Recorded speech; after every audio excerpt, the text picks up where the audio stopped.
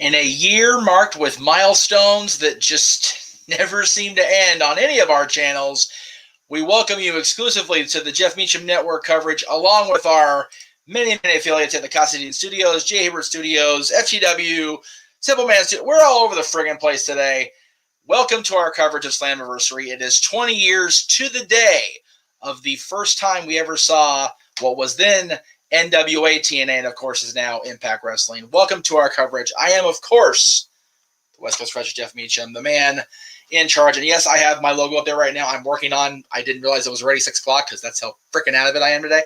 I know we're early, as I say. As I always say, things are fluid around here. Things just kind of keep going as they go.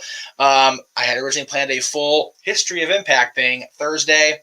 I wasn't at the house, at the studio, so it didn't work out that way. We were going to go do a full big hour-long history of this company.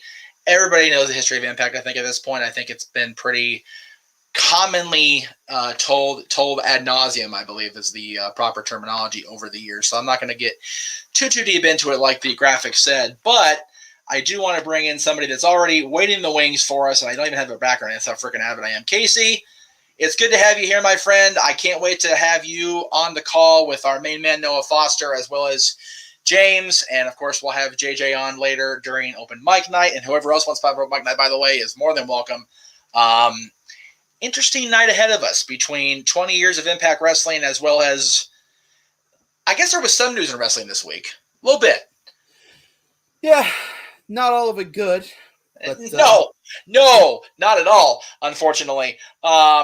But it's just one of those things that, I've said my piece. JJ has had his piece on the Nerdy Q review. I know James wants to talk about the old man. I know Noah hasn't said much of anything about anything in the news this week. And I don't know if you've had your 2 cents in, but I definitely want to hear everybody's opinions on that. But we have other topics to cover besides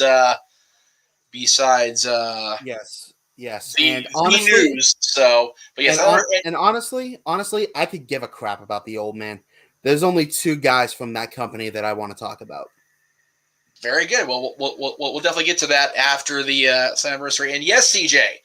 Well, actually, no. Nobody watches TNA anymore because TNA doesn't exist anymore. I'm just wearing the shirt because it's historical. People do, however, watch Impact Wrestling. Impact. That's right. So we will definitely be.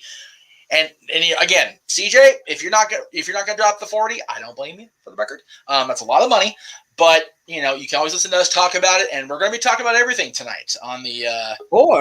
If I may recommend, this is what Noah and I do. Instead of dropping 40 for the single show, you can drop 8 monthly and get access to all Impact programming. There you go on the Impact Wrestling YouTube channel. This is very true. No additional charge. No charge. Let's see. There you go. So yes, yeah. If I would actually remember that month to month, I would actually do it. I just keep forgetting to do that. So I will definitely look into that for. Well, I mean, autopay is a thing. So it is a thing. I just always forget to do it in the first place. I'm not set up for it right now. So once I get set up for it, get on that. Yes, and yes, you'll notice I'm not in my usual work corner. I'm over here in bed because I've been asked to be on bed rest after I took a nasty little blow to the head, as you guys know, about a month ago, and I've just not been letting myself get the rest. So here I am. You should probably rest up. well. Okay. So the green room has me curious because not only do we have it looks like the right room waiting for us, but it's a different man in the suit. So we'll look at this. Well, and Noah's bouncing. He's not going to stick around for this shit. Okay. Noah's like, I'm not doing this. I refuse. I stand my ground. I'll see you guys for Forbidden Door. Right. Good to see you, Paul. How are you, Paul? Good to see you, man. The WCW, excuse me. The WCW Encyclopedia. How are you, good Not only WCW, but also Impact Wrestling, which is why he's on early, because we're going to go over the history of the company as briefly as... Why is this not working? There we go. Thank you. I need to hear my peoples. I need to hear my peoples. Why are we not? Okay, I'm still getting used to this. There we go. And there was sound. There we go. Okay. Also, is that a Paradise Kitty hat? It is a Paradise Kitty hat. There you go. That is badass.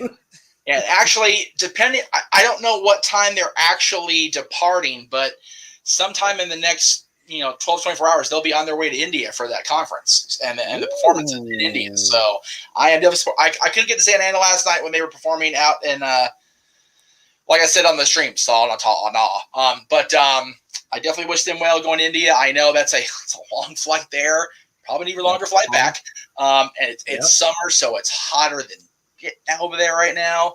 I went clothes shopping with Jenna for this trip, and she was like, light as possible, but not where I'm not covered up, because that is a thing over there. I'm like, you're shopping in California with those criteria. You ain't gonna find much there, honey. It's not, So, but we made it work, as we always do, with the kiddies. So again, girls, good luck, Godspeed, and be safe over there. I know it's, again, flying right now in general is knocking futz. So, but I do want to talk about Impact Wrestling. I do want to talk about TNA, and I do want to talk about everything that goes along with it, because for the record, and I know you guys have heard me say this over the years, and many times with Aaron over the years, we are majorly indebted to Impact Wrestling. And people go, well, Aaron doesn't even cover it. Well, that's Aaron's choice. He runs his channel, I run mine. But we are forever indebted to Impact, because they were the first company to really give us the opportunity to cover them, to interview their people, to really get in depth into talking to people. I mean, we had Jeff Jarrett on our first year. Yeah, I think Wade was telling us about this during our interview with him. Yeah, Jeff came on. I think Jeff came on right after the match with Raven, or maybe even promoting that match with Raven, the big one they had in early 2003. Dusty came on the show to promote that match and end up making fun of me going to my tutoring job, little kids, if you will, which my co-host ran with the entire rest of the time. Nice. You're going to play little kids for the American Dream. And I'm like, I had a job, Dust. Like, seriously. He and I, of course, talking whatever. But yeah. Good old we had a lot of people on. We had Daphne on during that run. We had a lot of people that went through the early doors of TNA. One of our first ever guests was Shane Douglas, who was a huge part of the early days of TNA and Impact Wrestling. It was just so many people that came through. We went to Turning Point 2004 at the whim of Impact letting us, go there. Yes, we paid. Aaron paid for us to actually go to.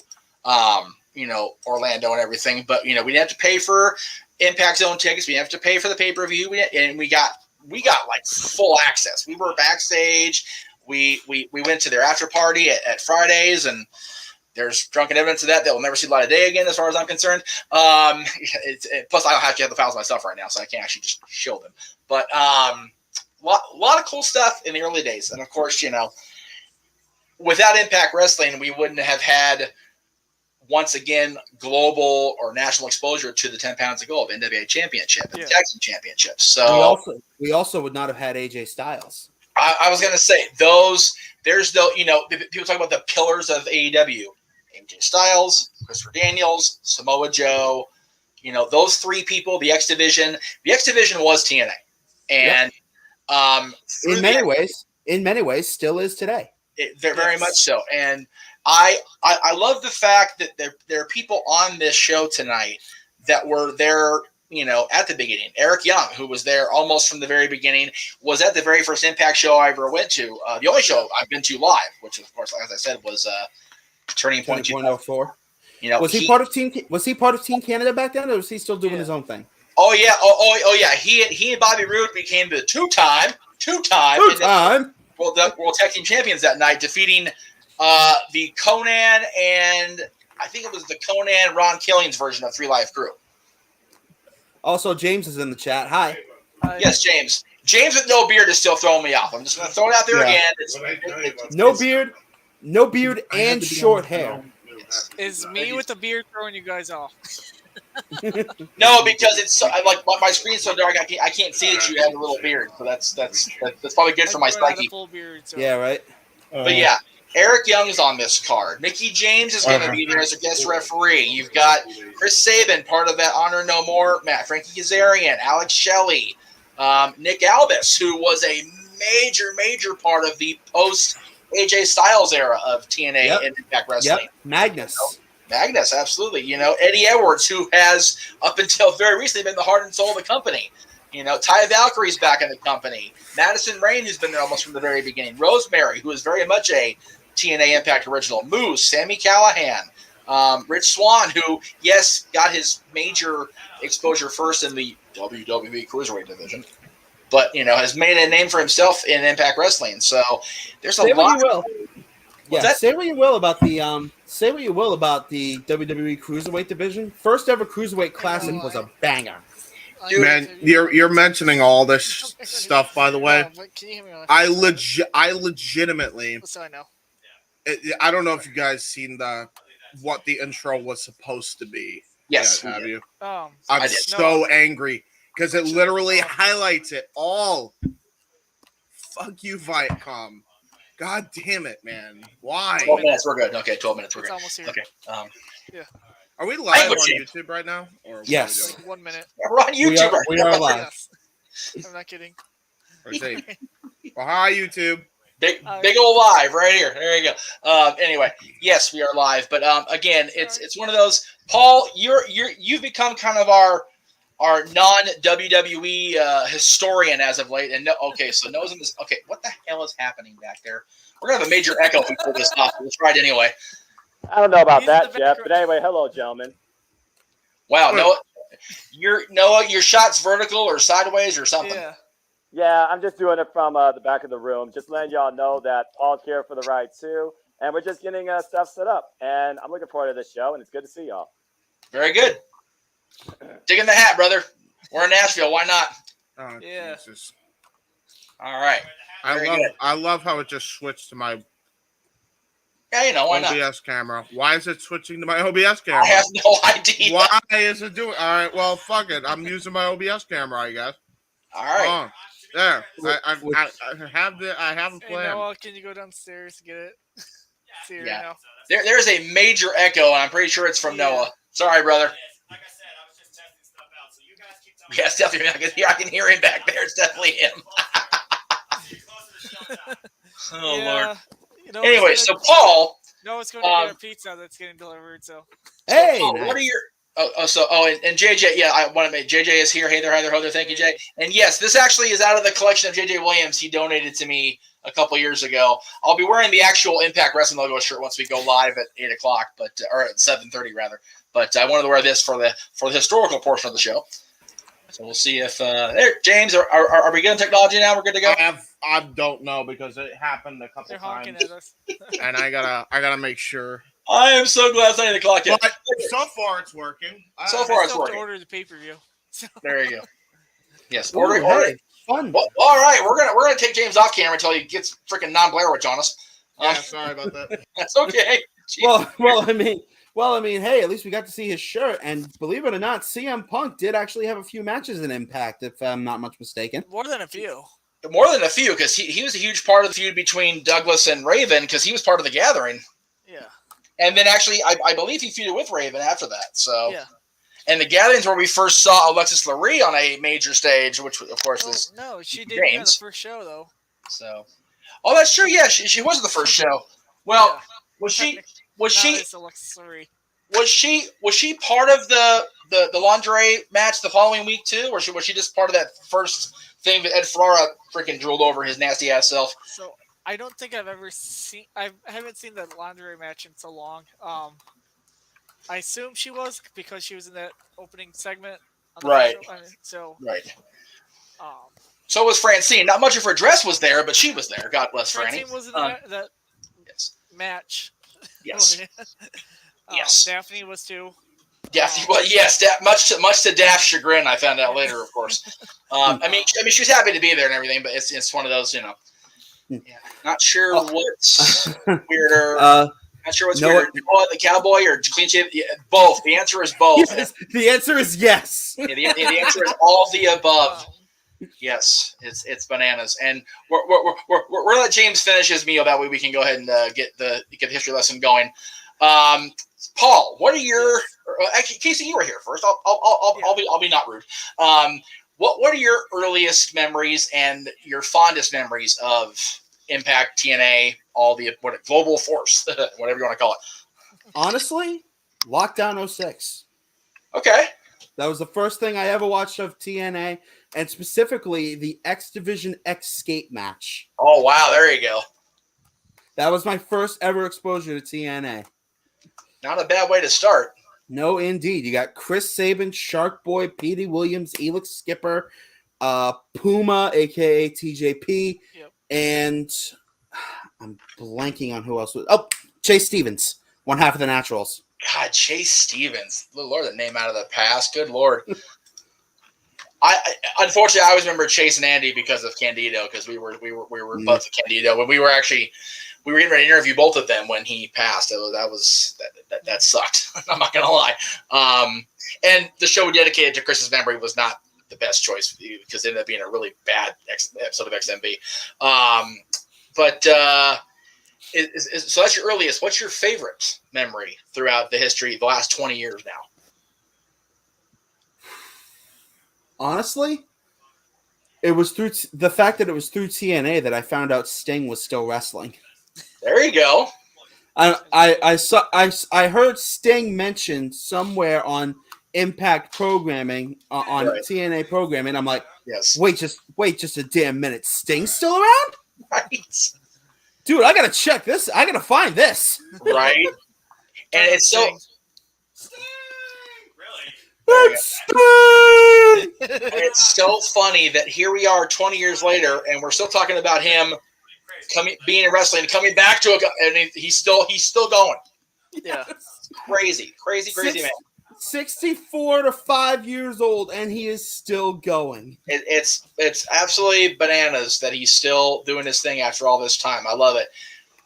Paul, how about you? Yes. What's your earliest memory and your favorite memory of watching Impact Wrestling the last 20 years?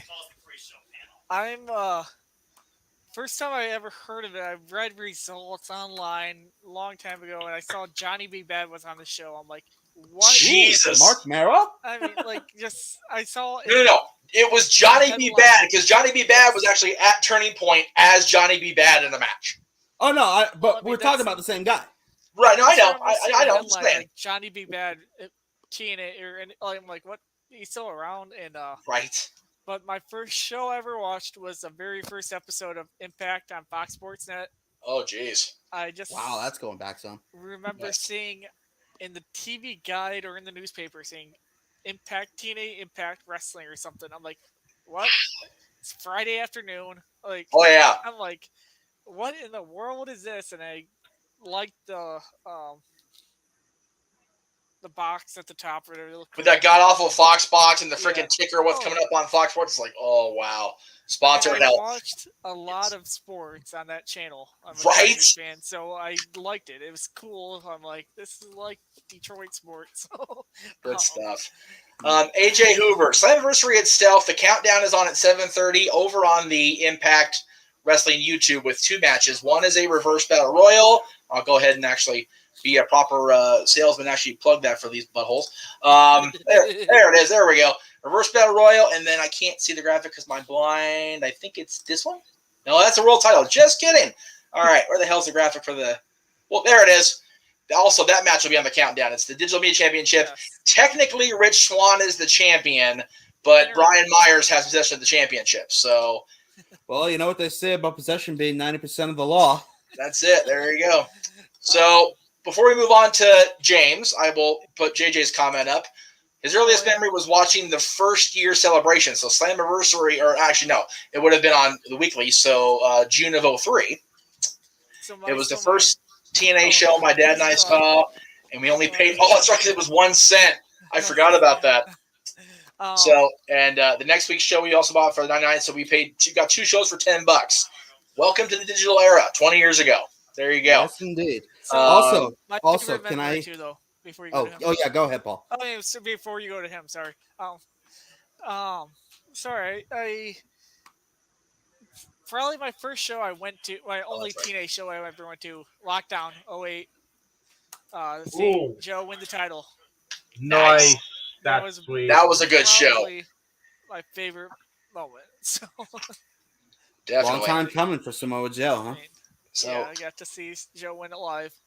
that's awesome. James, earliest memory and favorite memory. Man, earliest memory I think for Impact was definitely when Kurt came to TNA. Oh wow. Because I heard somebody, one of my friends said it at school the day of that there were rumors circulating he was coming to TNA, Right. and the internet was just starting to like be popular when it came to wrestling. Right. Like it was at its infancy stage still, but it was like starting to grow. Yep. So I heard this, and I'm like, that sounds interesting. Let me check it out. And I'm like, obviously they're gonna save it for the main event, so let me check this out and see what it's about. I was floored with the presentation. The ring was awesome. I still, if they can find a way to make the six-sided ring a lot less of a pain in the ass to bump on, I love that look. Oh my God! Right. The look is so awesome. It separated it from anything else wrestling-wise on TV. Love that. When Angle and Joe faced off for the first time, I was hooked from there. Oh. The that headbutt was Lockdown 07, I believe you're talking about. No. No, that was when Joe and Kurt first got face to face. That was at either like Genesis or the week before of 2006. When when Kurt first debuted on Impact TV. Yeah. Kurt came down, did the whole entrance with the flag, coming out of the Rey Mysterio shoot. Came down there. Joe laid the 10 pounds of gold down, and Kurt just poof right upside his head. Yeah, laid him open with a headbutt. Yep. Amazing. Oh. I think a lot of people shit on Kurt Angle beating Joe. To this day, I think that was the right decision because who else was going to beat him? Seriously, at that stage, such a monster at that point. He was. He was TNA's legitimate monster as far as nobody could beat him. So and this isn't a company with Abyss. Yes. Right. The fact is, Joe had not been beaten. It was well over a year at that point. So somebody had to come in and make a difference. And who better to take down a Samoa submission machine than an Olympic gold medalist? And a former it was such a mistake that they never made that for the NWA World Title. Well, but that wasn't entirely Impact's fault, and I say that because they had the grand plan to crown Kurt the champion at Sacrifice 07, and of course the NWA had other ideas because of the split. So I'll move on to Noah's memory here in just a second because I know he's still back there cutting promos and whatnot. But AJ remembers Toby Keith on the first show. Just watched that earlier. I remember Toby Keith and Jeff Jarrett beefing. Then I remember Toby Keith giving Jarrett a standing vertical suplex, and Scott Hall doing this shit was just hysterical. So funny, so good. Also, James, you might want to check your mic. Yeah, I might do that later. Yeah. Why does it sound shitty? Pretty crappy, yeah. I didn't notice it, but okay. Are you talking? Oh, I'll be real with you. The microphone is gonna be what it is because I had to switch to the Rock Band microphone because my studio mic cord decided to bust. Well, like I said, luckily we've got Noah doing the actual play-by-play, so the color analysts don't have to be perfect. But as long as I'm audible and don't. I was gonna say audible's the key. Audible is the key. Yeah. I can hear you. I can make out what you're saying. It just sounds like you're underwater. Right. That's it. Do I sound like a robot? No, I said it sounds like you're. I said it sounds like you're underwater. Yes. Yeah, it is what it is, Case. No, I get that. I'm just saying. JJ's favorite memory is two. Number one is Elix Caper walking 6 sides of steel at Turning Point, which again, when you're sitting in the rafters of the impact zone and your best friend's next to you on one side, and SoCal Val's gripping your arm like she's gonna draw blood. She's so scared for her buddy Elix. It's a moment in time you'll never forget. I'm literally looking at that spot right now. Even the whiskey doesn't drown that memory away. It was so intense to watch him do that. Even as far away as I was Dude, don't die. So You could put him Please, in for the the love Hall of of God, don't die. You seriously could put Elix Skipper in the Hall of Fame just for that spot alone. He You immortalized really himself with could. that. And it's one of those, our memories of that are different as far as Team No DQ because we went to the after party and he was understandably so that he got himself, and we all got pissed drunk. Let's not even front, except Aaron, because Aaron was better about that back then. But still lived on a diet of Diet Coke. Diet Pepsi. Hey, Diet Pepsi. Must be Diet Pepsi. Diet Coke is not Aaron's choice of. I agree. If it's gonna be Diet Cola, it's gonna be Diet Pepsi or at best Diet Shasta. At least back then. If you know, kids. If not, keep up with us. Anyway, so we go to Fridays for the after party. That's also the night we're giving out the No DQ year-end awards for best tag team, whatever. So Triple X had won the voting for best tag team, and they were going to split up as soon as we all left that night. That was it. No more Triple X. So we award the plaques to Elix because Chris had already gone back to the hotel. He was done with the night. He was beat up. So we're awarding the plaques to Skipper, and instead of him accepting the award, Petey Williams put his hand, like Elix had his hand, Petey put his hands through Elix's arms and was holding the plaques.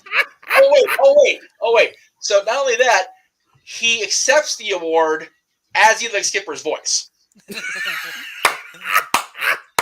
With Elix standing there just... And then everyone's like, chime in, yeah, just chiming in. And Petey starts singing his WCW. Y'all want to know what time it is? And Elix is going, yeah. The real music, we're going, oh, Tina's going to fire us. Tina's going to fire us for Christ, we're going to get the end of the show right here. Oh, man. Such a fun night. It was so cool. I had no idea Petey Williams had such a sense of humor. Petey? Okay. I got to see Petey last year. Yeah. Petey's a hilarious dude. You get Petey off camera out of that freaking Team Canada mode in 04, dude, forget it. His other... you just piss yourself laughing all night? Pretty much. Actually...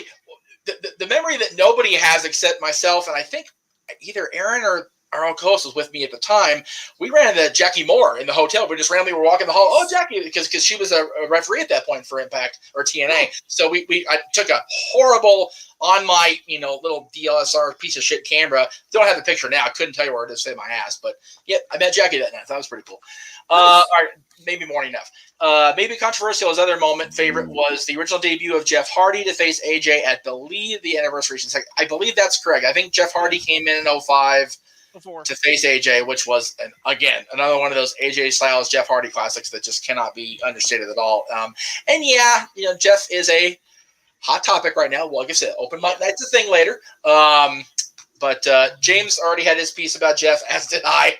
By the way, that article is nearly finished. There you go. And we'll definitely be talking. And James, you weren't in early on, but we'll definitely be talking about people will be given their chance to speak their piece on Vince later. So we'll definitely get to that at the end of the night. And JJ still says NWA TNA effed up by not making Monty Brown the champion. Yep, yes, I agree. Yes. I hope he's here tonight. That'd be cool if Monty showed up. That'd be really cool. Dude, Monty, I hope Monty could come back and as a full-time guy, man, because his run cut short is so tragic. It really is. He was made to be a star. He was one of my favorites in early days TNA. Yeah, I respect him too, all the more because he threw it all away just to take care of his family, and I respect the hell out of him for it. So now, for those who are confused, Monty Brown would later go on to be Marcus Corvon in WWE CW. Is that correct? Yes, he would be. If people remember Marcus Corvon more than Monty Brown, you're really paying attention then. Yeah, I remember his theme song. I don't. Oh, his theme song rules. So you're going down the garbage room. That's it. I was actually at the pay-per-view that Randy wrestled. Again, Turning Point. But so what's interesting about Turning Point also? So Randy comes in to do Victory Road, make the big save at the end against the Kings of Wrestling, forming up or whatever. So we're at Turning Point. Now, really quick, the Kings of Wrestling. That's Sean O'Hare and who? No. That's Garrett and the Outsiders. Yeah. That was Jeff Jarrett, Scott Hall, Kevin Nash. Sean O'Hare, I don't remember him being part of a faction in TNA if he was there. I don't remember. Cesaro and being a Hero TNA. did it better. Some of them what? Well, no, no kidding. But okay, remember, their Kings of Wrestling was, I mean, full on Elvis gear, the whole stupid, Yes. Yeah. So With the anyway, guitar and everything. so Yeah, after, by the way, they had a trio called the Flying Elvises. Why did they do that? that? Was the debut. that was before. That was actually in the early Impact days, early TNA days, and that was Sonny Siaki and a couple other guys. They actually made it work. It was pretty funny. Yeah, thank you. Yes. Yeah. So at one point in the show, they had shot the angle where Randy had not shown up yet, or he was attacked and injured or something, but he was on property. So I'm literally going to the camp. I'm walking around the bowels of the Impact Zone, Universal Studios, and I hear, I'm doing my thing, just kind of sitting there, and I hear voices, and I mean voices being raised loudly. One of them sounds like this, so you know who that is. The other one is saying "brother" a lot. Oh. And I'm thinking, so you can pretty much confirm that happened then. And I'm thinking, Yay. That's a voice that's not supposed to be here. I'm probably not supposed to hear this. I need to finish tinkling faster. And I walk out the hall, and they're, and I go see. I'm apparently whiter than I usually am. And Aaron goes, "You okay?" I'm like, "What's wrong?" I go, "Hogan's here." He goes, "What?" Shh. Hogan's here. That's why Randy's not come out yet, because he's here and they're beefing in the back. Just shut up and keep it quiet. Wait, okay. So did he not go out for the match because of that? Randy didn't go out to the very end. They had shot the angle where he was attacked, yes, but he was also pissed that Hogan was allowed backstage. Yeah. Because this is a year after they had done the angle and then Hogan never showed up. But that was because of Russo, wasn't it? Russo was also again, by the way, again. Yeah. So it was very surreal, to say the very least, because we had already interviewed Russo a year and a half before. We had Randy on the year before to promote the rap album. So it was like, there's a lot of people under this roof. This place may have a real Universal Studios explosion here in about 2 seconds. So watching that tightrope walk along the cage and then hearing the argument, brother. Yeah, not a happy moment. And I just want to go back to my seat. You think I just shit? I've been stuck. Shame we couldn't have walked in on Dusty Rhodes and Terry Funk in the can. All right, Dream. It's one of those. I'm pretty proud of most of the things I've done in wrestling. I am very proud of the fact I didn't encounter either one of them in the shitter. I'm okay with that. Right. Huge shits. Anyway, let's see. Noah says, "Frickin' big Rooster, boy, grief almighty." Yeah, I'm hearing all of it. Okay, good. As long as you're involved, Noah, we appreciate it. Okay, big boy equals big poops. If you will. All right. So I'm going to go ahead and get this the preview stuff going. So we will go ahead and get started. That way we're done actually previewing by 7:30. I can run that amazing intro that James put together for us, even though it is side B. It has been truncated. It's been Viacom. Beyond Viacom redacted. So that'll be the new thing. Viacom redacted. All right. So the exact quote I gave to Noah on the predictions, they actually made the graphic that he put together. God bless Noah for the sense of humor. I really appreciate it. What I actually said about this was, if I can find it, just kidding. There it is. All right, so for this match, my exact quote was, "No idea, I'll predict on the air." Because, does anybody know who's in this damn thing? No, I just guessed a random name. Raj Singh, Shera, Johnny Swinger all confirmed. That's it. I'll go with Johnny Swinger just for the hell of it then. Why not? They're definitely booking this like Russo is. I mean, if you're going to do it, you know? You got to do it to the fullest. Yeah, Raj Singh did Steiner Math.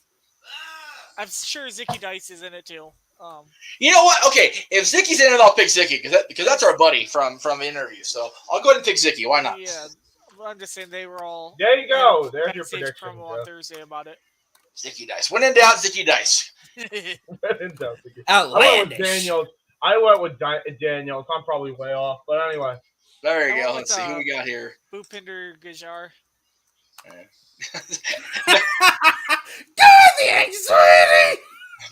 Oh no, Noah's gonna have a long night ahead of him. Okay, Yes. so all right, okay, so this one I actually care about, so we'll go ahead and actually talk about this one because this one has a little bit. Where'd it go? There it is. Multiple layers involved here. Okay, so as everybody knows, coming out of the last show, Matt Cardona was the digital media champion. Of course, he tore his bicep. He's pretty much vacated all of his collection of belts, which sucks because he was on his way to becoming Ultimo Cardona. Ultimo Broski. If you know, you know. If you know, you know. If you don't, go back and listen to WCW history. Paul can help you with that along the way. Not tonight. Yes, indeed. I cannot name all the titles, though.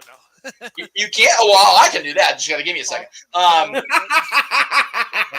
Chump your ass for once. Very good. I appreciate that. Okay, so soak that in for a moment, Jeff. I'm sorry, it's not a total WCW trivia to name all 10 titles he held at once. Sorry. That's it. Including, people don't remember, the WWF light heavyweight title was part of the J Crown. So Rich Swann, in the process of Cardona vacated all the championships, Rich Swann actually defeated him in the ring for it. So he was the champion, but of course Cardona, being Cardona as he do, attacked Rich after the match, and then I want to say it was a couple weeks ago now on social media, he pretty much gave the belt to Brian Myers, his best friend, awarded the championship to Brian, even though he's not the champion. And so now this is for, as the Cardonas are calling it, the undisputed digital media championship. Like this shit. This is stupid. But I believe I picked Rich Swann. I'm not going to get my things up here in the meantime and check for sure. But where are you guys at? Casey, we'll start with you. I'm with you. I'm gonna pick Rich. All right, very good. Paul. I picked Brian Myers. I think there's going to be some kind of heel. Pick your mic, Paul. Can't hear you. Sorry. Oh, I picked Brian Myers. I think there's going to be some kind of heel chicanery with Chelsea Green. Sean Connery. Why Sean Connery? Sean Connery's dead, damn it. Heel chicanery, whatever the word is. Chicanery. There. Something's going on with Brian Myers to cheat to win. Oh. That's right. Yes, I want Paul on every pre-show. The hell with those idiots, Sam Roberts and Rosenberg. Both of them gone. Hire Paul. Damn it. Wait. Paul. Wait. If they hire Paul, we lose him. No. I hired Paul. For this. It's for the. So, where are we at? Oh, James. There we go. We're at James. James, who's your pick here? I believe we lost James. No, James is muted for some reason. James muted himself. Okay, so we'll go wait for him to come back on and make his pick. I hear. There he is. Okay. All right, peace, Nico. Sorry, that was my article. What do you call it? Proofreader. Sorry. Where was I? Okay, we're on a digital media championship, right? Yeah, something like that. Technical difficulty. Please stand by. Please stand by. That's it. I would love it if it said "Please standy by." That would be hilarious. It did. Did it? I swear it says. Yeah, it's just stand by. Oh my God! It does say "standy by." That's hilarious. That is amazing. Oh my God. That is no. You can't change it now. That's goated. Just leave. You gotta leave it. You gotta leave it. You gotta leave it. You gotta leave it. That may have been a typo for all I know, but that's still funny. Okay. Anyway. Bots. Well, it's a bots that can never ever be changed again. Agreed. All right. We can make such an angle out of this. In honor of TNA's 20th anniversary. Okay. Let's try this again. Rich Swann. Rich Swann's my pick. And my Battle Royal pick is Daniel. There we go. Am I caught up yet? I think so. I guess I'm the only one picking Brian Myers, which is fine. I said Brian Myers. Jesus. Okay. What is wrong with us, Noah? Multiple things. What are you new? What is wrong with us? The answer is yes. Yes. Right. Okay. There we go. All right. I picked Brian Myers. Okay. I'm so glad we got those picks in. Jesus Christ. Okay. I've been using that graphic for a year. I just saw standing by, and now I can't unlaugh. Okay. Dude, it's so good. So good. Oh my goodness. Please stand by. Standing by. It's like, Guys. You think Danhausen came up with that graphic?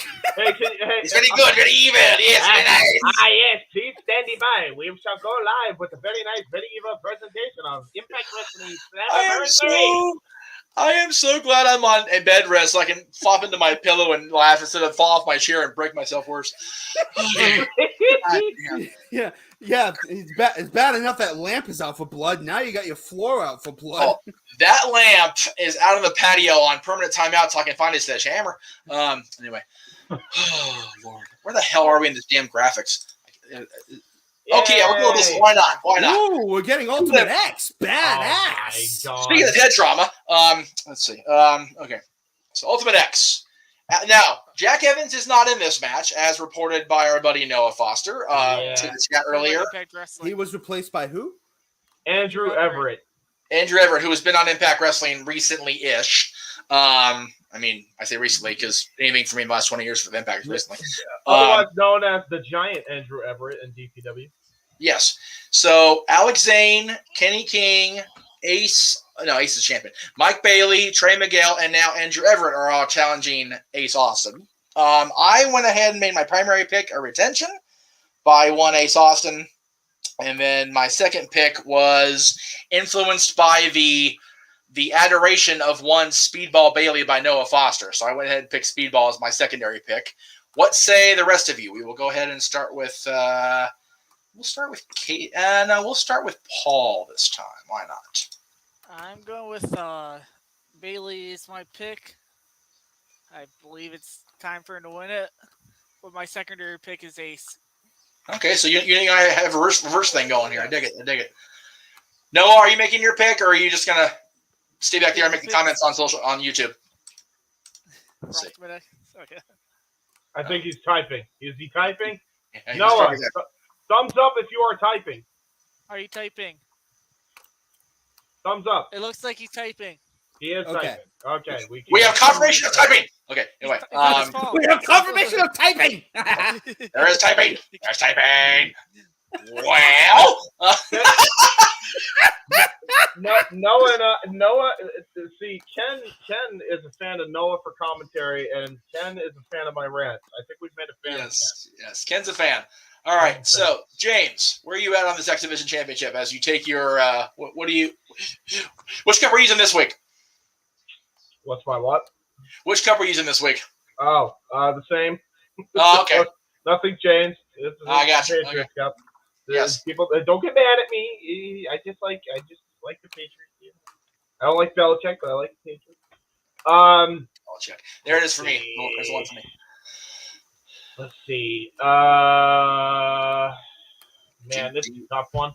I know my primary is Ace. It was the secondary that was a bit tough, so I just kind of went with Trey Miguel.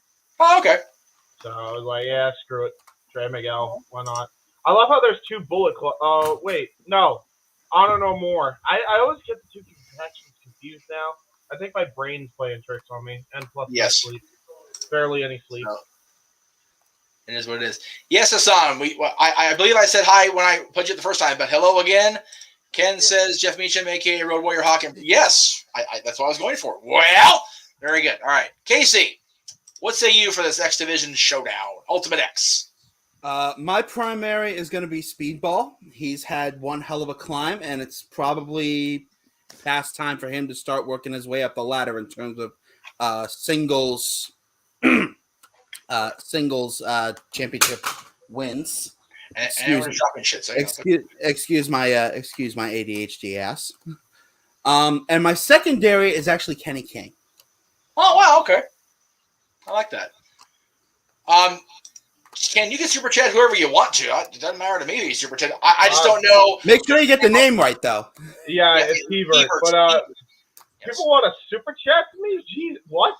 Okay, so here. I think what he's asking is if he can super chat on your channel, which not on my channel. No, unfortunately, not on my channel.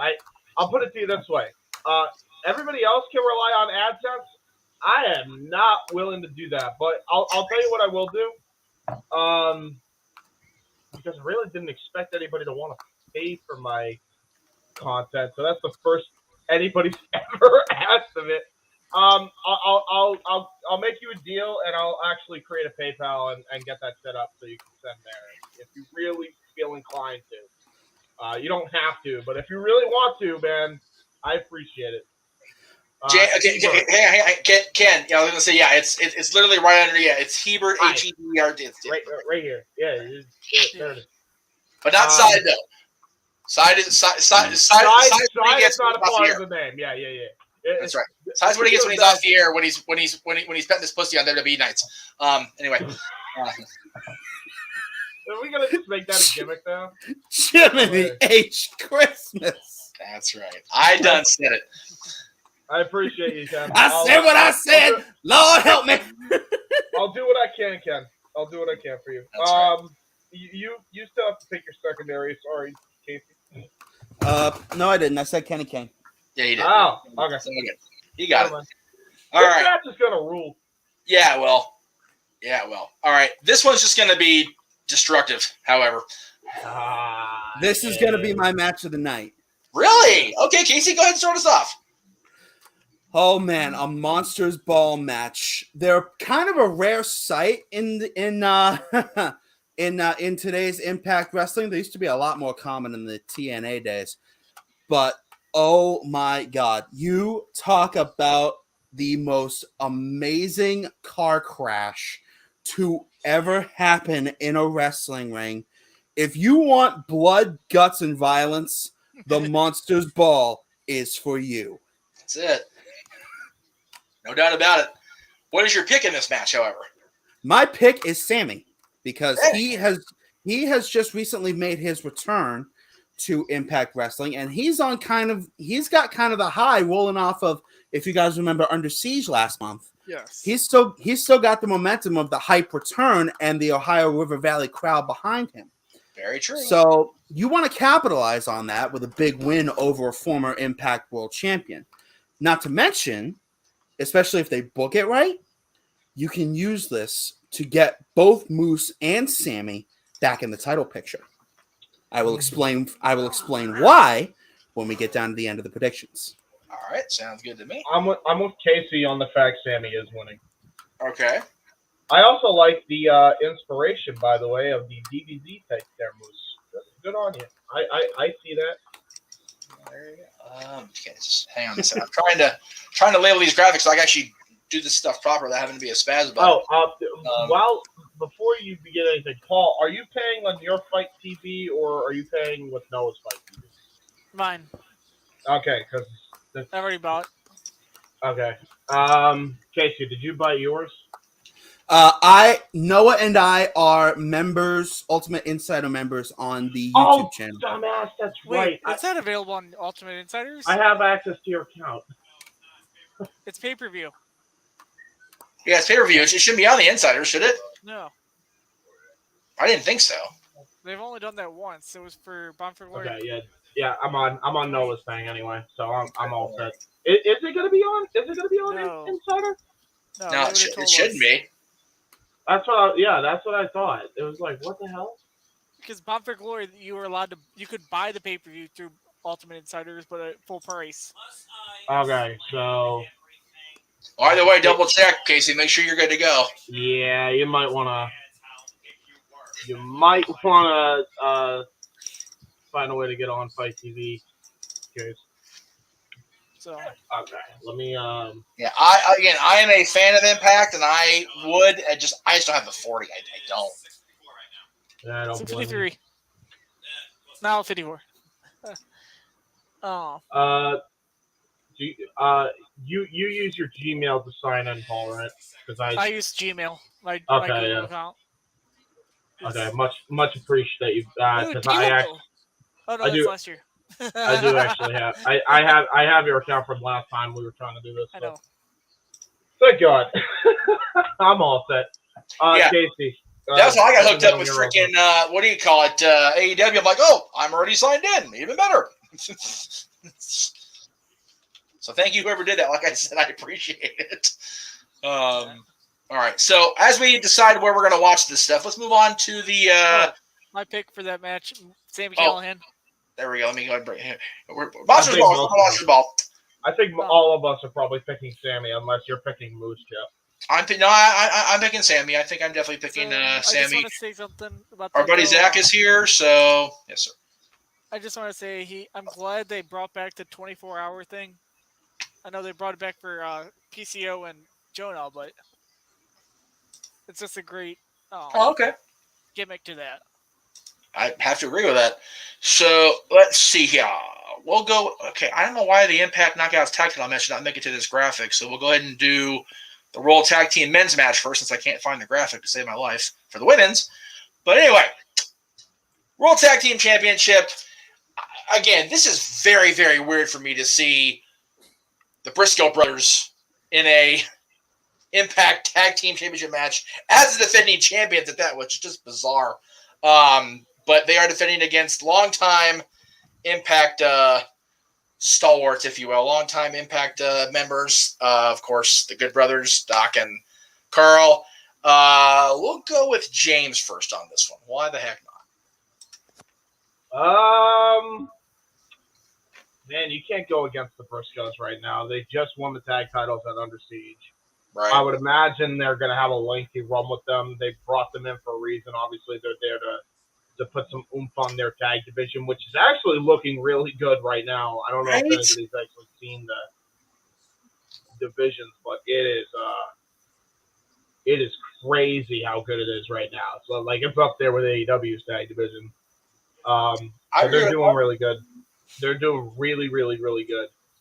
But the Briscoes have to be the leading force behind that tag division, especially if you're trying to get fans of the Briscoes involved. It was the smart decision to put the belt on them right away. So. I agree with that. Paul, what say you, sir? I feel it's too early for them to lose the titles. Definitely go with the Briscoes. The Good Brothers are rumored to be leaving soon, so it would not make sense to put the titles back on them.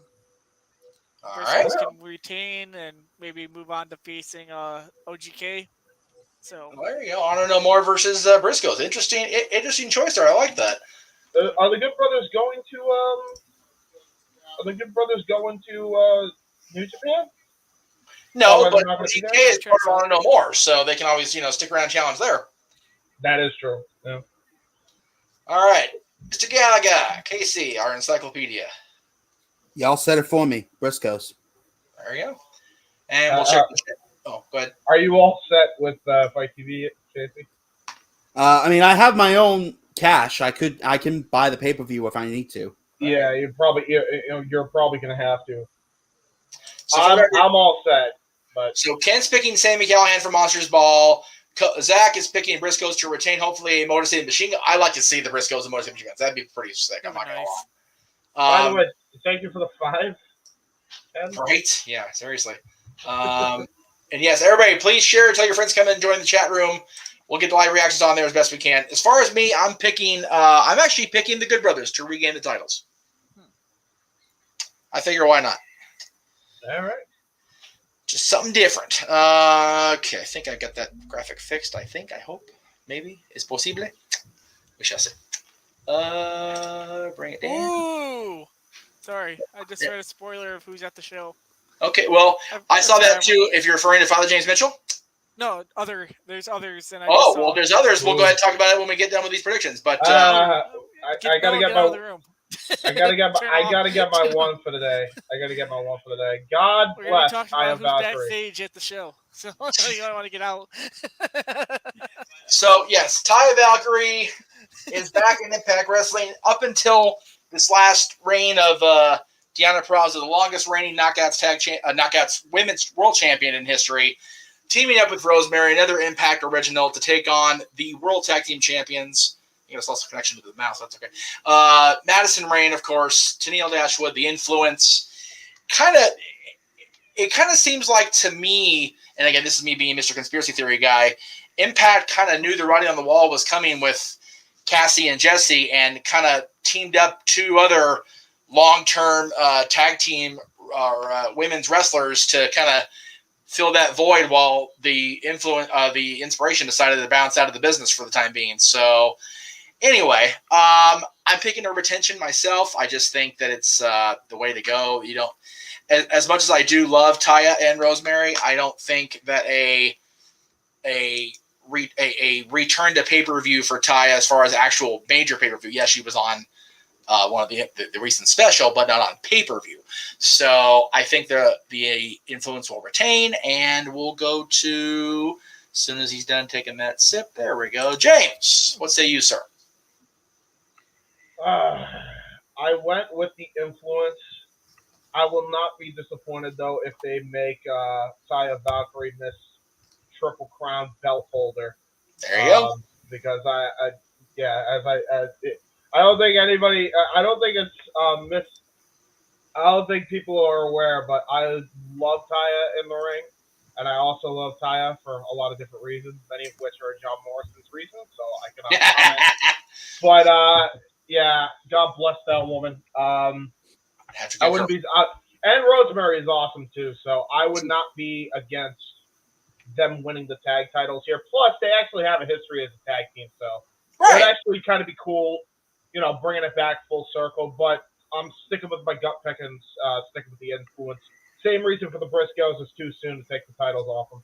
They just won them 2 months ago. So, well, yeah, whenever they beat Cassie and Jesse. Casey, I'm gonna pick the influence personally. Okay, very good. Paul and Noah, if you're in the chat room, I'll get your comments as well. Let's see. I'm gonna go with the influence. I could see Rosemary and Taya starting a feud over the AAA de Reina title. So there you go. I just think this is a one-night team up. One night reunion. There you go. I mean, because I could see Taya. Noah's saying no behind you. I could see Taya leaving. This could be her one last time with Impact for a little while. Oh, moving to AAA with that feud with Rosemary. So with what happened last night with Johnny Hardy making his debut and turning on Matt, you know, we could see Taya join up with her husband and AAA and see if they can cause more shenanigans together. We'll see how that plays out long term. My recommendation is, why do that? Just give Taya all the belts. Have her win the mixed tag team titles over there. Have her win the tag team titles here, and have her hold the MLW featherweight title, and have her hold the Reina de Reina title. She can have all the gold as far as I'm concerned. Why the hell not? That's right. Make her the new Ultimo Taya. Anyway. Ultimo Taya, yes. Ultimo Valkyrie. Anyway. Ultimo Valkyrie is awesome. That sounds good. She just came to me. There we go. All right, where are we at here? Yes. Queen of the Mountain. And I know there's two graphics for this that they made up. I just combined it into one because I wanted to save time. Holy crap, you did that really good. It was a bitch. I'll tell you what. I'd imagine. It was a mucker father to pull it off, but I got it done. Of course, Queen of the Mountain. King of the Mountain is an Impact original. Of course, the original King of the Mountain, the Chosen One. Double J. That's J-double-S. I ain't spelling the rest because I'm just sure I'm better than that. But Wild Slapnuts has appeared. Yes. So this Jesus Christ. Marky D reference. Love it. That's gotta love it. This is the first Queen of the Mountain match in Impact history, and of course, these women have been making history all throughout their various careers. Of course, Deonna Purrazzo, the longest reigning Impact Knockouts World Champion ever.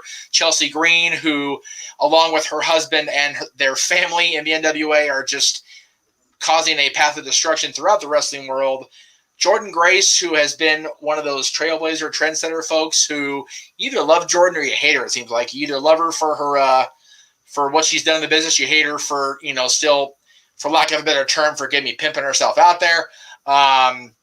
Mia Yim, who we actually had signed for Wild back, she's been around a long time, and she's definitely got a axe to grind, something to prove after what can be considered at best a lackluster run with the E, no fault of her own.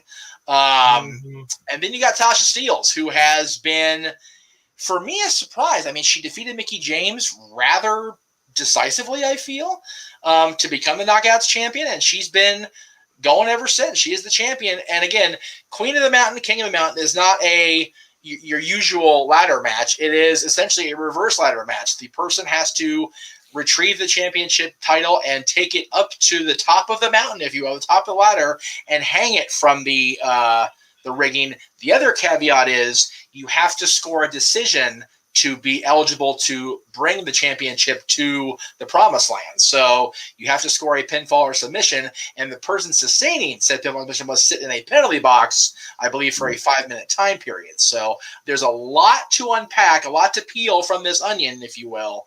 But I think at the end of the day, this is going to be the moment that Chelsea Green, who has been in and out of Impact for a lot of time now, off and on, and the fact that Matt's down, the fact that the Cardonas are back into a corner as far as needing to make an impact tonight. Brian Myers wins decisively, ultimately becomes the true champion, digital media side, and Chelsea Green becomes the Queen of the Mountain. That's how I see it happening. Paul, we'll go with you first, sir. I think she has a long reign ahead of her. I think Tasha's going to retain. Well, there you go. I mean, she's been champion a while now, but. Yeah, so all hell. Okay, and it's 2 minutes in the penalty box. I apologize for that. I know it was. I thought it was shorter, but I haven't seen a King of the Mountain match since 2004, so I apologize. It's been a long time, man. It has been a long time, and it's going to be something special. It's definitely the first, Noah. Thank you. And he says all hail the Virtuoso, so he is going with Paul's pick as far as the championship is concerned. No, Next with me. He went with the Diana. champ. I said Tasha. Oh, you said Diana. I'm sorry. I'm clearly not hearing. Tasha. Tasha's retaining. That's You're saying. Well, no, because wait a minute. You said that she's the longest reigning, so it's going to be Tasha. She's not the longest reigning. I said I picked somebody who's going to, or she's going to have a long reign. Is my point. It was. Okay. Wow, that came out. Wow. I'm looking at Noah's pick right now. He picked Jordan Grace. Wait, did he pick Jordan Grace? Where do you see that says Jordan Grace for your pick? I have Noah's all the picks right here in front of me. So Noah actually picked Jordan Grace. Noah in the predictions league that you set up, Jeff picked Jordan Grace. Okay. Noah, you can't slip it. You can't slip it. Botch. Yeah. We are Botchamania here on the Jeff Meacham Prediction Show. It's okay, no big deal. Where's Matthew when you need him? Casey, save the day. Who are you picking for Queen of the Mountain? It's got to be Jordan Grace. Oh, okay. Well, all right. Wow. Did everybody pick a different person except me? Yeah? So far. Oh. James. Well, I'm picking with you. I'm going Chelsea Green. Here's the reason I say Chelsea Green. I'm just going to address the elephant in the room. I appreciate they are trying with Tasha. It ain't working. Right. It just ain't. It is not getting a iota of a reaction compared to those other 4 women in the match. It's so sad, too, because they are trying really hard. It is sad. The problem is, though, Savannah Evans is more over than her. Yeah. I mean, that's just a fact. And by the way, I want Savannah Evans to actually break out because she's really good, by the way. I've seen a couple of her definitely. A couple of her DPW matches. If you haven't gone and watched them, go watch them. They're some of the best women's matches you'll see this year. But yeah, I gotta go with Chelsea because the division's great. It's the actual title that needs a shot in the arm, and you need to put it on a person that will make the championship. That is the issue. I think I like Tasha as a competitor. But to me, Tasha Steelz and Savannah Evans, for that matter, would be better utilized in a tag division that is in desperate need of tag team. True. So I say go with Chelsea here. You can't build a title for a champion. You have to have your champion build the title. Yeah, exactly. And by the way, for the record, I mean, their division is probably the best run women's division that isn't an all women's promotion in all of the world right now. Isn't Gail Kim like one of the head bookers? Oh yeah, she. I'm gonna tell you, I'm serious when I say this because she can probably do it. She's a mad woman. Make her the head of all divisions that have a tag division and a singles title. Make her in the NWA and AEW. Just make her the fucking main president of that. Oh, sorry. She's doing great here. I don't know what's going on right now. I'm in no control. Eating all the pizza. It's all good. All right. Anyway, so all right, we're gonna move on. Where are we at here now? Okay. Honor No More. The gentlemen and ladies, if you count Maria, and although she won't be there, so I guess she's running her own thing tonight. But Eddie Edwards, the man who betrayed Impact Wrestling. God, the heart and soul was ripped out of Impact Wrestling. He teams, of course, with Mike Bennett, Matt Taven, Vincent, and PCO as they take on the originals of Impact Wrestling / TNA, Chris Sabin, Alex Shelley, Frankie Kazarian, our buddy from SoCal, the national treasure himself, Nick Aldis, and still there is a mystery component here. Who will be that fifth man in this match? And no, we are live, Alexis. We are live, if you will. We are live and in living color. Living color, baby. The pre-show is on. I was about to say, I love the name Alexis. Yeah, the pre-show's on at 7:30 Eastern on YouTube. That'll be over at Impact Wrestling, but we'll be covering the matches on the pre-show. As soon as we're done with these predictions, we're going to go live with the B side of the intro, as we're calling it. Thanks to James, still did a great job. Not even going to lie. And I had some of my own stuff to it as well. Keep that in mind. So I may or may not be posting a video without the clip that got copyrighted. Check my channel. Maybe not. I did see the comments, Alexa. I actually posted your comments, Alexis. So I don't know why we're bitching at me in the chat room, but I did post this up. It had nothing to do with tonight, but that's okay because Tegan Knox and Dakota Kai haven't been announced, nor Kushida, so I don't know what the deal is. But anyway, I would love. She's coming up with good matches though. She is, but again, it's one of those, don't poke the bear when he's on bed rest and trying to get through a show. Yeah, that is true. Yeah, he is not very well. He has not been completely well for a month. By the way, before we continue, Casey, Fight TV status. How you do? Fight TV ready to go. Okay, perfect. All right, everybody's good to go. Very good. All right, so again, first of all, who do you think is going to be this fifth man? Is what I want to know. Man. Who do you want to start? Are you going to start with one of us, or sorry? No, I mean, we'll go ahead now. Paul, you go ahead and go first. Okay. First of all, who do you think is going to be the fifth person? Second of all, do you see that person having a impact, or who's going to win this match? Okay, so it really. Are you going to Paul first? Yeah, sorry. Yes. I will say this: as much as I'd love it to be him, James Storm is filming a movie this weekend, so yeah. even if he's at the show, I doubt he'd be able to wrestle. Like they right. A movie, people that probably don't want him to get injured. He could still be at the show. I could probably see it being Christopher Daniels. So there you go. That's my prediction. Okay, and do you see Daniels break the agreement though that they reform SCU? I don't know. That's the only issue.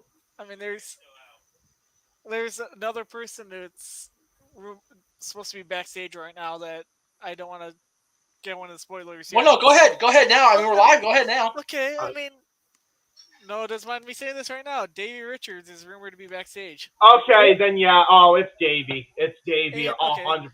I'm going with Davey. I'm 100% going with Davey. James Storm is backstage. Is rumored to be backstage too. So, but like I said, I don't think he's going to wrestle.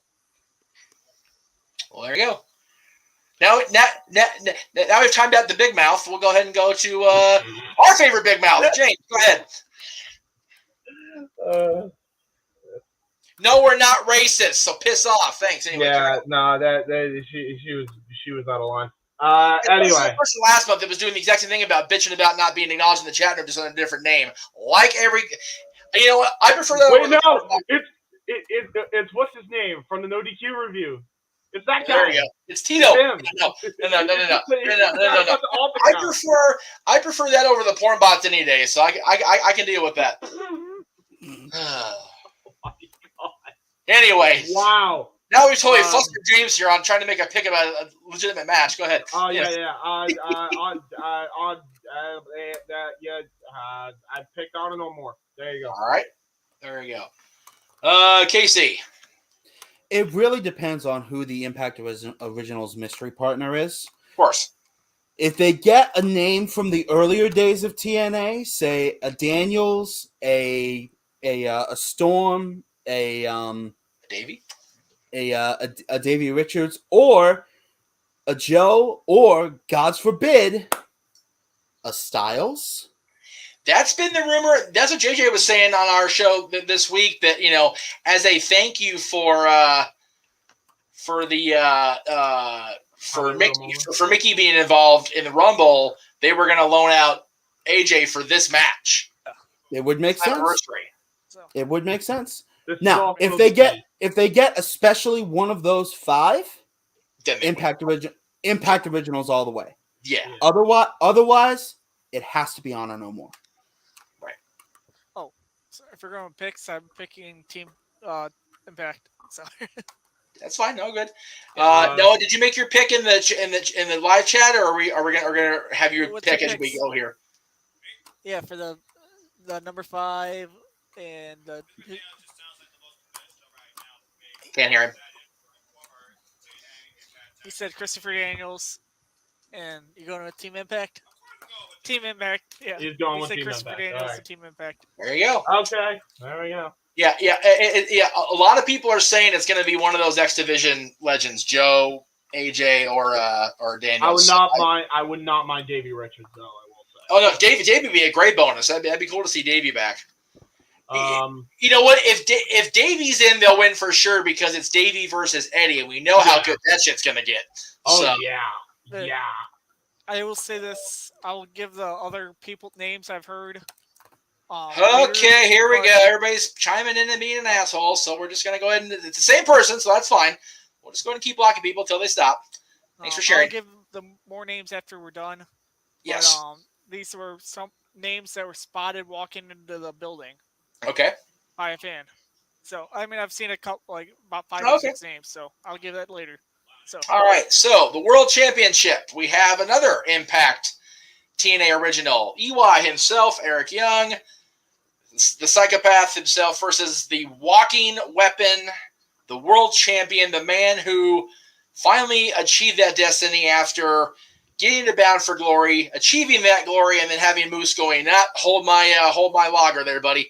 And or actually Canadian, hold my Molson, and taking the title away from him. He's finally the champion, and he's going into the 20th anniversary show as the man and defending against EY again, original. I'm picking a retention here, but my goodness, is it going to be one of those amazing main events that we're all looking forward to? It's gonna, you know what? If this isn't the main event, for the record, I think it should be the Honor No More tag match, just because of everybody involved in there. But I still feel this should be the main event. It is Slammiversary. It's the 20th anniversary. It should close out the show with the World Championship. Before we get to everybody else's picks, there's a chat that says AJ's going to do a Team Impact with Aces Ace Legends. I'm okay with that. I'm okay with that.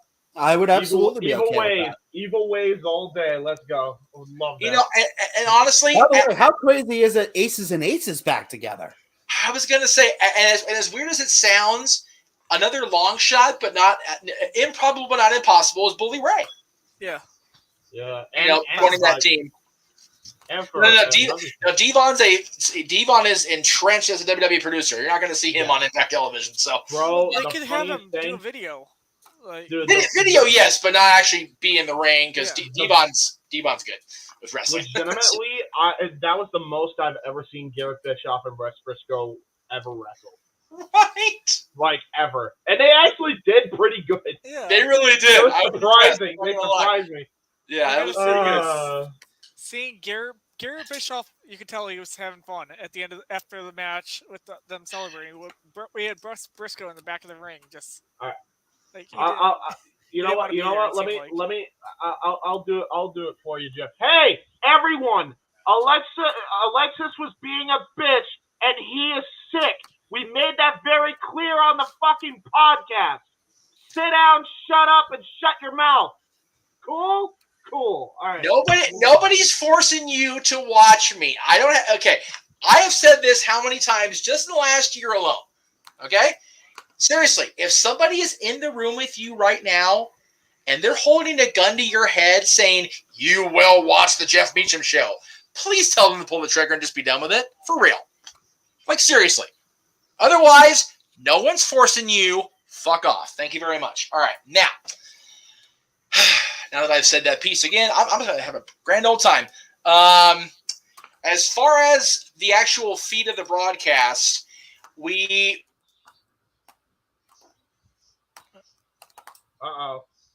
Jeff. Funds to go around. I get the wrong one there. There we go. I'm being forced to watch you. If I don't get milkshakes. Well, that's sad. That makes me funny. That's a good comment. Okay. Jesse, make sure the person holding you at gunpoint is watching this. Denial of milkshakes should be a federal offense, sir or ma'am. I can't make that law because I'm not the governor nor the president. So please let Jesse have his milkshake, please. Okay. Like, seriously. Please. Throw a little malt in there, too. Take it to McDonald's are like $1. Like, for real. Like, oh, wow. I'm so sad at that. This is getting crazy right dude, now. just find a Shake Shack. You'll be good. Wow. Yeah. Wow. All right, yeah. Okay, so now we know it's somebody that needs to just yeah, they're making like a bunch of alt. Yeah, they're making a bunch of alt accounts. It's actually pathetic. I'm gonna have a fun night moderating while Noah calls the show. real quick. Anyway, just so that way we can get to the preview videos too. But yeah, for real though, dude, person with the gun to Jesse's head. $2. It's not that. Give him his damn milkshake. That's all the man wants is a milkshake. Seriously, I will find a way. Okay, Ken, if you're still watching, well, you're gonna pay James. I think I speak for James here. James, I know you wanted to get the PayPal money, dude. PayPal Ken. Ken will buy you that milkshake. Just please let him go. Please, please let him go.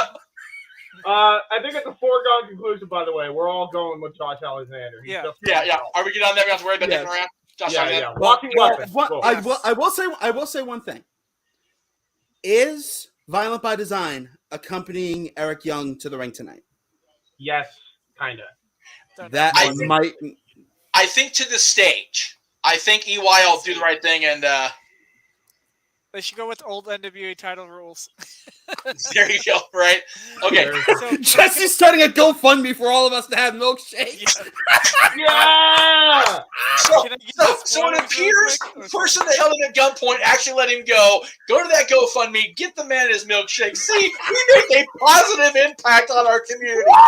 we got to go to the preview on a high note. You can't get any higher than that. No. Let's go. That's good. All right. Quick spoilers really quick. Oh, yeah, spoilers real quick, Paul. Go ahead, sir.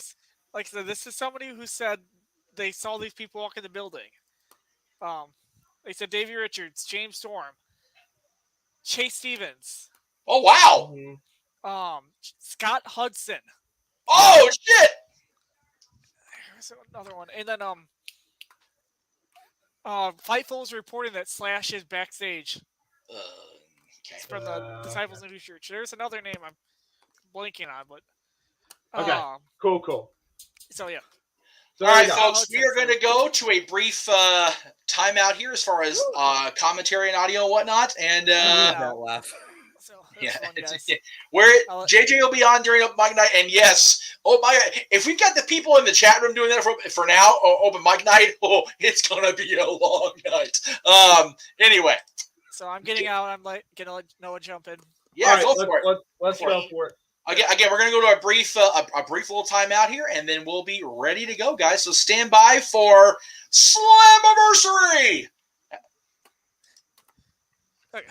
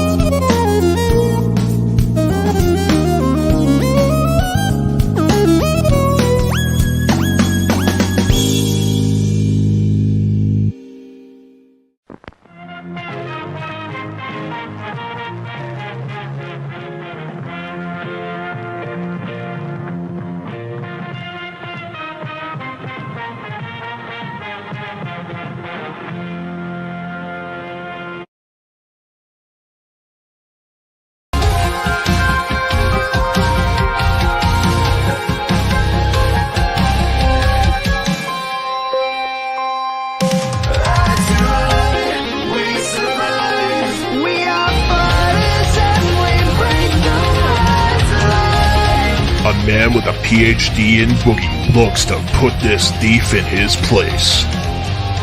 If Tom Flanagan can't put this over well, then neither can I.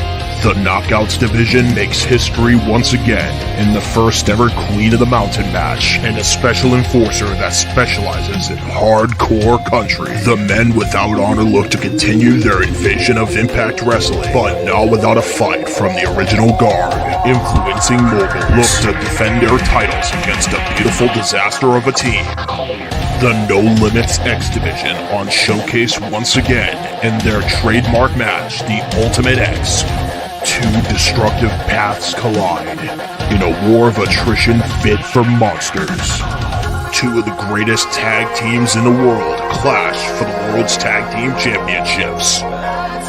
And the main event for the Impact World's Heavyweight Championship sees the world-class Maniac taking on the Walking Weapon.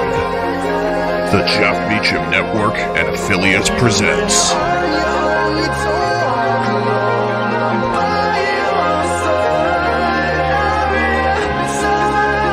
our live coverage and watch-along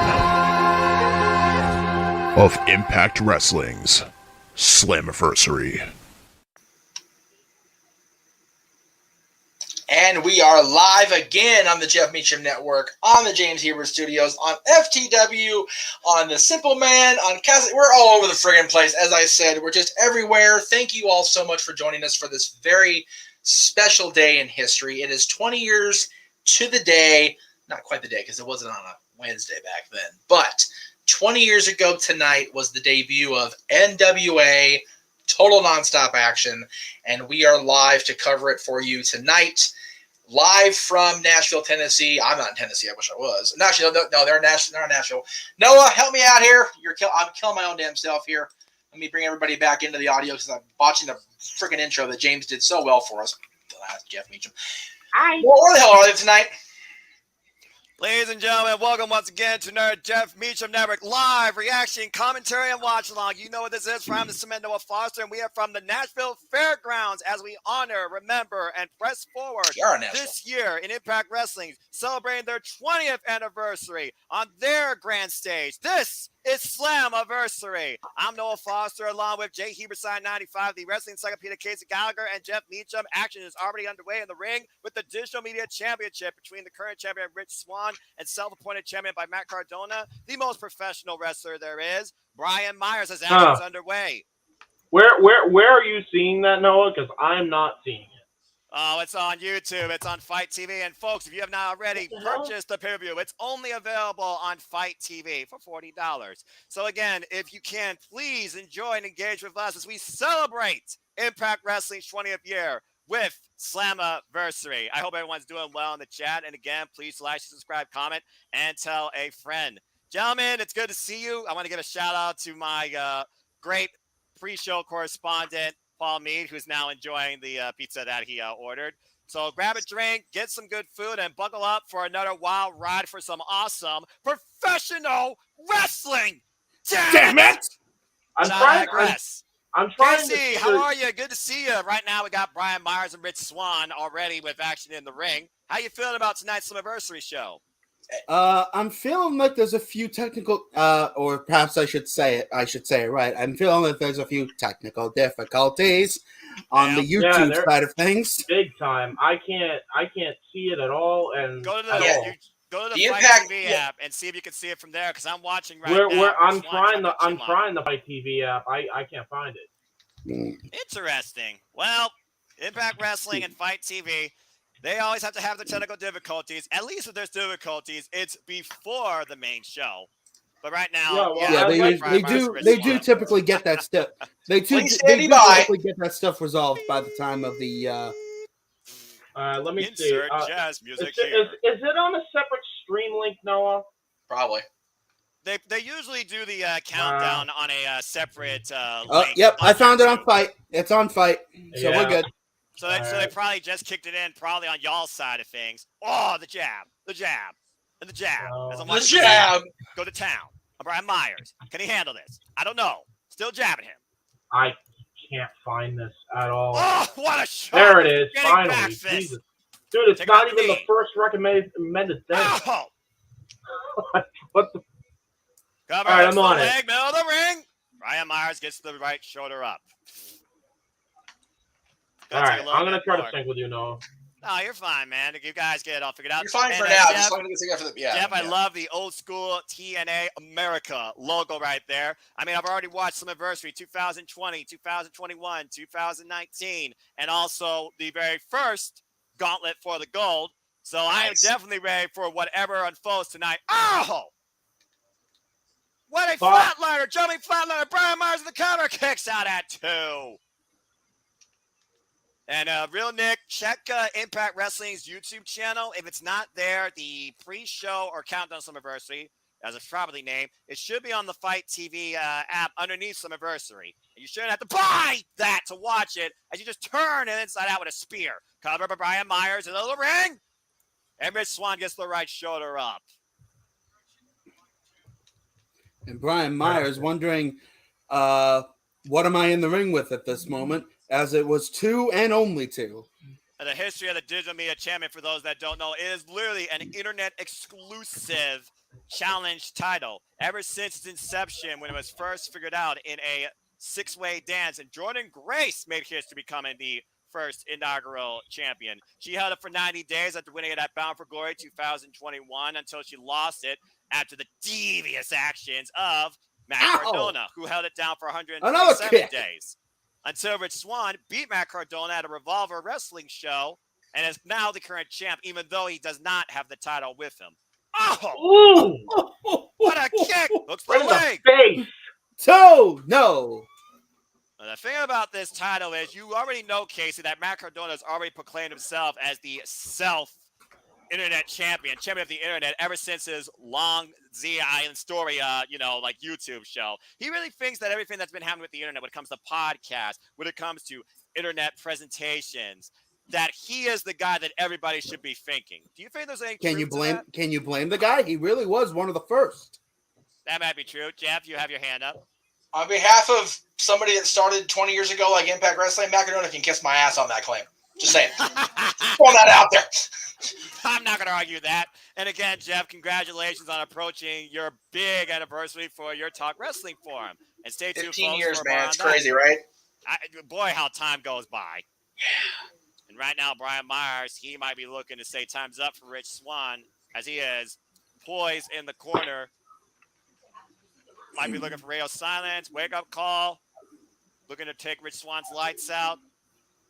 Rich Swann right now. Thinking about the spear again, going for it. Oh, Rich Swann denies it. Oh, another one.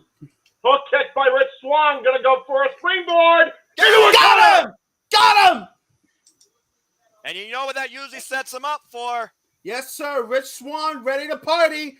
Gets himself set up in the corner. Second rope, measuring his man. Close range, 450 splash. Hook to the outside leg. Rich Swann wins.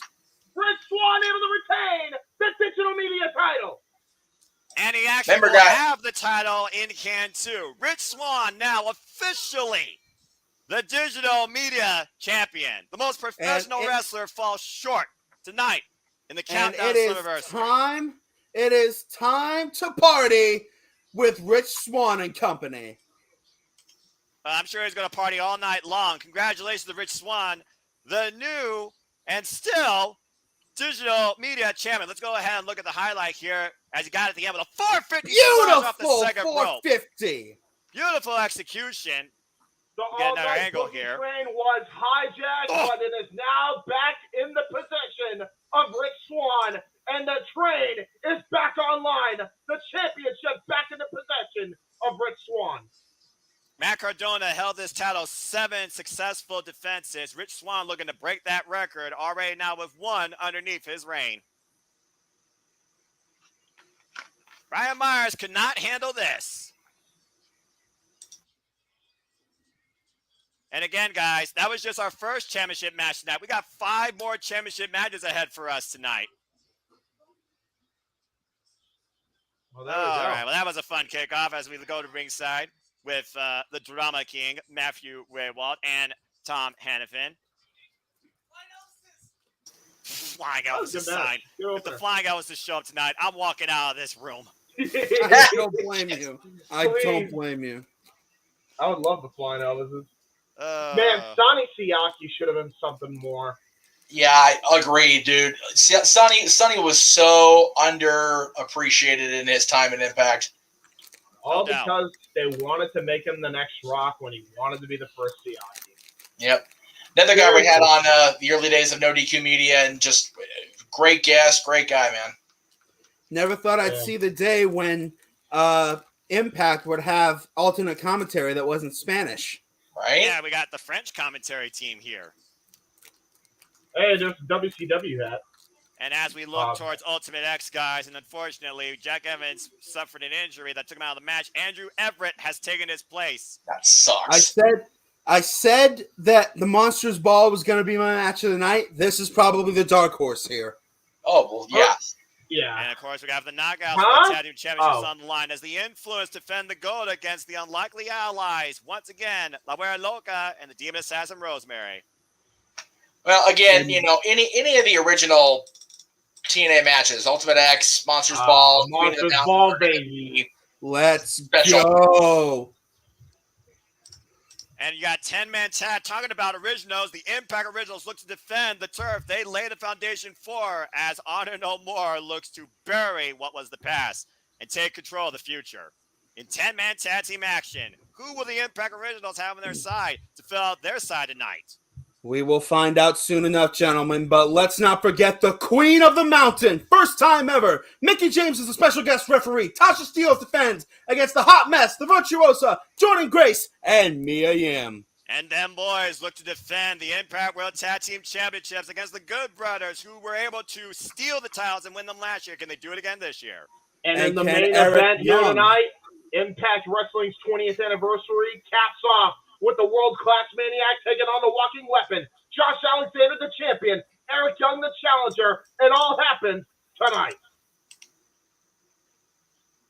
It looks like we're going to get some. Speaking of the Walking Weapon, he's great. Reflection. He's phenomenal. No pun intended. Well, again, speaking of phenomenal, James, incredible creative work with that intro, my friend. That was great stuff. Thank you. Great stuff. And by the way, again, might be posting stuff about the original in a link on my channel. Maybe. Did anybody actually see that as well before we went on the air? I did. That, dude, I wish that somehow got through. That's the only thing that got claimed, man. I love that intro so much. It's such a shame. You should be proud of the work that you put in, as we all should be proud to be standing together here on this forum for you, Jeff Meacham, to celebrate and enjoy 20 years of Impact Wrestling, TNA, NWA TNA, whatever you want to call it. The fact that some thought this company wasn't going to survive for 2 weeks, this company wasn't going to survive for 2 months. Here we are 20 years later with still the one true alternative that's always been here in this industry in a better light more than ever. Shout out to those in the chat. Dwayne, good to see you. Kyle, what's up? And trying to get the freaking mouse to cooperate. I'm using a brand new mouse and keyboard I got for Father's Day, so bear with me here. And God bless all fathers and all father figures. Thank you. Yes, indeed. And Eric Young has been to the top before. Oh, he knows what it takes to win the top title in this company. If anybody has the drive, the will, and the experience to take the title off of Josh Alexander, it is the former Showtime. What did you call him, James? The world-class maniac, Eric Young. Thank you. The world-class maniac, Eric Young. Eric Young, he is a TNA Impact Wrestling original with 13 different titles underneath his Impact Wrestling career.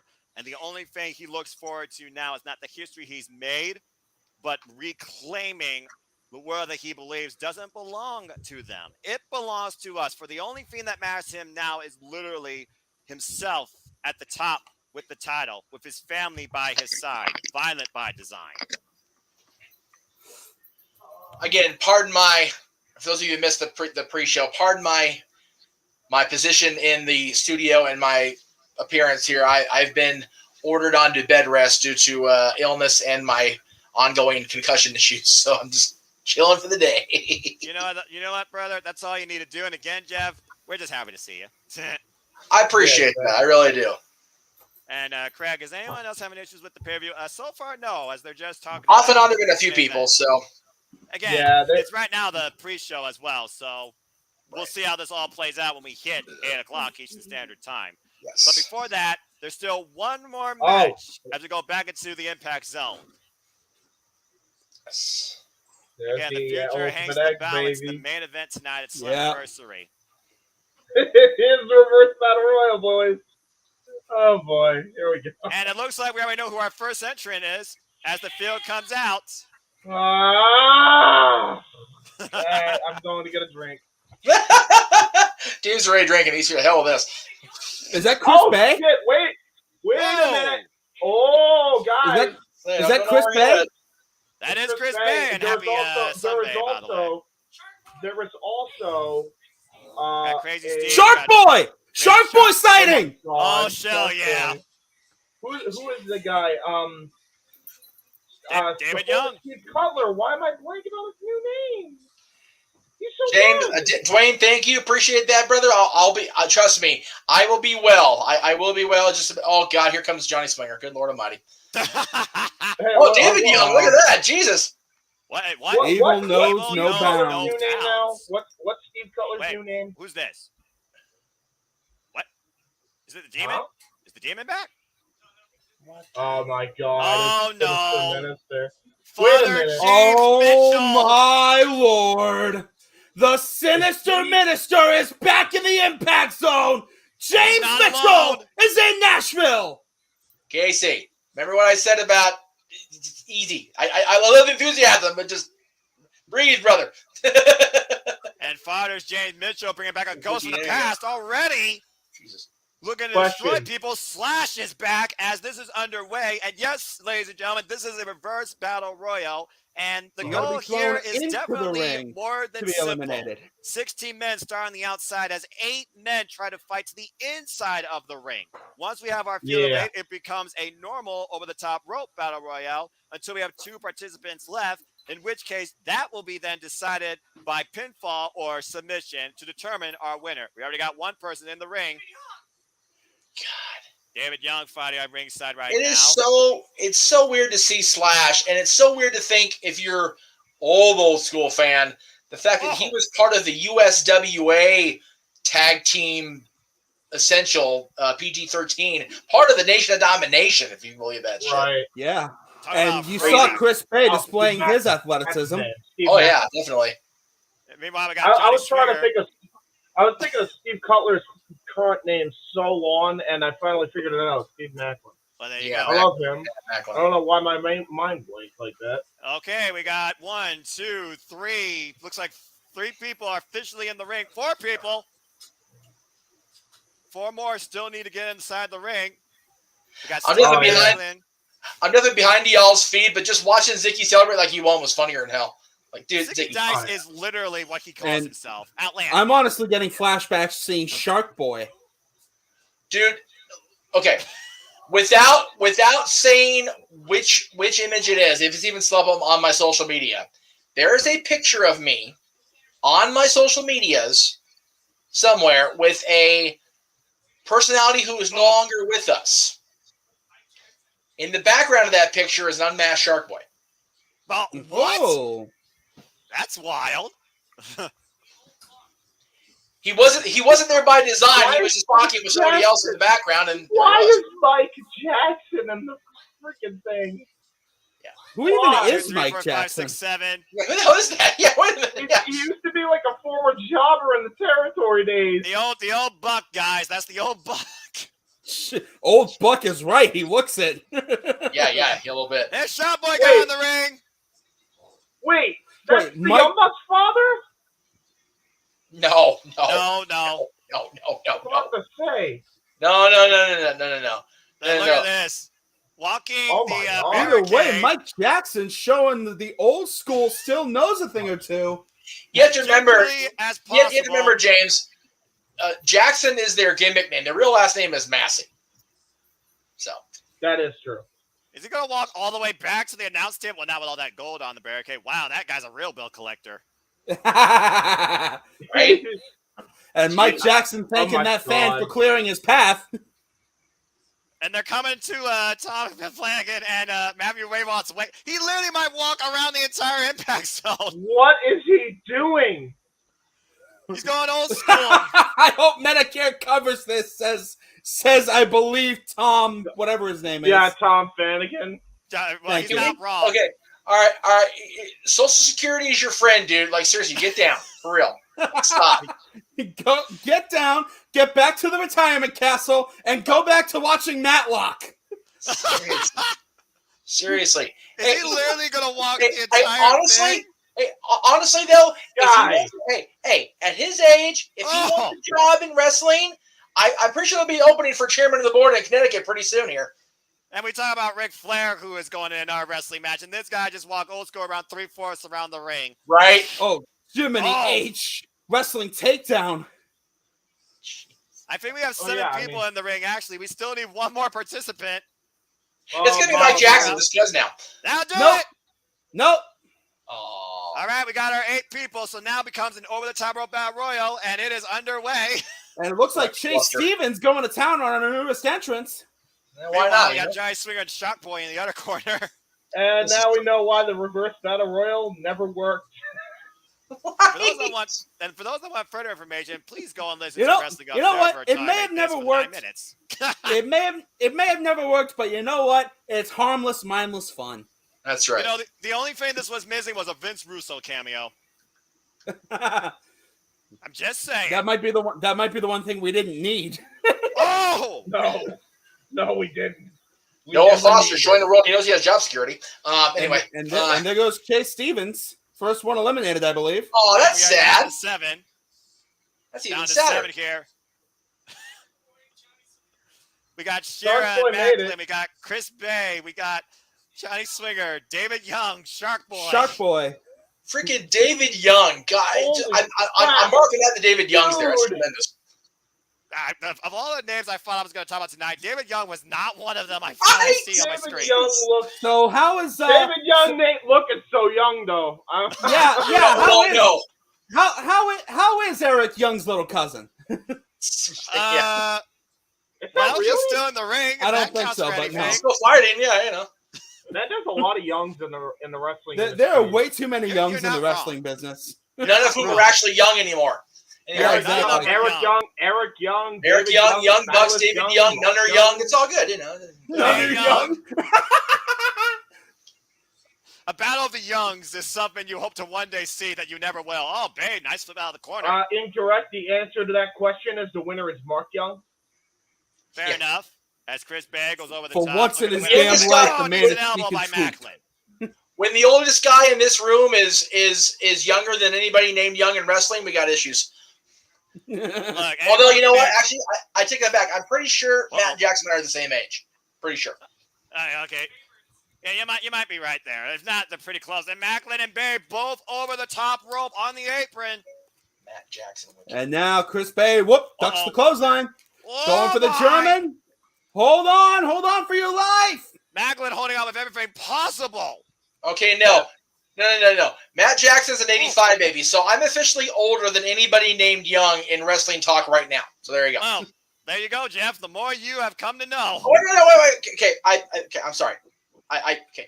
Both Young Bucks are younger than me, is what I was trying to say. My brain botched it there. So yeah. Botch. It's all good. We're gonna look. Right now, we're just having fun. Chris Bay with a cutter! Oh, my God.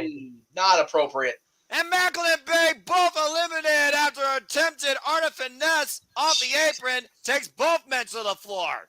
That was brutal. Watch this. Holy hell. Oh. Dude. Dwayne, I know I'm laying your chat here. Only in tights, Dwayne. Only in the tights. That's probably the most accurate statement here. Yeah. And right now, we got Gunther, undefeated Gunther, set over the top and eliminated! Oh, no, it's going to be Mahabali Shira. And Shira set over the top and eliminated as well! Wait, no! Oh, no, it's going to be Shark Boy. We went down to 3 baby! Come on! Is this actually going to happen? Give some respect to the Finn. Never count out the Finn. When was the last time Johnny Swinger won something in Impact Wrestling? When's the last time Shark Boy won something in Impact Wrestling? Fair When's the point. one of them won something ever? Johnny Swinger, ECW Tag Team Champion, 1997, woohoo, or whatever. You're shitting me. No. If y'all want to see Shark Boy win the Reverse Battle Royal, give me a shell, yeah. Shell, yeah. David Young was on the very first TNA show. He's gonna win this friggin' thing. What an homage to 20 years. Oh! Cab driver slam! Cab driver slam! What a throwback! Wait, Swinger! Oh, wait a minute! Johnny Swinger just Oh well. Johnny Swinger just and Shark eliminated Boy. David Young. He eliminated the cab driver! It's not no! No, Sad guys, he can't win like that. Remember, the final two is determined by pinfall or submission. Oh, that's right. I forgot about that. Okay, cool. Woo. Swinger even forgot that. So it's down to Swinger and Shark Boy. We are in a one-on-one match right now. Yes, folks, you heard me right. Neon-looking asshole out. That's probably a fair statement, James. The sad thing is, there's less. The sad thing is, James, there's less neon on his outfit than there is black. Yeah, I know. Now. And right now, Swinger, I think, is taking too much time jaw-jacking the crowd. Who wears a singlet like that where they have Zubaz tights underneath? A guy that works somewhere called the Dungeon. So here's what I'm wondering. Wait a minute, Okay. hold on. Wait a minute! Shark Stunner! Shark Stunner! Cover! Cross the leg!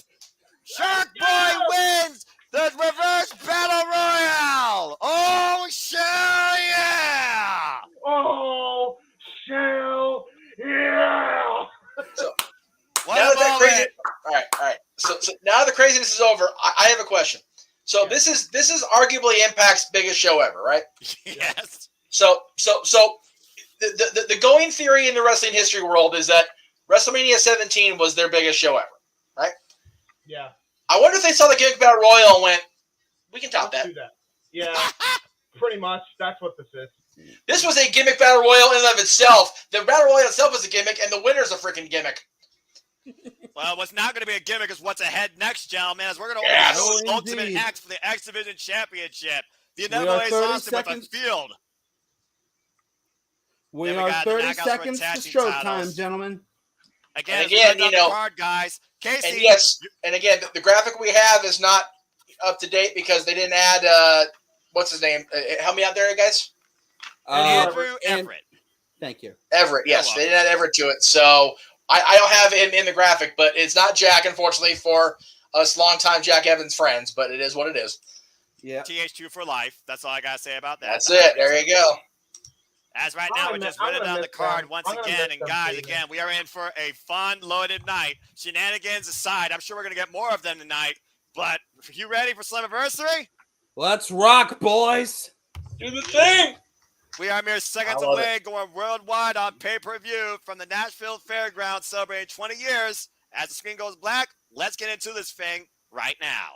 I'll tell you what, man. The Midwest is getting hot. We got this tonight in Nashville. We got Forbidden Door in Chicago. We've got SummerSlam in Nashville. We've got StarCast and Ric Flair's last match in Nashville. It's gonna be a hell of a time for y'all in the Midwest. I dig it. I'm sorry about that, Craig. And again, folks, Slammiversary is only available on pay-per-view via the Fight Network app. But if you are an Ultimate Insider, Yeah, I'm sorry, guys. I can't. Yeah. we will eventually put it on there for the Ultimate Insiders on YouTube. So if you can't watch tonight, I do hope you do find a way to celebrate 20 years of Impact Wrestling within the short run. Yes. Ooh, Jeff Jarrett. I knew they were going to open up with a video vignette of one of the founding fathers. Yeah. I'm gonna mute my TV so I can actually hear I want to hear the video. I totally get that. Yes, I am. Hey, yo. Oh, I should have worn a bow tie. I actually don't own a bow tie. There's the Flying Elvises. Bob Ryder. Wow. Yeah. And AJ Styles. Oh. Knew that was going to happen. So I do its thing. Mm.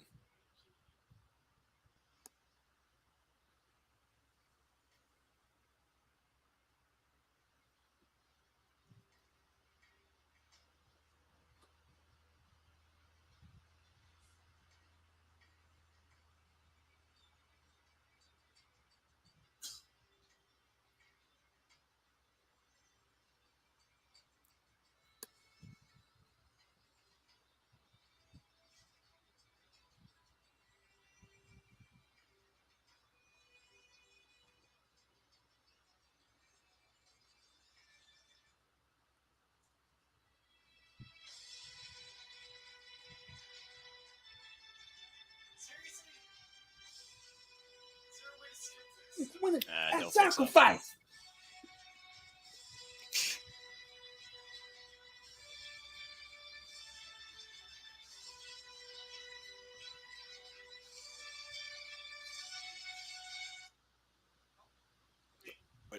I think you just disconnected your cast.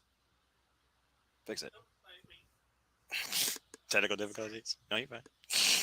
Technical difficulties. So cool seeing Red. I know behind y'all's feet is cool. So cool seeing people like Amazing Red and all these guys. So awesome to see these guys from the past. Right. All the greats that have gone to and from this company, and all the people that made this possible in and out of the ring. God damn, that cranial headbutt to Joe is just still so vicious to this day. Oh, Steiner math! No Steiner math! No! Don't raise my anxiety. Too late. I still can't believe we got Magnus back tonight. Jeff Jarrett, TNA, Dixie Carter, Impact Wrestling, Mick Foley, Scott D'Amore. It's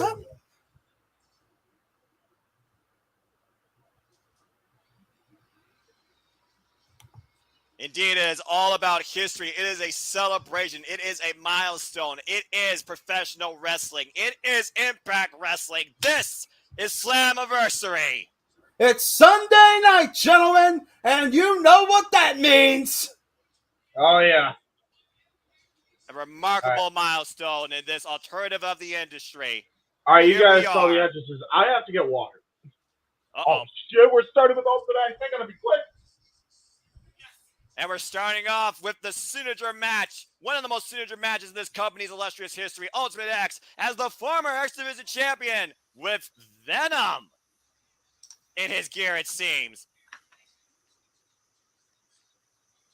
And again, for those of you tuning in to us and not actually seeing the feed on pay-per-view, which again, that's y'all's choice. We appreciate you sticking with us. Jack Evans is not in this match. Andrew Evans replacing Jack Evans due to injury. So, again, the graphic was not updated by Impact Wrestling. Therefore, I can update the graphic. So there you go. That's right. But right now, that is one person that is on that graphic now circling the ring, as we heard in his prideful, emotional interview with Tom Hannigan on Outside the Ropes. The former X Division champion, Trey Miguel, 12 years in the game, and held that title for 182 days, only to lose it to the current champion that defends it tonight.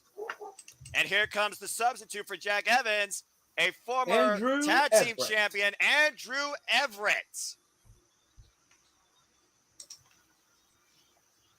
I will say this. It's cool seeing him back here, but I do feel bad for Jack Evans. Yeah. You know I do. So Jack Evans, of course, AAA World Cruiserweight Champion for 713 days. Definitely earned his right to be here tonight. I do hope he gets well soon. Meanwhile, representing Honor No More, he is former Ring of Honor. He is also former Impact Wrestling. He is K-I-N-G, King Kenny King. 20 years of experience and a two-time X Division champion. Two-time? Freaking, I hate Bruce Pritchard and Conrad for that, by the way. Well, I'm sure you can talk more about that later on, Jeff. There's a bad vibes right there. Honestly, they didn't even start that. If you ask me, they got that from Booker T.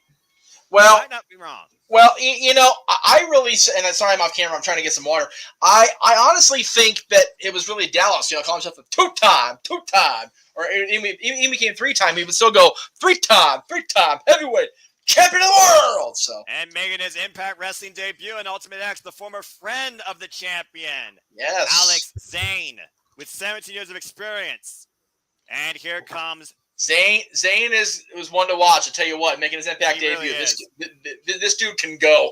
You want to talk about a dude that can go? How about Speedball Mike Bailey with only one loss so far in his Impact Wrestling record with 16 years of experience after he and Trey tore the house down this past Thursday. Not going to lie, Noah, I thought you said 60 years of Austin experience for a in his second. debut.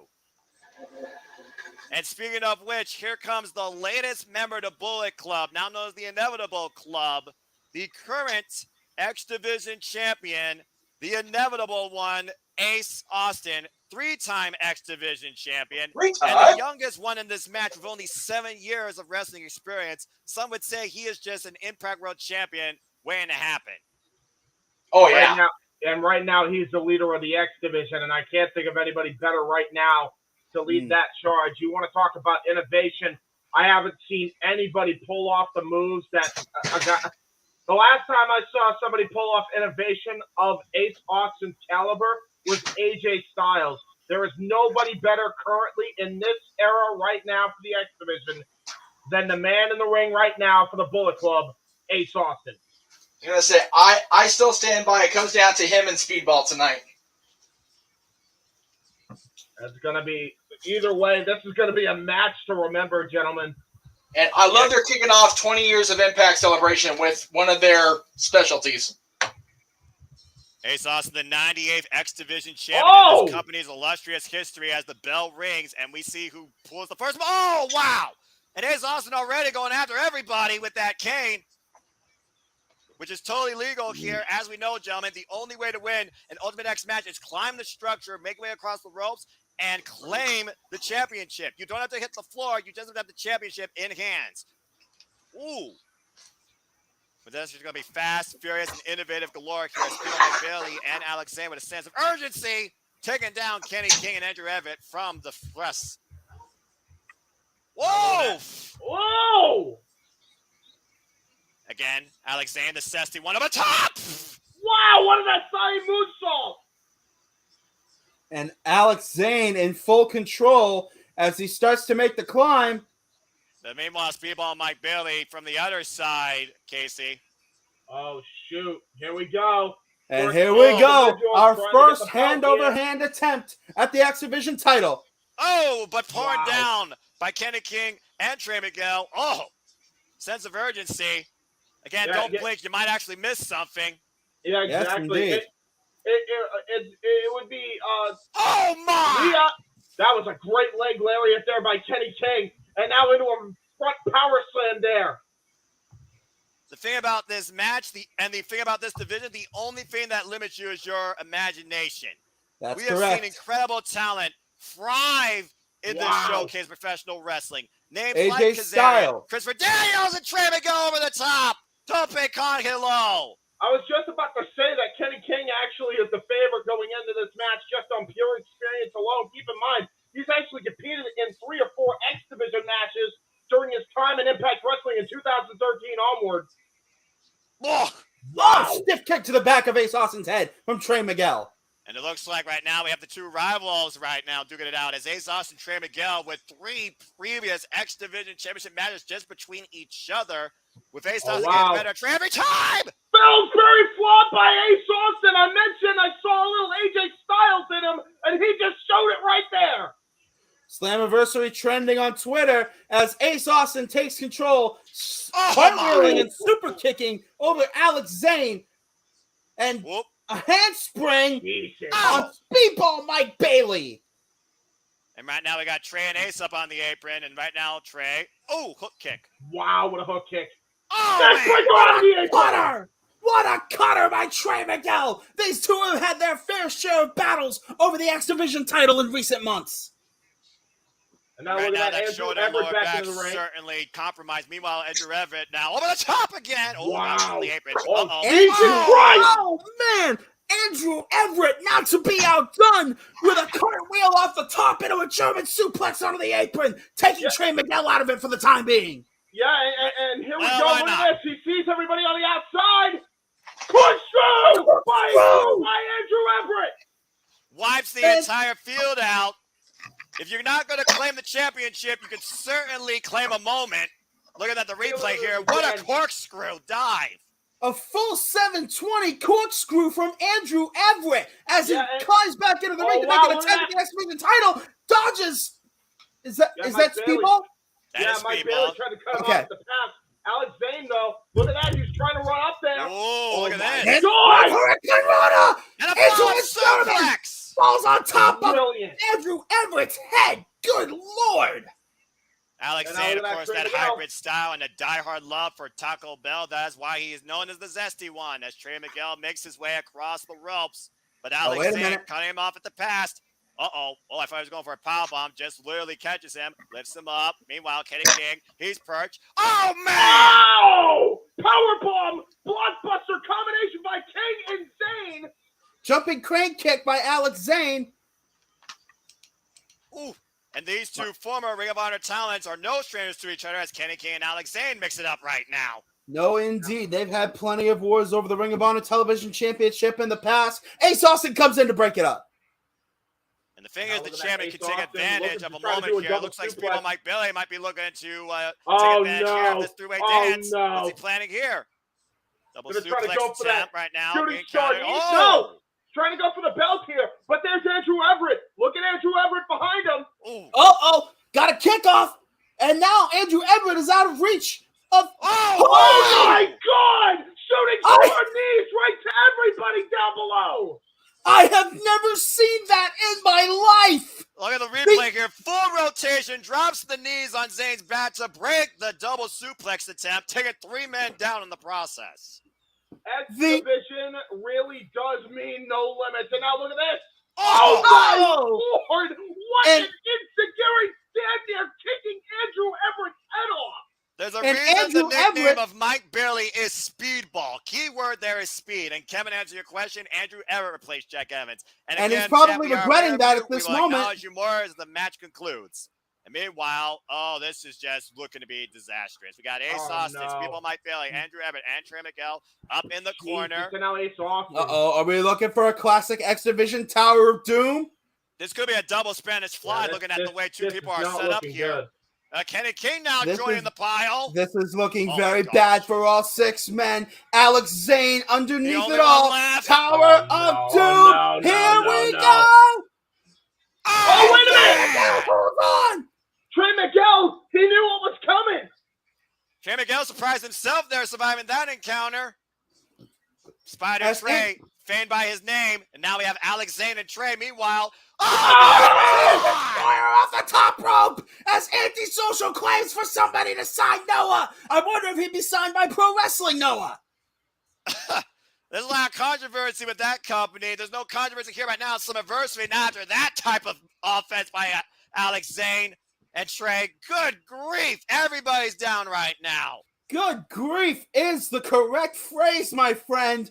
And we have a moment. Canadian Destroyer, a shout out to another all-time great, Petey Williams.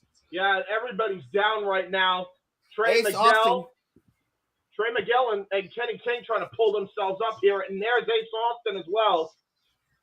All of this in the name of claiming the X Division Championship. Alex Zane clutching the back of his head. Yo, Nathan Wallace Baby is in the house. Meanwhile, Trey and Ace right now are duking it out. Oh, Kenny my King God. in the corner. Oh, trouble in paradise there by Trey Miguel. Trey Miguel looking to do good one more time for his hometown of Toledo. Andrew Everett trying to stop him. Ooh, Everett, yep. And right now, Trey just looking for his balance. Number one thing you need here is balance and poise and timing.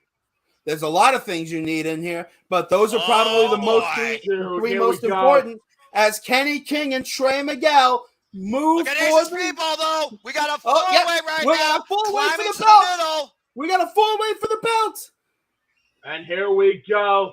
They are literally within an arm's grasp of the title. Meanwhile, Speedball trying to take Kenny King down. And a low blow to Trey Miguel from Ace Austin. All good in the hood in an Ultimate X match. And we got Ace and Speedball right now who put themselves up on the ropes, traps the legs around the ropes, each one literally looking at the title above their heads. Someone's going to fall, but are they going to fall with the prize? I don't think so on this exchange. We're still technically in the early goings of this match as Andrew Everett trying to make a run for the title himself. Oh, and now right look now at you that. see him once again. He has Coming his in the back door. climbing. This is Oh, unbelievable. look how close he is. He is Andrew right Everett there. And keep in Andrew mind, Everett is there. Oh my God! He's Oh my actually there. He's Lord. on top of the X. He's on top of the X. The amount grabbing of the upper title. body strength that must take. Wait a minute, look at wait a Speedball. minute. Don't grab No, the no, no, no, title. no. Oh, man. Oh my God. Jesus Christ! From the top of the X, a head scissors by Mike Bailey sends Andrew Everett off. And we're once again down to Speedball Mike Bailey and Ace Austin, who are literally hanging upside down. Think about how much core strength this takes, how much strength this takes in your legs right now. Guys, the fact that the both these men have been hanging this long. The amount of conditioning that this must take to be able to pull all this off as Alex Zane makes to catch up to Ace Austin, gets a couple of feet in the face for his troubles, and a third. Fourth one knocks him off. The former Zesty Friends, no love lost. And Oh my God! Ace Austin's down! Speedball's there by Speedball's himself. there! Picks himself Speedball's up. there! Does Can he Speedball grab have the it? title? Does he have it? Does he have it? Does he have it? He's got to unhook it. He's got to unhook it. Come on! Speedball is there! He's having trouble. Speedball is Mike Bailey champion! is your new X Division champion. Wow.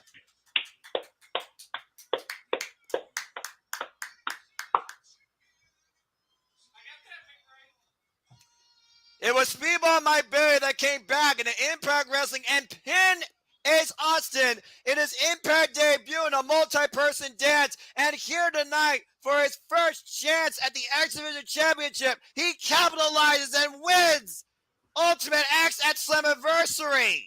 My God, the balance, the coordination, the core strength that Mike Bailey displayed in this match is unbelievable. Yeah, this was a star-making performance from Mike Bailey, no doubt about it. And somebody in the crowd proudly proclaiming Mike Bailey as Ham and Egger Magazine's Man of the Year. The inevitable was not Ace Austin retaining the title. It was Speedball Mike Bailey finally arriving as a champion in Impact Wrestling. What a brutal, brutal matchup for the X Division title, and full of dangerous stunts, to say the very least. And by the way, Ken, yes, I did see your super chat. I actually read it on my own time. Thank you very much, my friend. I don't know how we're gonna get I don't know how we're gonna equate that, because I know you wanted to send that to me. Figure it out. I don't have a PayPal yet, but I appreciate it, my friend. Ooh. Thank you. Can we talk about? Well, people that's at that least did- 1 point for me because he was my secondary pick. I'm all right with that. I'm all right with that. Same. And by the way, shout out to Bob Ryder, who had such tremendous. Oh God, tremendous Bob part Ryder. in Oh, this company's history. so good to us early on. With no DQ getting TNA people. So instrumental in us having the contacts we did, having the connections and the access we did. Right. Yeah, thank you very much. Amazing, solid dude, for real. R.I.P. Bob Ryder. Yes, sir. Yes, indeed. Meanwhile, And I'm while gonna do we're the French commentary. While we're talking about that, let me go ahead and as they're talking about Bob, I don't want to negate the importance of Bob Ryder by any means, but we did, unfortunately, in the last few days, lose both referees Dave Hebner and Timmy White. Timmy White this morning, my God. A really sad Father's Day for Clan White. Yeah. As I said on Facebook, those skits with Josh Matthews back in the day hit really different now. Well, it's one of those, I am very critical of Josh, and I feel rightfully so. I'm not going to lie, but he and everybody else that Tim ever came across adore Tim White, and it can be not argued. It's it's a matter of fact that he definitely helped Andre through the last few years of his life. So Timmy White, unfortunately, just a terrible loss to all of us in wrestling. And Dave Hebner, I met Dave. I only met him once. He actually was Spike Dudley's second. He had accompanied Spike Dudley to a signing at RVD's 5-Star Comics. There's a picture that day of Stat Boy as Little Mike Dudley with the Renegade, and Dave Hebner is giving JJ the old chokehold there. So it's it's a sad day, to be very sure. But we're here to celebrate the again. I still can't fathom 20 years of Impact Wrestling. It's still blowing me away. Fun fact about that picture. You go back to look at that picture. Now, if that's a video and the camera stays on instead of breaking away, you see JJ on top of Dave. Right, yeah, that's it. That's a good point. That's a good point. Yes, true statement. Yeah. It's one of those, that was the old RVD's 5-star comics at the Lakewood Mall, so you couldn't exactly get away with a whole lot with mall security there when they're in their big bad old guyness, like, yeah, okay, dude, sure. Anyway, I say we play a little game, by the way, while they do these in between segments. Okay. What Impact original would you have wanted to see fight a current Impact star? I'll get the obvious right out of the way. Would have loved to see the Walking Weapon take on the Olympic gold medalist. Yes, you want some originals? Look at this squad, guys.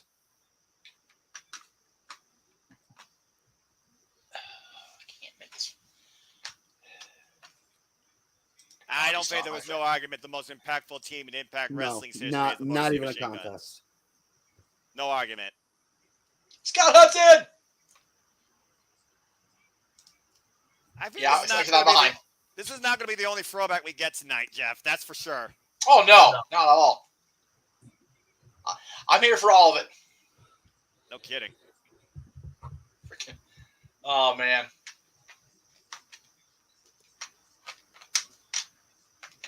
Dave Hebner, the legendary Good point, Nate Wallace. Dave Hebner, Randy Savage for the Intercontinental Championship at WrestleMania 3. Doggone right. Doggone right.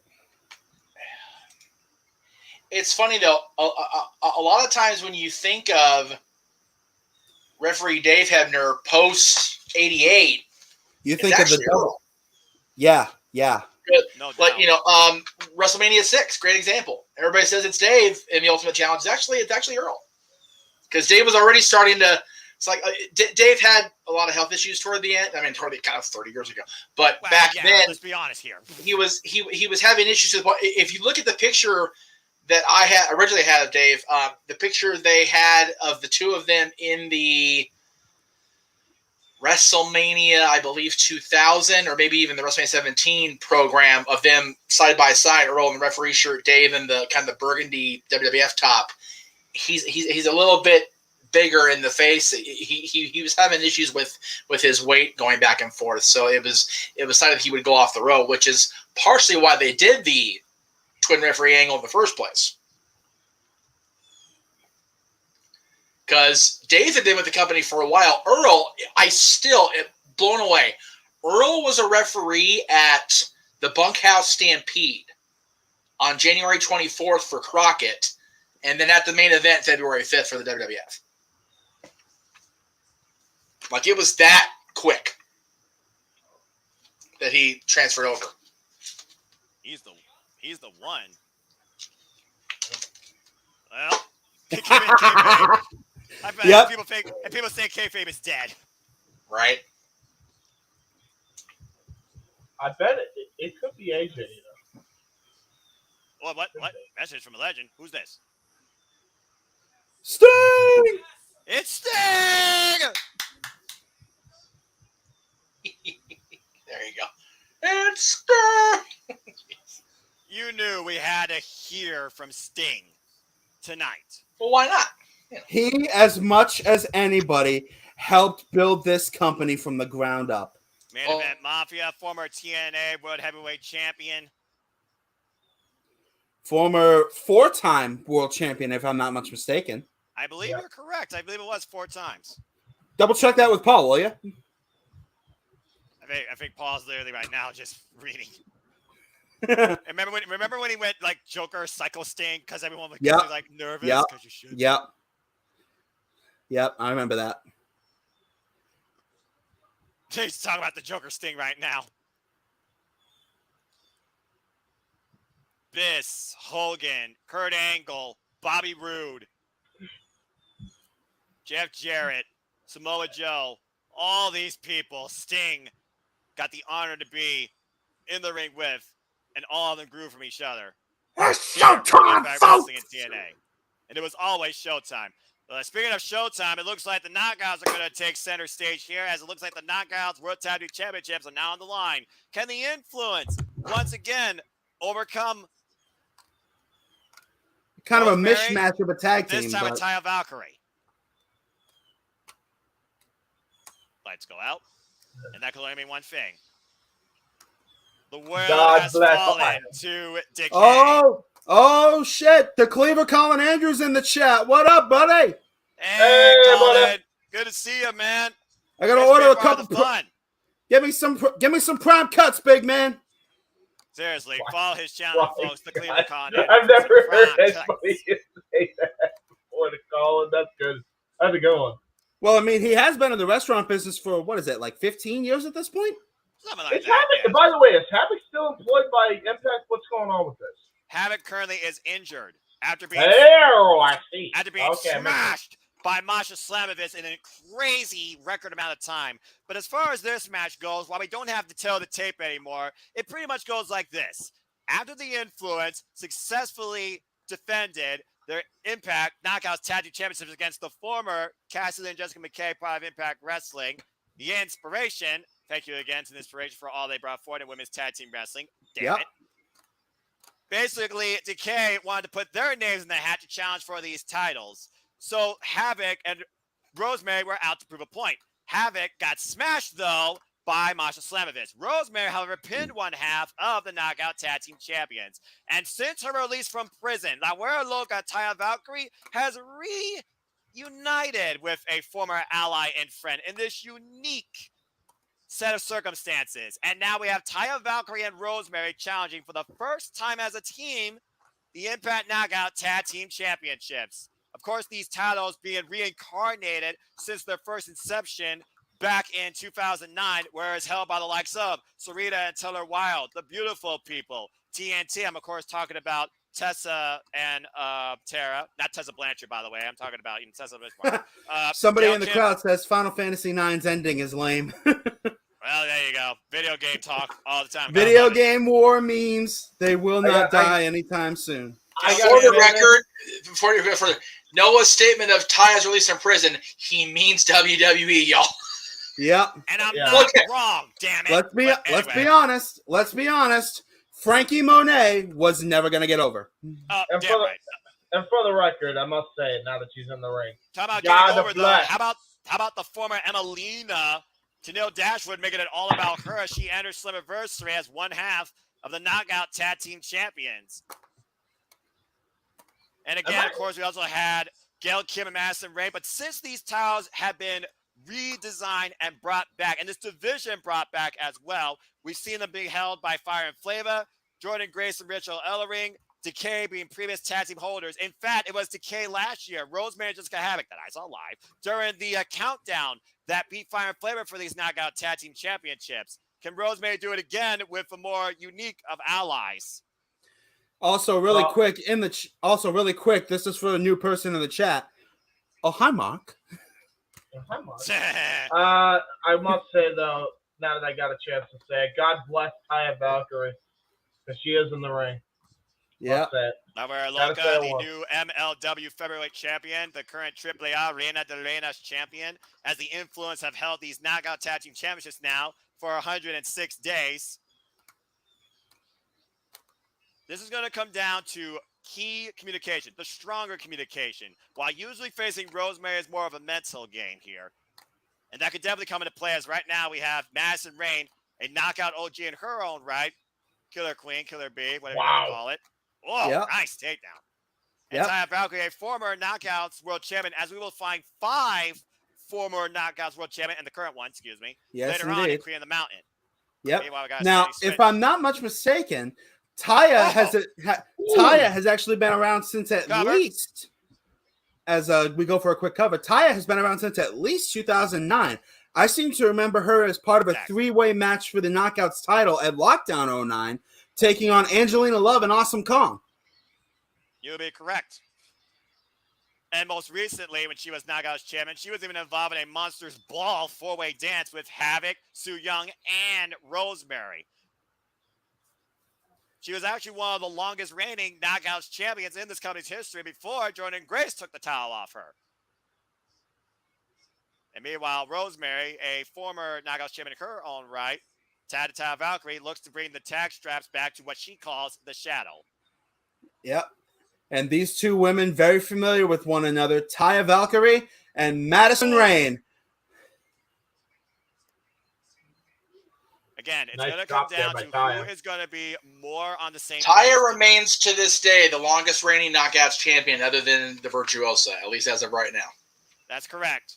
Long may she reign. The excellence Which- of technical execution. But I'll talk more which about her blows- later. Meanwhile, Taya Valkyrie off the ropes. Oh! German! Which Slingshot blows German! Yep. Which Sliding blows my German. mind. Which honestly blows my mind when Awesome Kong and Gail Kim were in the picture back in the day. Right? Not to mention ODB. She seemed to have the title forever. Yes. To be fair, that was ODB and Eric Young due to circumstances. Hey, was she champion or not? She was. I'm Okay, not going then. to deny that. She All right. was. All I'm right. not going to deny that. I'm not going to Okay. deny that for either of those two, even if it Okay. does sound illogical. And meanwhile, Rosemary right now getting the boots handed to her by Tennille. Even as much as we love Impact Wrestling and are celebrating today, they've had their moments. Well, let's be honest. What Yes, company they has have. not had their moments? Here's the thing about Impact Wrestling. They Hell, even- survived during Yep. Hell, even AEW has had their moments. Yeah, they're the newest thing on the scene. Well, wide anyway. Meanwhile, nice suplex. I see Cover we got hooks the far leg, and it gets the shoulder up. Rosemary does. I see we got a family friend of Johnny Elite and Taya Valkyrie in the chat. Well, What? at least neighbors. And Colin, Crazy Impact Women's Tag Division is more with the WWE. Well, that's because WWE never knew how to do women's tag team wrestling in the first place. But I digress. Long Beach Beach is- is, how to do Long Beach is women's actually a wrestling. pretty cool little place to live. I lived there for a little while now. Really?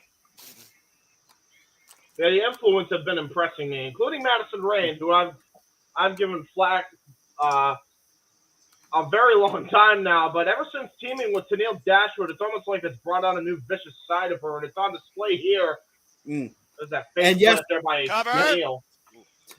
And Well, yes, to Colin. your point, James, we thought Madison Rayne was done wrestling. At one point, she retired on a show.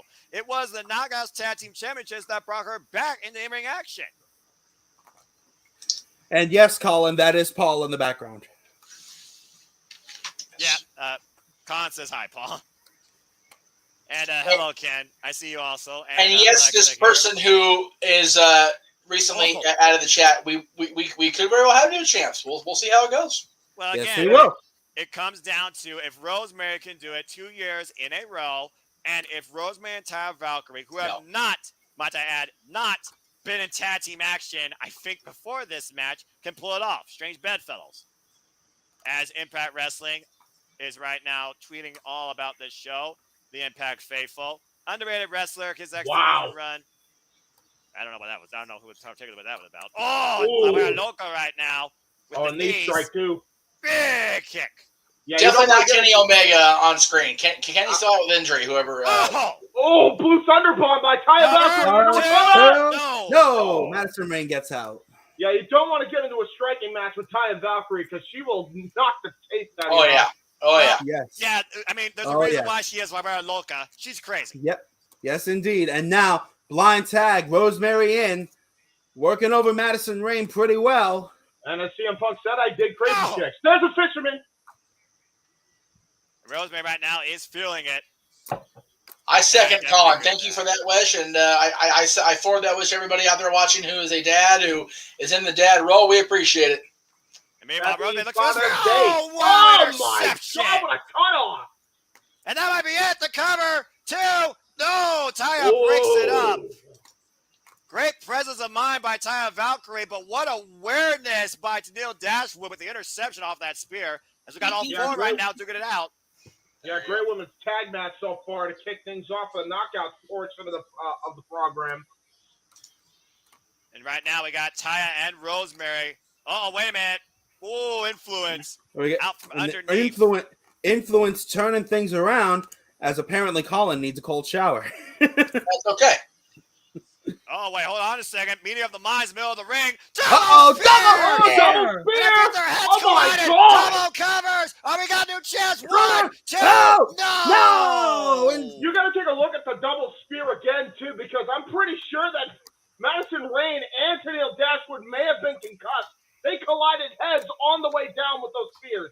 Yeah, I saw that, James. I think you're definitely right there. Good grief, And, what impact. And yes, Ken, James got your super chat. He read it on his own time. His mic's a little crap, but he did shout you out for it earlier. Yeah, thank you very much, man. We're meanwhile, trying to figure out what to do trying with to take that. advantage here, pushing Rosemary and Taya, and Tennille looking to hang Taya out on the rope. Yeah, Ken.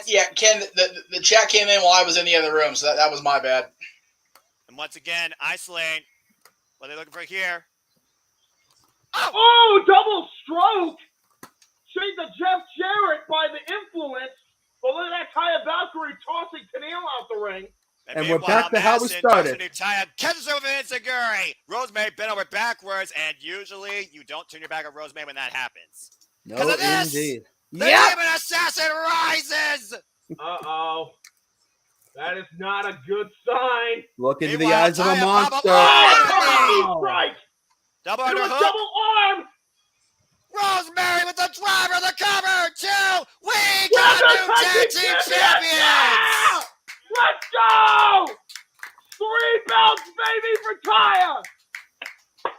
2 years in a row, Rosemary claims the Knockouts gold for the Shadow as once again the champs fall to decay. And Taya Valkyrie and Rosemary are your new Knockout Tag Team Champions.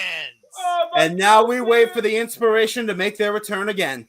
Don't get my hopes up. I'm serious about that. You know exactly where I'm going with that, though, Noah. Oh, of course I am. Are you kidding me? I'm the one that knew Peyton Royce's potential since NXT. WWE dropped the ball on them. But let's not talk about that. Congratulations to Rosemary and Taya Valkyrie. Rosemary now a 2-time Knockouts Tag Team Champion. And Taya Valkyrie adds another accolade to her Impact history. And speaking of history... Kurt Angle! I'm so happy Taya won. The guy that wanted to reignite and bring back life to professional wrestling. Intensity, integrity, intelligence, and Percocet.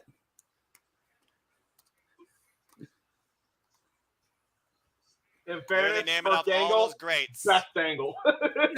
Perk Angle is best In the angle. ring, nobody better. And meanwhile, we look at Moose and Sami Callihan, who again have been deprived of food, water, light, any sort of outside communication for over 4 hours, it seems. What happens to a man trapped with only themselves? I love it, man. I love these little skits that they did. Bro, I'm so happy. Taya Valkyrie has 3 fucking titles since she's come back, bro. I can't tell you how happy I am for her. And let's not, she got screwed, man. Let's put she this got in perspective. screwed when she was in WWE, and now she's got 3 freaking championships. Eat shit, Vince. Eat shit. All right, well, James just put his WWE rant out for the night. Respect. That being said, and also Aware Loca recently at AAA challenged Thunder Rosa to come after her, too. So we'll see what's next for Taya Valkyrie as she's taken over Impact Wrestling, AAA, and MLW. But speaking of taking over, I feel like revenge has taken over both of these men for different reasons. It wasn't Under Siege where Sami Callihan came back from injury, and as since then, it made Moose's life a living hell as the lights go out, and he literally went out to kick his ass. And now it comes down to this. Where Also, he says yes, will never Ken. end, he invited him to this dance. Monsters Ball. And yes, Ken, James is very much a mark for Taya Valkyrie. Listen, And man, as we all should be, damn it. And to be honest, can you really blame the guy? Yeah, not really. No. Seriously. for both the looks and the ability. Damn right. She's the total package of what a knockout's supposed to be, man. So she's the female Lex Luger. Hey! No. You stop that. That's not what he is. He's out of line, but he's not wrong. No! He is wrong. You know why? Because Taya Valkyrie didn't look like a ham sandwich on freaking roids, alright? Damn. Jeez! Jesus Christ. I'm being honest. I'm being honest. Come in. No, she just looks like Vince got to her. I mean, what? Hey. Oh, In this matchup, there is no countouts, there is no disqualifications, anything goes. We are going to see a human car wreck here. The lives that have affected Abyss. That Ken is honestly probably a better comparison. Modern day Beth Phoenix. Okay, that's fair. James approves. James approves. I like that comparison. Oh wow. Oh boy. The lights. I am blinded. James, talk a little bit about Monsters Ball and the type of men it's affected, and the knockouts for that matter too, and what we're about to see. Sting did not show up. He just recorded a quick video. That's correct. Same with Kurt. Yep.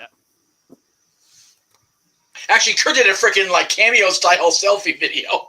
I'm about to say that was cameo style. As Kurt do. Hey, we got a cameo for Kurt from Kurt for Greg Cherry's big win. So there you go. It was not Father's Jane Mitchell that invited these two to this dance this time, but we are about to see hell unleashed. Jesus. Monsters Ball is upon us. I would not have been opposed to have Abyss as a guest enforcer for this match. Oh, you kidding me? 110%. Abyss, I feel like, is synonymous with this match, with the likes of Mick Foley and him literally going through similar roles at time. Ken, I would say that Taya is the original Taya Valkyrie, and that's who she needs to be. Doesn't need to be Beth Phoenix or anybody else. Well, right now, spotlight denied. We are already underway as Sami Callihan and Moose have arrived at Slammiversary. And no, this is the third match. Sorry, this is the third match. Third match, yeah. I saw beautiful, crazy chicks win the tag team titles, and now I'm about to see absolute carnage. That sounds about right. That's Impact Wrestling, James. Richard. so gentlemen, Corey and man. Yes. Man. Yes. So as we prepare to go to Monsters Ball, speaking of monsters, JJ sent this to me in the chat for Open Mic Night tonight. Just so we're aware, Vince McMahon paid more money for sex than he did for WCW. Good night, everybody. Whoa! Wow. Oh my He's God, not wrong. Oh, that's horrible. He's not wrong. He's far out of line, but he's not wrong a bit. Anyway, Monsters Ball. Good grief. These two monsters, literally. Yes, indeed. Sami Callihan, the death machine. In this dance, like I said, we've seen the likes of Abyss. Most recently, PCO and Jonah. Even the Knockouts have had their time in this little invitation. Yeah. Sorry, but I have one time defended the Knockouts championship in a four-way against Young. That's an Excedrin headache. And I have to point out this sign just to the right of Sami Callihan. The guy in the blue has a sign out that says MJF wears his Superman underwear outside his pants. Wow. Well, that's definitely a sign for the night. But how'd I cross? Bro, this is gonna be brutal. We just saw. I've never seen anybody quite like Sami Callihan use cookie sheets like he did. He started boxing like he was Muhammad Ali with them and then did a freaking clap. Good grief, he hasn't ate or drank in 24 hours, just took a drink and food from a fan. I don't blame him. I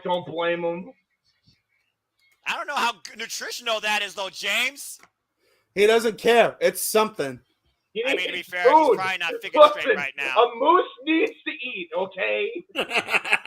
In more ways than one. Meanwhile, right now, Sami Callihan is eating those rights and laughing about it. The milkshakes. We have a GoFundMe for that. Get the man some milkshakes. It's good to go. Oh, look at the blood all over Moose's pants now. Damn. Just went from white to red, and Sami Callihan. It looks like somebody busted open a strawberry jam jar on his face. Well, yeah, that with the mustard, it looks like he just got done at a hot dog stand. Gouging Moose's eyes at ringside right now. Thumbs in the eyes. eyes. Blind them in even more. Meanwhile, Moose. Red bottom of the apron. Yeah, Uranagi onto the apron, and he just screwed up Sami Callihan's back for sure. As Nathan Wallace politely put it, Monsters Ball is no DQ, no count out, no holds barred, falls count anywhere in the building. Moves for Sami Callihan. Get her done. Get her done. These are not going to be done anytime soon. I'll tell you that. Yeah, right this now. ain't going to be done. They're going to brutalize each other. It's Christmas. That Uranagi I'm was trying to so keep it. brutal in the last. I'm trying to keep it somewhat clean because my mom's in the house now. Ooh, the authority figure. Yeah, I don't want to make her mad. I'll do enough swearing for the both of us, Casey. Don't worry. Yeah, right. The fact the only thing broken so far is maybe Sami Callihan's back is quite surprising to me. Oh, not again, Moose. No. Another Uranagi through the table. Through the And table. just like that. Sami Callihan. And just like that, my previous statement means nothing. And Sami Callihan in a broken mess on the side of the ring as Moose looks under the ring for a few more toys. That is the most disgusting visual I've ever seen when it comes to blood in a wrestling match. Look at him. Let's look at the replay, James. God! Jesus. Uranagi right through the table, split down the middle. Hey James, you said that's the most disgusting thing. That's the most disgusting thing you've seen in your time as a wrestling fan. Look at this, ancient cheapo aviators. And right now, Moose that's pretty disgusting, bro. Moose, well, you want to talk about disgusting? How about the actions that Moose has done since his run in Impact Wrestling? Look at the try me, bitch. Oh, yeah. Sami Callihan's angle. Meanwhile, Sami. Hello, the face of Moose. Oh, and gets one in return. And honestly, nice Ken, to meet you. she's usually the chair into Sami Callihan's face. And honestly, Ken, I don't usually go live while she's in the house while watching those two promotions. And meanwhile, he's lining up Sami and Moose. Oh! He speared him. Target sighted. Bullseye into the trash can. And Sami Callihan. And Sami Callihan now has the opening he's been waiting for all match. Oh! And again! Oh my God. Ringing the ears of Moose off a plastic trash can with a steel chair in the middle. Record, that plastic may look flimsy. That shit hurts. Yeah, it does. Right now, Moose is literally...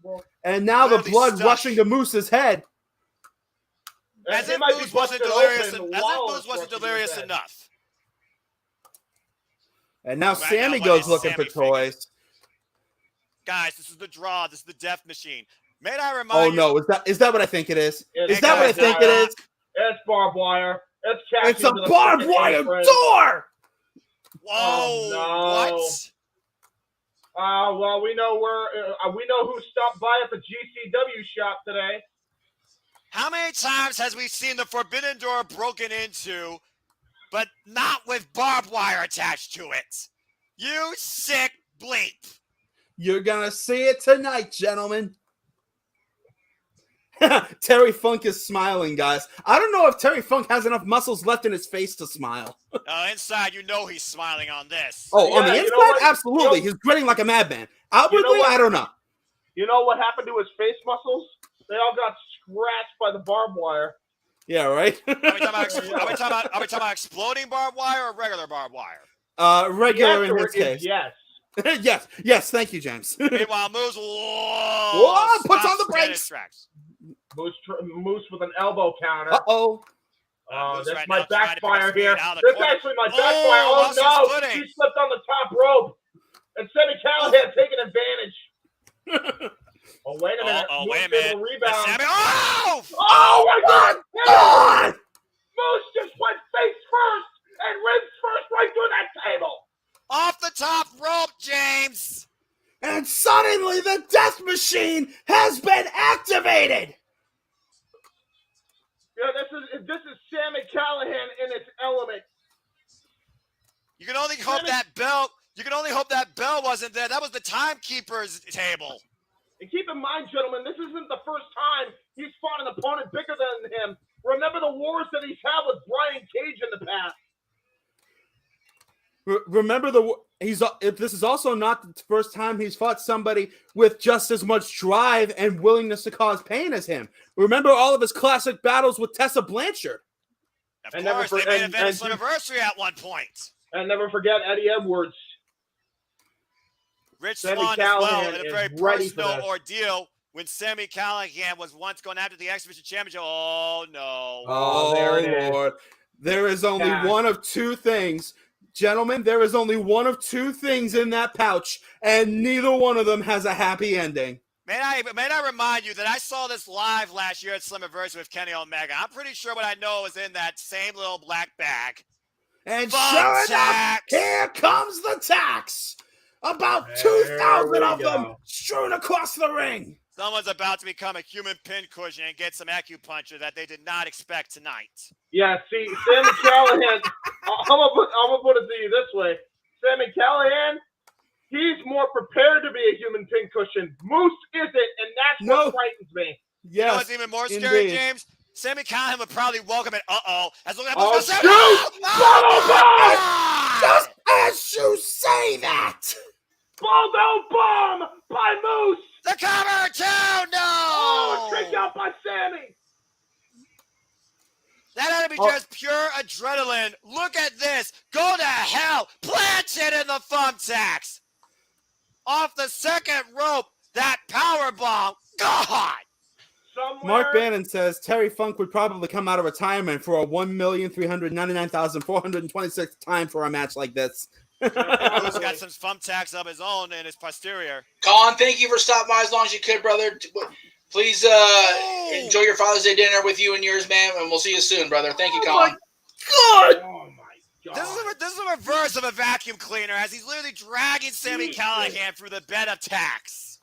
By the way, guys, really quick, if I may break into this really quick here, Noah, I'm sorry to interrupt the commentary. No, you're fine. To the person who keeps creating the same, creating different accounts and trying to go on all the platforms, I know who you are. I have control over the block button on every outlet I'm on tonight, and we're on tonight. So either find something better to do, or please feel free to keep entertaining me. I'm having a great old time blocking your dipshit self. Oh, Death Valley Driver by Sami Well, Callihan. that's the internet. Power! Whoa! No! And yes, Ken, I'm keeping quiet because I wanted to make sure I gave Noah the opportunity to call the pay-per-view and have Casey and James analyze it. So I keep quiet during the matches on purpose. As Moose is sent through the barbed wire forbidden door the hard way without a key, still not enough to give Sami Callihan the 3. Now look at that. Oh no, it looks like Sami Callihan's got trash can lids. He might have the same idea he had with the cookie sheet. Or he wants to challenge Moose. Oh God. Oh boy. This is shades of James Storm and Bobby Roode. Oh boy. Are we about to have a trash can lid duel? Yes, we are. Oh gosh! God, Almighty Christ! You can feel. You can. James, you were talking about concussion earlier, maybe with Tennille Dashwood and Madison Rain. I think we're going to get a concussion here during this match. God! Yeah, they're going to get smooth brain from this for sure. You can feel their brains. Oh, God! You can feel their brains swelling inside of their skulls as both men are down and out. You can hear those trash can shots sounding like it was a gun going off from Route 66. That is the sickening thud of, oh my lord, steel on a human skull, prospectively on each man. Eat your heart out, Mick Foley. I don't think Mick Foley wants to eat his heart out. No, that's bad. Don't do that. Nick is perfectly comfortable doing the podcast with Conrad and not let these crazy people do shit like this now. Oh Again, Sami Callihan's not normal. Moose has proven tonight how inhuman he is. Again, these guys were trapped without food and water and light for a good number of hours, and they're still coming out, fighting each other like this. Almost 24 hours, I think. Wow! They were trapped without food, water, or light. And looks like Sami Callihan's looking for the pile driver. Oh my God! Pile driver in the box! Cover! Two! No! How did Moose pick out? How in the hell is Moose conscious? He got this should have been it. Ow! Non-package, I might add, on the thumbtacks, and still got a shoulder up. Yeah, look at Moose, man. His head became a human pincushion. He had to take tacks out of his head.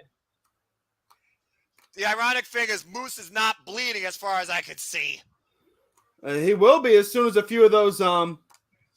He will be as soon as some of those tacks come out of him. Thumbs up, thumbs down. This might be it. Oh, low blow by Moose. Somewhere down around St. Petersburg, all good in the hood in a Monsters Ball match. And there is no cup down there.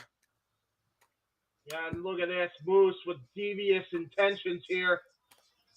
Get that trash can emptied of its containment here. I just saw a chain fall out of that. Yeah, I don't know what the hell could something worse happen. being used here. It looks like Moose wants to use the bottom of a trash can.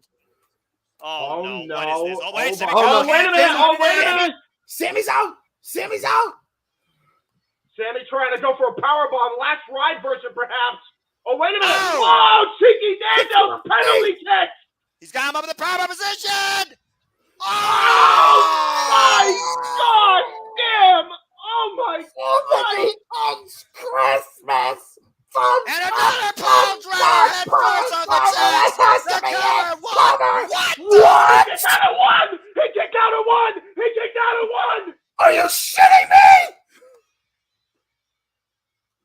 What on earth Even are crowd, you, Moose? listen to this crowd. Listen to Even them. Sammy can't believe it. Moose went in Oh here. my God. Oh my Lord. Oh my God, one by a bat. And if that didn't put him down, this should. This will one more time. Pile driver on the tracks. Jesus. The cover. One, Cover. two. Oh, Sammy Callahan wins this Monsters Ball. Holy hell, what a matchup. Moose usually said he is the guy to show you what pain really looks like. Tonight he experienced it, and Sammy Callahan finally put him down for the victory. This was absolutely insane. Let's take a look back at some of the highlights. This powerbomb on the corner on the base of a trash can on Moose's spine, caving on another human body. And Moose up at one. Cactus driver and Moose kicked out at one. That is inhuman. Until a Louisville slugger wrapped in barbed wire set him up for another pile driver that finally put Moose down. Let's just put this in perspective, gentlemen. Moose came in here, booed. The crowd was not on the favor of Moose. By the end of this, the entire crowd was cheering for chanting Moose. his name. Yeah. You don't have to like the man, but you got to respect the heart. Oh, yeah.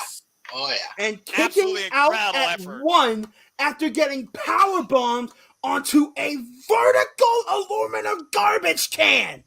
There is no give on that whatsoever. Oh, my gosh. Seriously, I have never seen somebody take a power bomb to a trash can and the body bend more than the trash can. That was ungodly.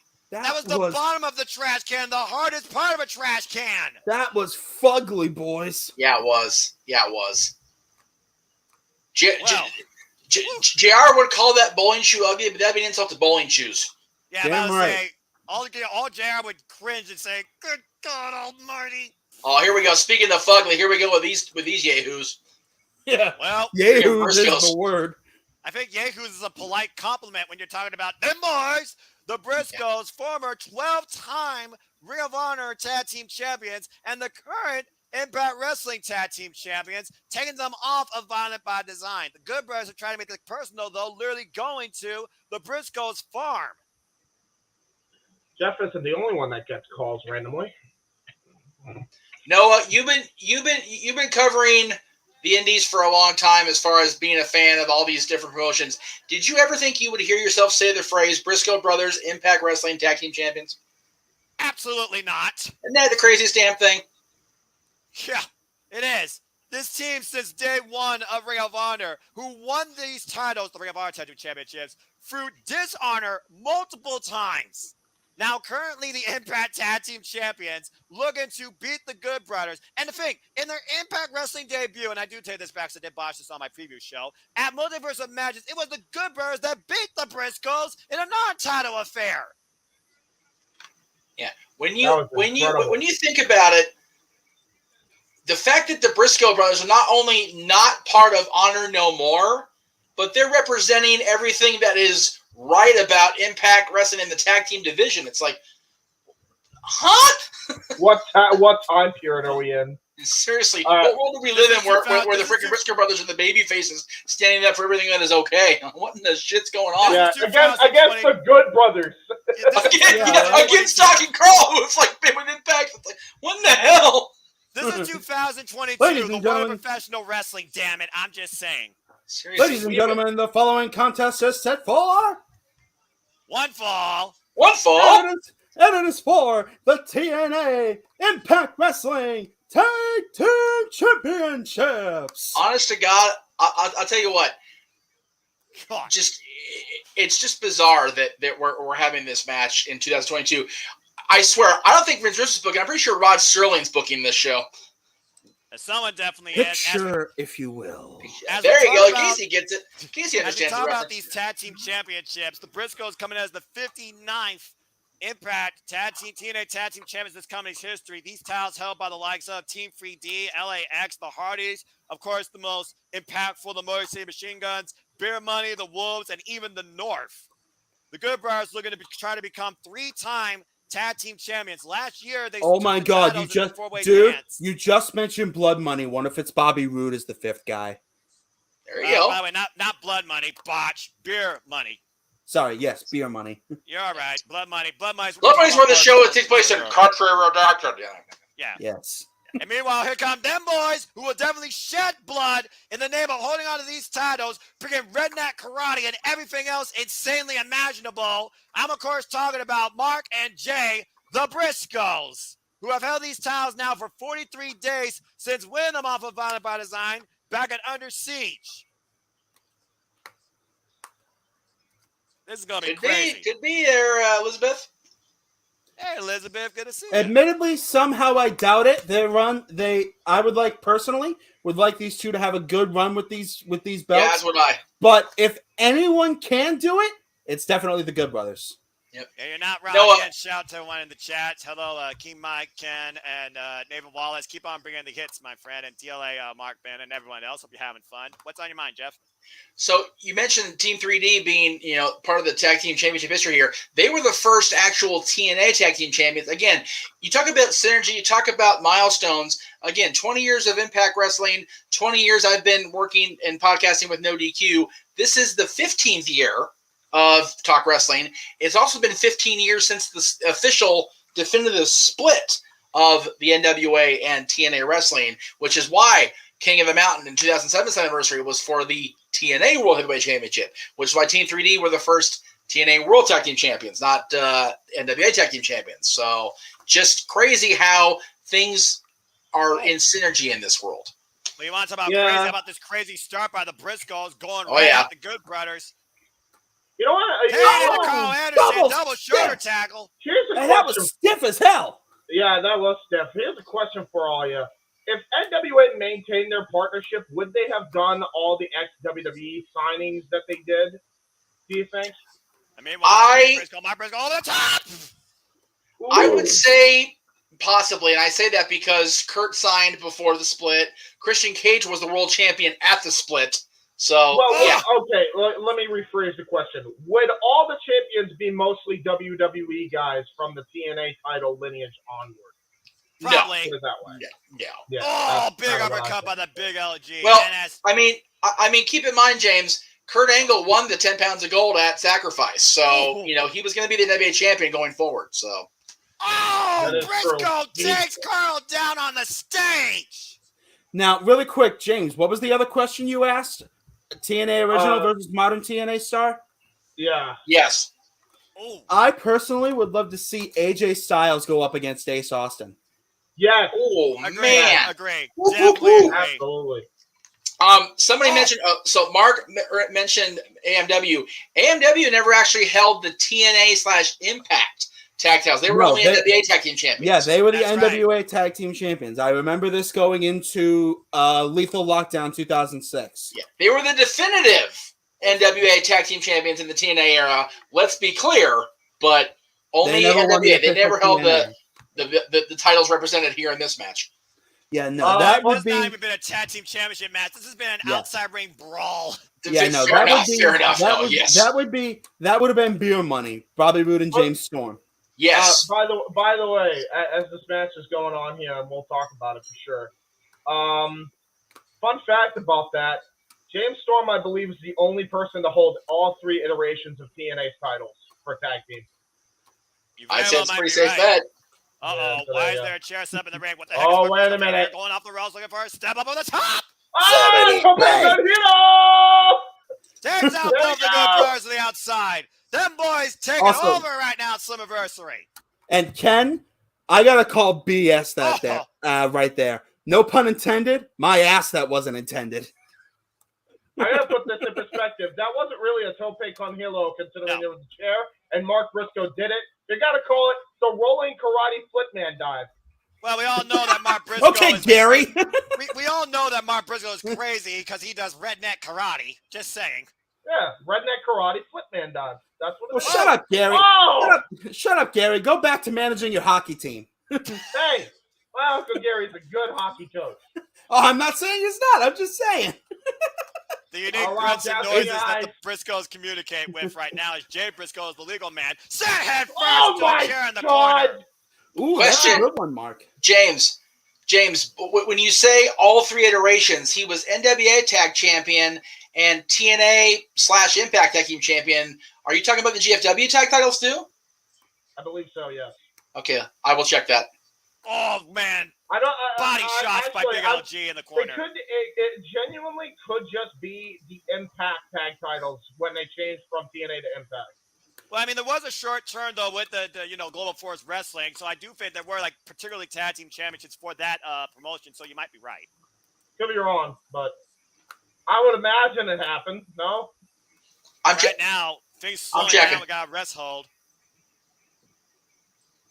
I am not Stat Boy, so I could be wrong. And we don't got the Stat Boy here with us tonight. Oh, kick to the midsection by Jay, looking for that neck breaker. Neck breaker. Got it! Oh, there it is.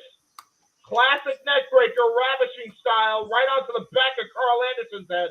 And both men right now need a tag as we finally got some control in this match. There's a tag to the Big LG. And Ken is bringing up an interesting point on the chat. You could really put Ace Austin up against any TNA original, and it would have been an amazing match. Accurate. Well, again, the fact that Ace Austin is so young in his career and has already done so much in Impact Wrestling. And here we go, by the way. Look at the styles of what he's going. The man is, barely in his mid-20s? That is correct. Used to get crazy kung fu karate skills. Oh! Mark Briscoe takes down Carl Anderson. Wait, watch out behind you, though, Big LG. Oh! Yeah, there you go. And look at that. He is flooring both Big LG and the number 1 weight champion with ease here. And right now, hey, I think Martin's in the chat. Mark going up to the top rope. What the hell is this guy looking for here? Oh, wow! Oh, my God! Show's good, Martin. I see you, MWE. Meanwhile, oh, for the ride. God! Mark Briscoe is the most wild performer I've ever seen in my life. And he probably will appreciate that as a compliment. And that covers a lot of ground, James. Showtime. And right now, what is Mark Briscoe looking for here? Across the arms, rips Carl. Oh, there's the shoulder Cover, switch power slam for the top and a kick attitude. Oh, hey. Take a little bit more than that to put down the machine gun.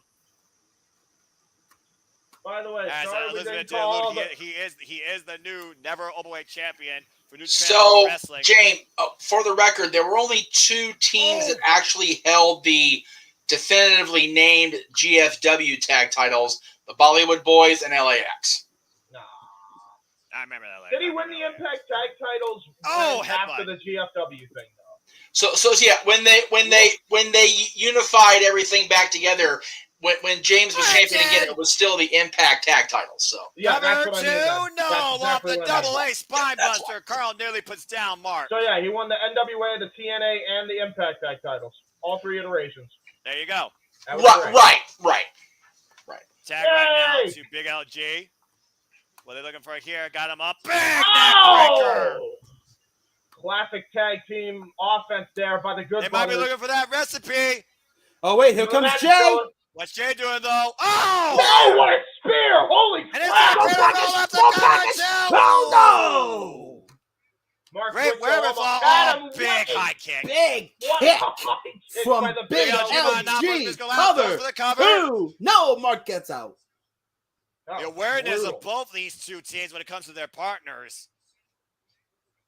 Tag right now to Carl Anderson. Yeah, the never openweight champion making his way into the ring here.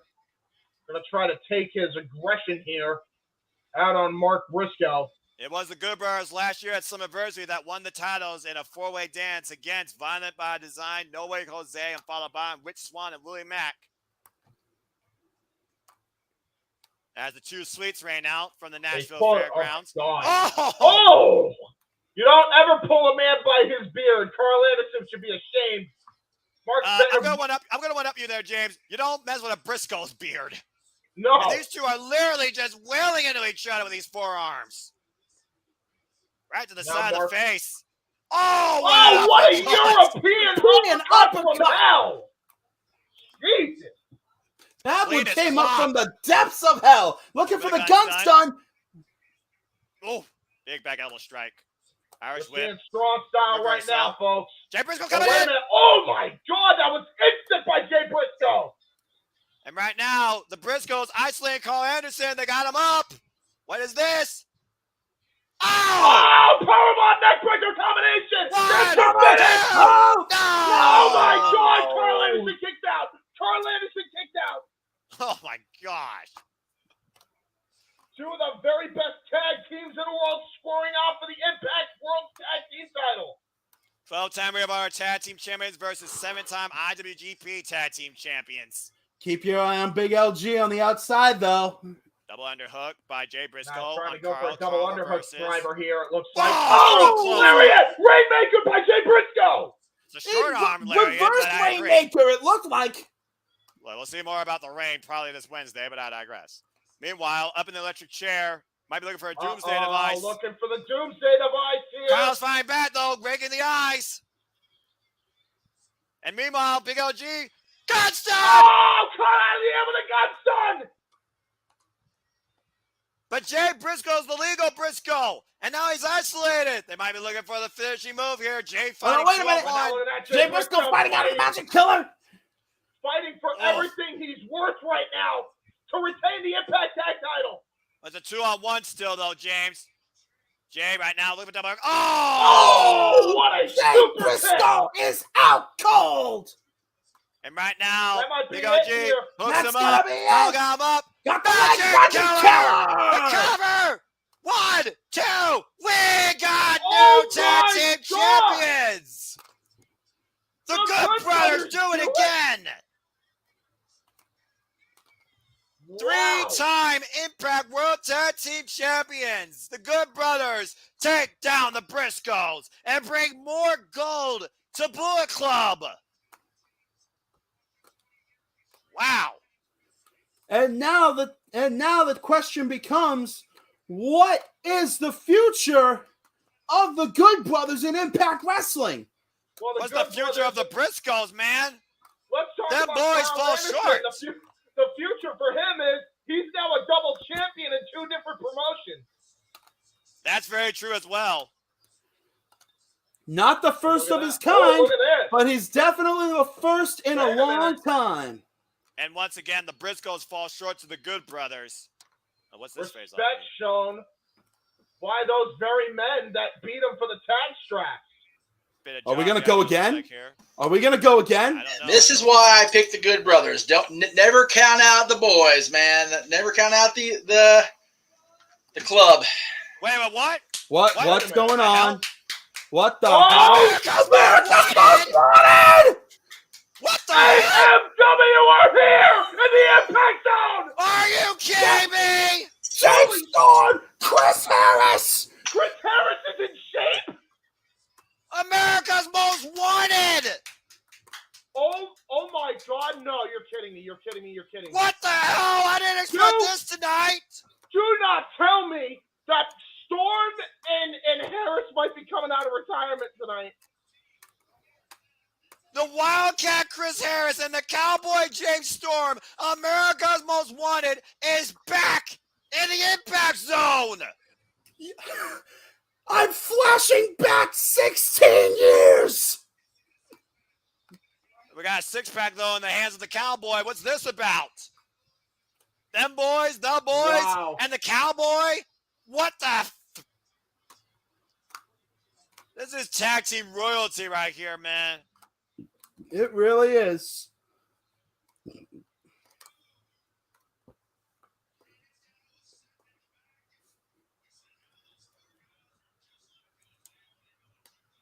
And what's that?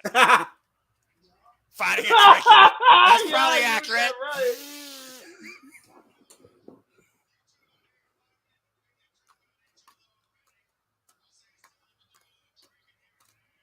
Oh, you did! You gotta be kidding me. You gotta be kidding me. Right. I don't even drink. All right, what the hell? Fudge it. The TNA chants start in the crowd. This is a throwback, to say the least. Is that a smart water?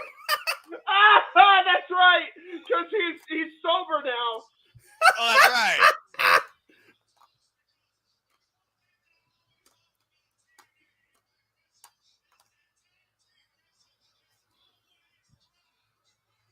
Damn right it has. Speak on it, Jimmy. TNA knows tag team professional wrestling. Damn it. Yep.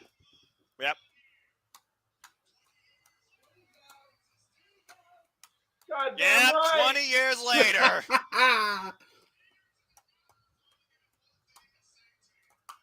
Sorry about your damn luck. And I'll drink to that, as I'm also straight edge.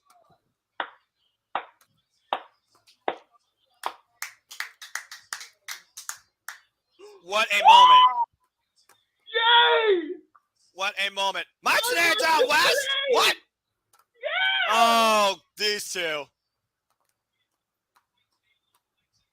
Oh my gosh. I miss this duo so much.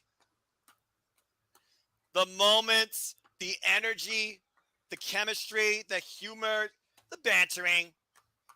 It's just, you felt something was there with these two when it came to what you were watching in that ring.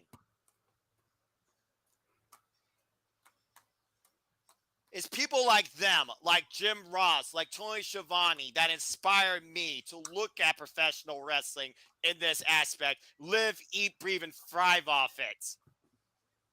And I am truly humbled and honored to be even put alongside names like this and Joey Styles when it comes to a context in storytelling and just connecting, not just you all here on the Jump Meacham Network and these other channels or my friends here, but in general, connecting all of us to what we love. And that is professional wrestling. Damn it! And as long as I eat, sleep, live, and breathe, I will always have this commentary drive in my heart for this business. And I thank Mike Tenay and Don West for bringing that forward through me, particularly in TNA and what is now known as Impact Wrestling. You can take that to the grave.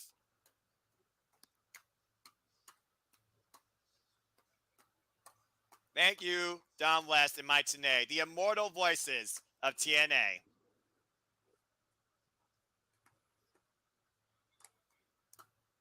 All right, that's a wrap. I miss that team to this day.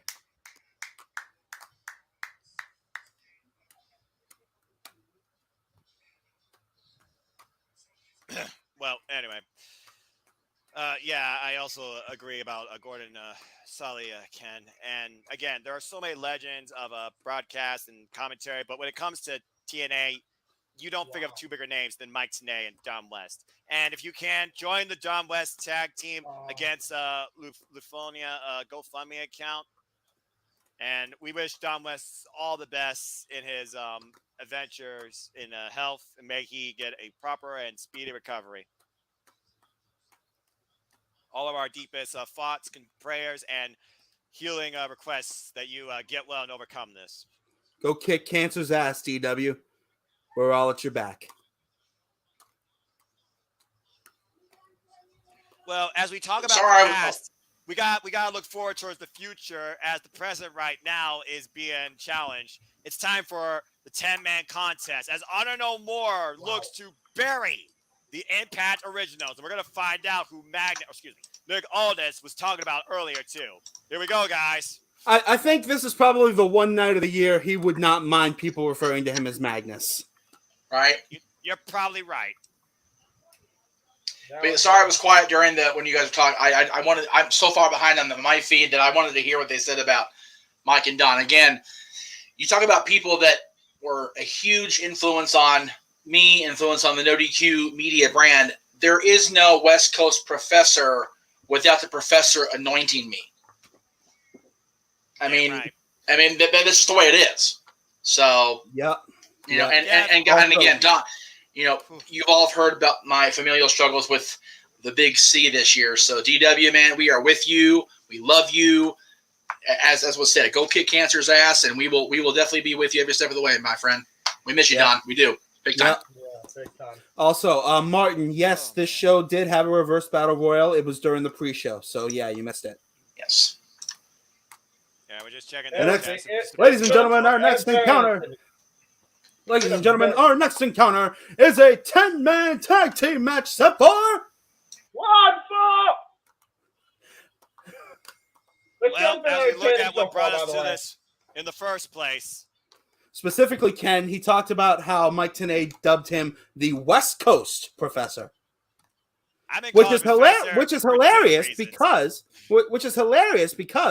Tenay is no stranger to the West Coast himself. He's a Vegas boy.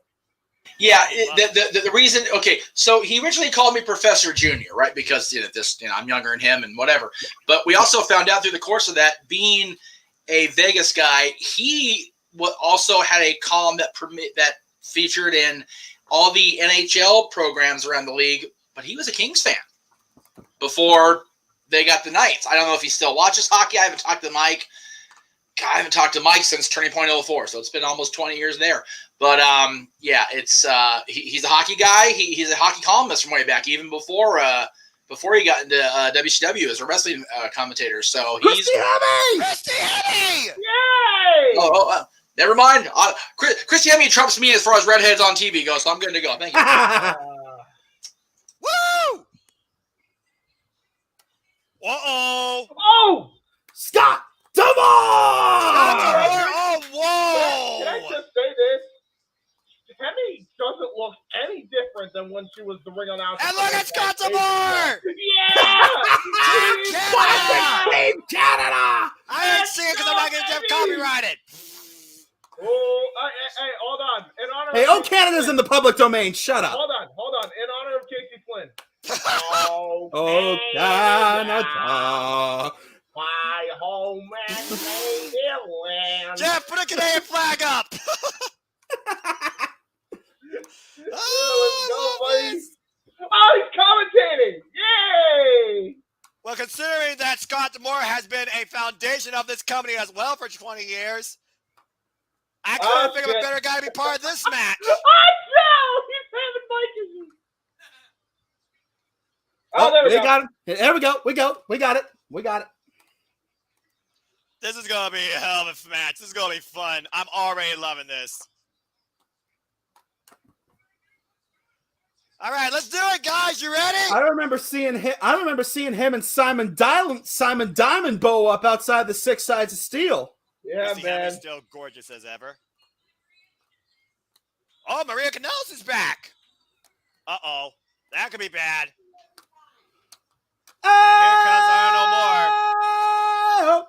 Mansfield in the house. PCO, Vincent, the OGK, Matt Taven, and Mike, the Miracle. Oh, excuse me.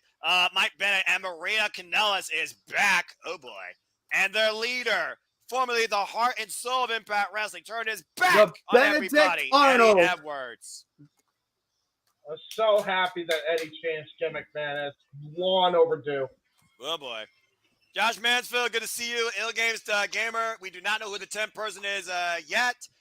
It is 10-man tag team action as Honor No More looks to solidify their place in history, taking over Impact Wrestling. That's a good question, Mark. Anybody know what Tyson Dukes has been up to lately? No idea. Ooh, what a shout! Whoa, I remember. Maria. Oh my lord! Hi, Yeah, Maria. Tyson Dukes, Hi, aka, hi. if I remember correctly, Sorry. aka A1. Yeah, I still remember to this day that Cruiserweight Classic Open between Tyson Dukes and Drew Gulak. Awesome And again, stuff. Maria looks absolutely stunning.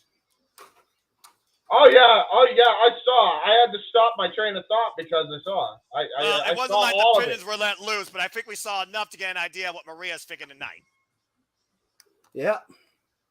And now here here we come go. the originals. Starting First off and with foremost, Kazarian. the heavy metal rebel, Frankie guessed it. Kazarian. You want to talk about originals? Frankie Kazarian is a 5-time X Division champion, 1 time as Suicide, and a 3-time tag team champion, twice with his boy from SCU, Christopher Daniels, as part of Bad Influence. Yusuf, I believe Queen of the Mountain will be next after this match. Oh, there's his kid. Hey, real quick. Kaz, break out the flux capacitor. Is that Earl Hebner? That is Earl Hebner, yes! Whoa! Man, I hope he's having a good time tonight, man. Excuse me. Again, our deepest condolences out to the entire Hebner family, as Brian Hebner is the ref for this match. Hey, James, Josh wants to know if your voice is recovered from your rant from Talk Wrestling on Tuesday. Yeah, believe it or not, I'm surprised. Hey, Moshiri! No, please come out with the Aldous theme, the Magnus theme, because that theme rules. I agree. Meanwhile, how about the Motor City Machine Guns, the most impactful tag team in TNA and Impact Wrestling history? Without the Motor City Machine Guns, there are no Young Bucks. Okay, so my feed just caught up with them seeing Earl at ringside. That is amazing that he's there. Yeah. No doubt. God darn. And I saw Tracy. I'm like, hey, Tracy's there for Frankie. Sorry. Go ahead, y'all. Go ahead. I'm sorry. No, you're fine. I don't care. You're fine. Shoot, Tracy, let's freaking go. Where's Tara? I need to see Tara. Right? Ooh, good shout. But let's see. Magnus. Can Aldous come out with the Magnus team? Brian Hebner officially. It probably won't happen, but it'd be awesome. Yes. What? Here comes the national treasure, Nick Aldis, the former Magnus, the former Impact World Champion and 2-time tag team champion. Come on, man. These are the rules I live my life with. Come on, man. Look, you can't argue. The national treasure, the dealer himself, has not had an impact on this industry. And who is their tag team partner? Now let's find out who their partner is. Here we go. This is going to be the most interesting. anticipated reveal of the night. Is there a reason why they just had a really bad, really close-up shot of Aldous' ass? What? Was that necessary? All right, who's the partner? Who's it going to be? Who we got? By the way, am I able to be heard? Wait, whoa, shut up, guys! Dixie Carter! Oh, shit. The TNA president! Oh, my God. Hold on. Wow. Well, this is something. We haven't... This is crazy! Okay, this is special. Some people in the chat are saying EC3. It's gotta be. I don't see anything else. We'll find out in a moment.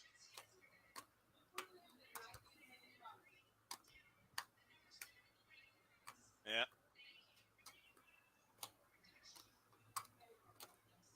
Yeah. Give the respect to everybody that made this possible, Dixie. That's for sure. And thank you. 20 years. That is absolutely incredible. 20 years. You know Jarrett's kicking himself somewhere right now.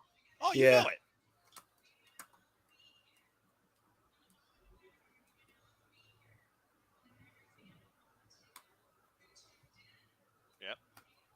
Yep. DVD.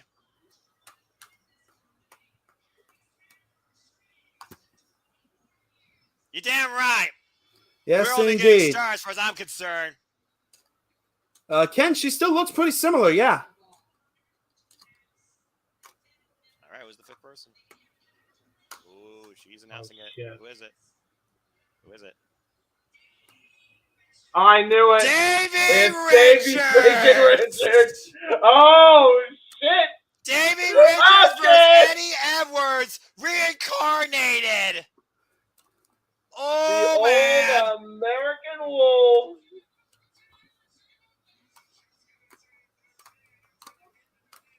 Coming out to the Wolves fame. Davey Richards is back. Happening. You heard right, Ken. She does. The Wolves on opposite sides. It's crazy because they came into the tail end of the Styles era too. Yeah. And remember how that era ended. It was Angelina Love and Davey Richards versus Eddie Edwards and Alicia in mixed tag team warfare. And Brian Hebner's in the middle of all of this. You know what's a there match you I would go. love. I just came back in the room. Sorry, y'all. Here comes Davey for me. So Yeah. Now here's another match I would have loved to see. Oh shit! The American Wolves, versus Magnus and Desmond Wolf. I completely agree. I mean, There you of course, go. we all know Desmond Wolf as Nigel McGuinness. we now have Yeah, Nick Aldis and Nigel McGuinness. Oh. Hell yes. We're having a brawl, ladies and gentlemen. There's a brawl. And Machine Gun. Oh shoot! It's the OGK versus Machine Gun. Oh boy! There's Yes. a tag team match waiting to Matt happen. Taven and Mike Bennett versus Chris Sabin and Alex Shelley. How's this for a throwback double kick? The then versus the And now. the hesitation drop kick. Yes. But it only got to be one-on-one, guys. We got to get one person on each side of the ring as legal. we must Good have luck control, in this gentlemen. match. Oh. Even for a guy like Brian Hebner, good freaking luck. Oh. Oh, Hey, brainbuster. yeah, Brian's having a tough day as it is. So good for him for getting in there and geez. doing his job. And Yeah, especially right. this being the Both last referees day, for Jeff, him years. as a full-time ref. I mean, like, after tomorrow, he's done full-time reffing. And meanwhile, backslide, too! Oh, no. Get to the midsection by the Miracle. Oh! Oh, suplex. Beautiful suplex. I think Sabin might have hurt himself on that just as much as he hurt Matt Maria Bennett right and now Mike with the Bennett. calls. I Oh, we think got you're Nick correct. Aldis in And the now ring. Nick Aldis, the national treasure, coming in to fight Mike Bennett, representing. As you know, Jeff, we formerly saw Nick Aldis defend the 10 pounds of gold against Mike Bennett. Last year. Oh, no, wait. That was Trevor Murdoch. Sorry. Fudge. No. He's right. Oh, no, what was it? Bennett. Oh! It was actually Aldis against Bennett on one of the United Wrestling Network pay-per-views. Oh, was it? Exactly. Oh, cool. Oh, Tad Okay, cool. Kazarian. So, achievements in ignorance. Nice. And now, Tag. Boston Strong Style tags out to the Horror King. Vincent, you might as well call him the propaganda machine with his type of originals he's had against the Oh, likes God. of Could you Blueprint, Matt imagine, Morgan. Anthony? And right now, Irish whipping to the corner for Kazarian taking advantage. Jeff Cole, Nice Anthony. Russian leg sweep. Jeff, really quick, pull Anthony's comment up on Cover, stream. 2. Yes. Wouldn't surprise me a bit. Davey's a Ring of Honor guy too. Wouldn't surprise me a bit if that happened. Nah, it wouldn't surprise me a bit either, to be honest with you. We'll have to wait and see. It would also mean that another tag team is back in Impact Wrestling if they can Agreed. hold those titles. Yeah, Right their now, you tag got team is Kazarian and Eddie looking Edwards pretty fighting good. it out. Kazarian with the tag, though. Oh, And here we Oh, go. we were just talking How about the Wolves, right? They're How many face to times- face. How many times have we seen this in Ring of Honor? Davey More Richards, times than Eddie I can Edwards. remember. Oh, And he Oh. tags in Matt Taven. the former Ring of Honor World Champion. Born to Reign versus the American Wolf. What's so crazy about this? This isn't even Oh. semi-man. We still got 2 World Championship matches to go. One of them being a TNA original, but with a twist, Queen of the Mountain. I know. Yeah. Oh, what a discus elbow into What a a pump boot. pit. Oh, Oh, nice triple team into a quadruple team maneuver here. Oh, boy. what on earth are they going over here? Uh-oh. Oh, my Oh. City Machine Gun special. Yeah, TLA Mark, I did say that you saw that. It's just I happened to step in and Yeah, Andy's comment was brought up, but I did see that up there. So there you go. Yeah, that's my bad. kick. That's my bad. I missed that, Mark. That's my bad. Well, again, we're watching the match too. It's kind of hard to watch Right, and react at the same time with the chat. But we especially see your with chat. especially with a 10-man tag match going on. Yes. With high flying ability all up and down the lineup on both sides. And it's all breaking down, it seems. Right now, the TNA Originals taking control. Oh. Double suplex. But the Martian Machine goes to the Miracle, the former X Division champion. Here we go. Short leg drop. Another short leg drop. And all this with the elbow drop. What's Davey looking for here? PJ, it looks like it's Davey Richards here. Davey's feeling He's calling something. for it. Go, boy. What's he going back here? Off the ropes. PJ! And what's Kazarian going to do? Off the ropes. Leg drop. What a 5-on-1 onslaught by the TNA Originals to the Miracle. No, he might need a miracle right now. Just survive this match after that. And Honor No More regrouping on their side of the ring. And now look at that. Oof. Chris Sabin with the elbow strike. And now Alex Shelley launches him with the low blower. And now launching Davey Richards. Oh! Catches the foot from Matt Sabin. God. And all this and then now. The clothesline. And Alex, wait, nope, it's out of the corner. Oh, wait a minute. Oh, and now here we go. Here's Honor No More. This is what they do best. Honor No More turning the tables. Cannonball by PCO. And right now the cover. Wait, you got the legs on the ropes. And he got caught. No, it wasn't, Maria. I don't care how beautiful you are. You're wrong. Meanwhile, Tad Vincent. Vinny Marcellia now tagged in. Is she though, Noah? Yes, she is. I'm unbiased, but I also know the rules of wrestling. That was not a 3. Oh, what? I'm not distracted by beauty alone. I already told you I look at wrestling. Oh, there's a and now. What? Flatliner. Flatliner cover too. Broken up. Broken up by Chris Sabin. Chris Sabin of Hell, Michigan. Vinny Marcellia of Warwick, Rhode Island. 8-time X Division champion, former Impact World champion, came into Slammiversary last year with a victory over Moose. There's a lot of New Englanders in Honor No More, I'm noticing. You are right there, well, it's kind of interesting. Wait, wouldn't that mean they're wicked no more? No, that would turn their team name to... Sir, can you show some decorum? That would turn their team name to Honor No More. Oh, good. Honor No More. Yeah, there you go. Well, no wonder Nick wants to kick their ass. He those assholes ruined his tea. Let's go. Wait, is it tea time? Oh! No, it's time to get planted! And the moonsault off the second rope. Cover by Taven, 2. Did not have a good cover there. Gets a 2. Shelly gets out. Let's go. Oh, just the tip. 1, 2. Got all that knee right there, but not enough to put down Alex Shelley. He got all that knee and something else. Anyway. For those that don't know, Alex Shelley once faced Matt Taven in Ring of Honor at Supercard of Honor for the Ring of Honor World Heavyweight Championship. I saw it live. Another headbutt by Eddie Edwards. Another fun fact, in the first round of the MLW Heritage Cup, Alex Shelley took on Davey Richards, who's on the same team. Yep. Oh, well, there you go. True statement. Taking a cheap shot, and right now bringing things. The Inhuman Machine, PCO, Private Creation, #1 in the ring now. This dude was what a neck breaker. This dude was a WWF World Tag Team Champion 29 years ago. Just put that in perspective for you. And now he's about to go with. Wait, seriously, PCO? Yeah, Carl Ouellette, part of the Quebecers. Oh no! You're me. Alex on the apron in a very precarious spot. No! Putting over the on bomb. Oh my God! Only hits the apron, the hardest part of the ring. How did PCO not break his back? Because he's a cyborg. And right now, I don't know more with a sense of urgency, takes out the opposition from the corner. PCO right now tagging in Vincent. Alex Shelley right now in a 5-on-1. Well, sends Ben over the top floor. My back! And there goes Taven. Taven goes too. Eddie Edwards gets the boot. So does Vinny. Wait a minute, This what's has been this? 100 miles an hour since you Double saw down, no way! Messiah DDT by Alex Shelley. This is the moment he needs to make a tag. Kazarian is ready and perched on the apron. And he wants in this match in the worst way. He's the freshest guy in the TNA Originals. Yeah, no doubt. You gotta imagine this. Tag! Tag to another level! Tag the Kazarian. You want to talk about rebellious attitude with a fiery spirit that lives on? There is nobody that personifies that more than Frankie Kazarian.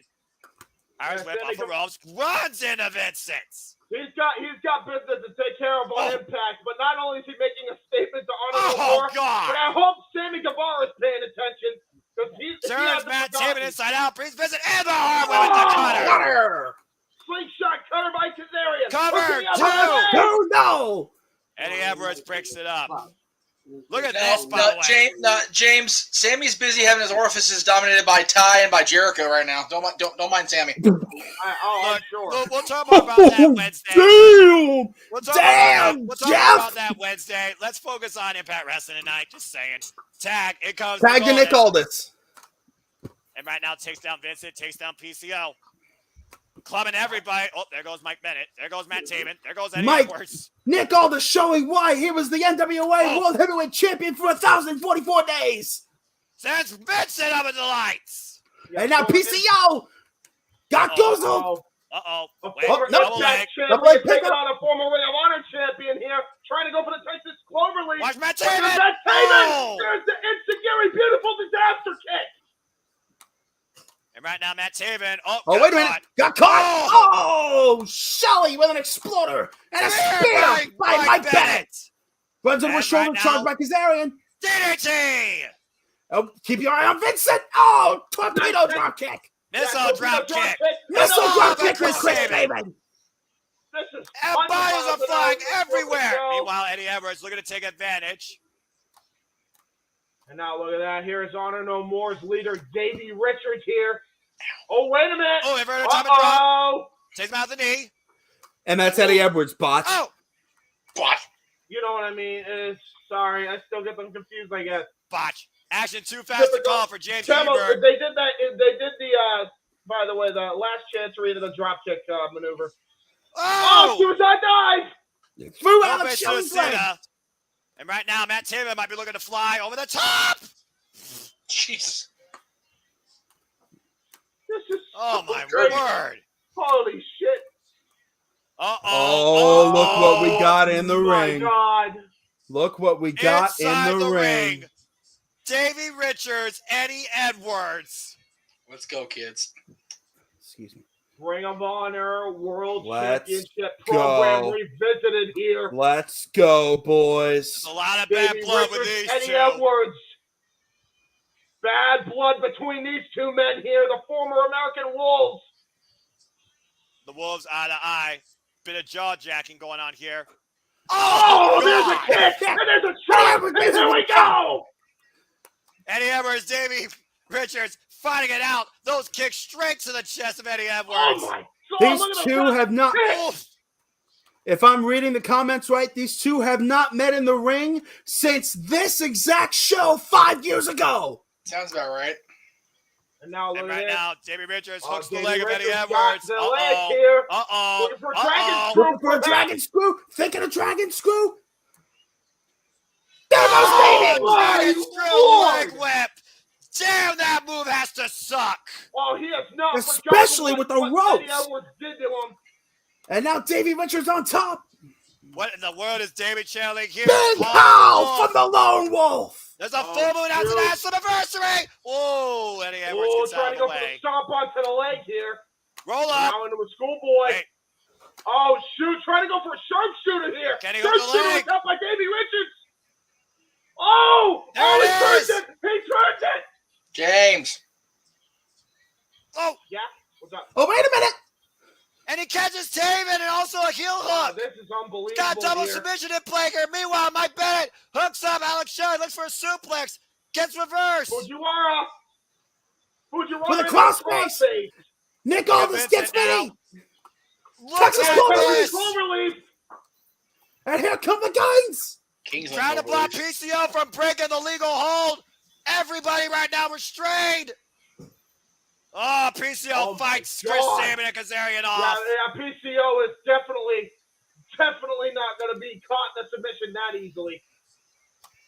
Freaking submission warfare here broken up by PCO to keep the match alive. You got to imagine, too, PCO is the fastest man in this matchup into an avalanche buster there, into a DDT. And right now, Matt Taven ascends to the top rope. Might be looking for big splash! And Vincent on the other side. Swanton bomb! And PCO in the cover. 1, 2, broken up by Chris Sabin. Yeah, Sabin able just to get in in time. there right in the nick of time. Oh, my word. This is a battle for what Impact Wrestling has been and what Impact Wrestling is going to be. Oh, it's scoop slam by PCO to Nick Aldis. Oh, no. This is absolute anarchy.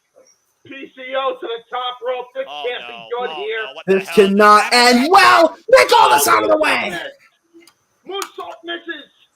Crash and burn. Went for the PCO salt, got nothing but canvas. And here comes Sabin. Oh. And the guns. Well, all this. Oh, Michinoku driver. And right now, Sabin drags I don't even know PCO who's into the legal. front zone. Davey Richards now legal. There's the tag. Davey Richards to the top. Call the Wolf. There's a full moon tonight. Slammiversary. Can he get it? Double stop.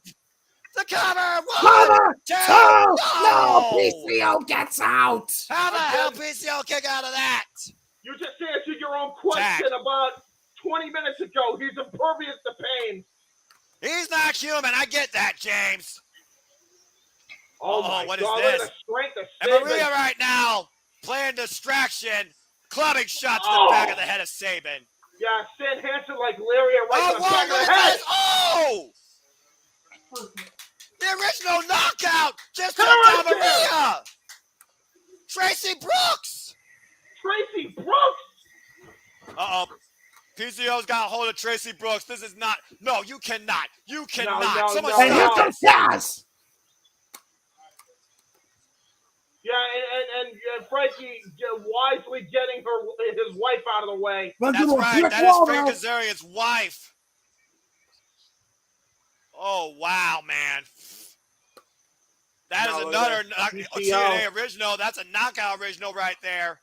Meanwhile, PCO, person in the second row, Frank Kazarian looking to capitalize. What the hell are we trying to get out of there? Oh, no. Oh, my God. This is not going to end well for either man. Oh, boy. This is going to be Frankie's bad trying to for go both. for the flush PCO looks capacitor to here. reverse it. Nope. Kazarian has God. him hooked. Oh, my God. PCO landed right on his head. Cover. No. Kenny King. Kenny King. Kenny King coming back into play. Oh, wait a minute. Who's else coming out? D'Lo Brown. D'Lo Brown for the HCA. Earl Hebner. And Earl Hebner now is on the outside. Wait a minute. Sky. Oh, my gosh. And D'Lo Brown is not a TNA original, but he is part of the Aces and Eights. D'Lo Brown, you still got it, bro. Meanwhile, Earl Hebner checking on his son, Brian Hebner. I've seen everything here tonight. Oh, shit. No way. No way. Go for the Sky High. D'Lo. Go for Sky High. D'Lo going to the top rope. Are you kidding me? Whoa, whoa, whoa, whoa, whoa. He's slipping, but he's not done. He's going to keep trying. Oh, D'Lo, don't kill yourself, bro. Oh, my God. Sky High, and he got all of it. D'Lo Brown is back, man. Who the hell would have ever thought the Aces and Eights would help Impact in any form? Right. Oh, I'm going to see machine guns right now, taking down PCO. Double amount of cadaver. A third and a fourth. Double. And now here we go. It looks like they're going to go for a triple team move here. Kazarian What and the the hell is Guns this? Got him up on the shoulder. Wait. Oh, wait a minute. Here we go. The OGK coming into play.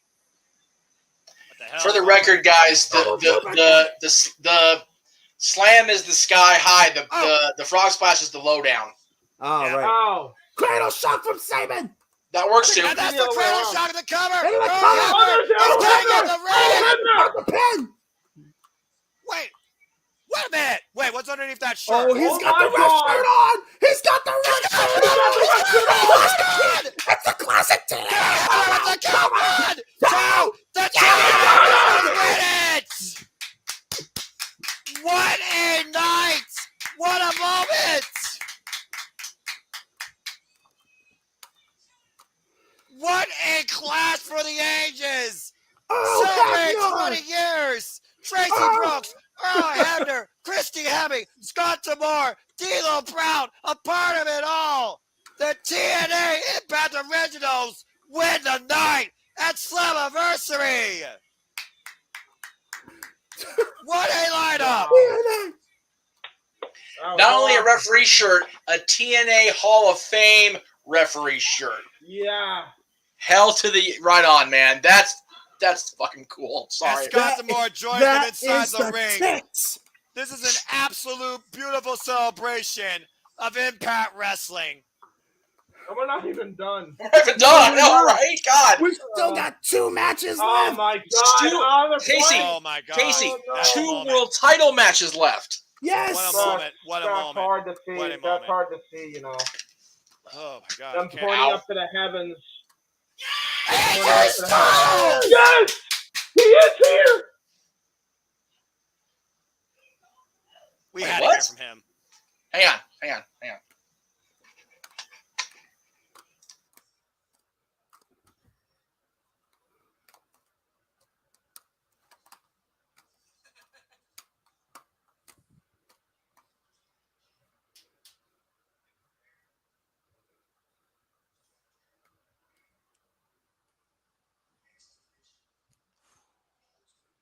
Casey, I thought he was on the video screen. I thought he was in the arena. I'm like, oh shit, he's there. He's on video. God, you guys freaked me out for a second there. No, I knew he was going to be there.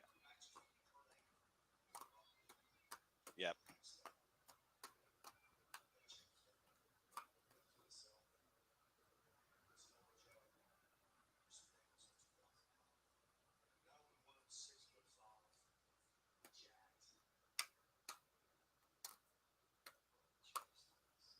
There He you did. stole the damn show that night.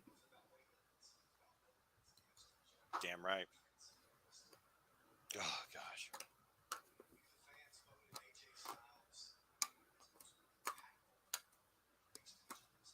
Damn right.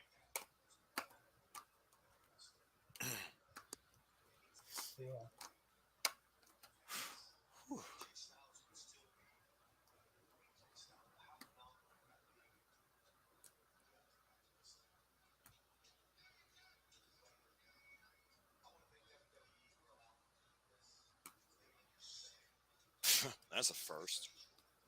Still not giving him no slack.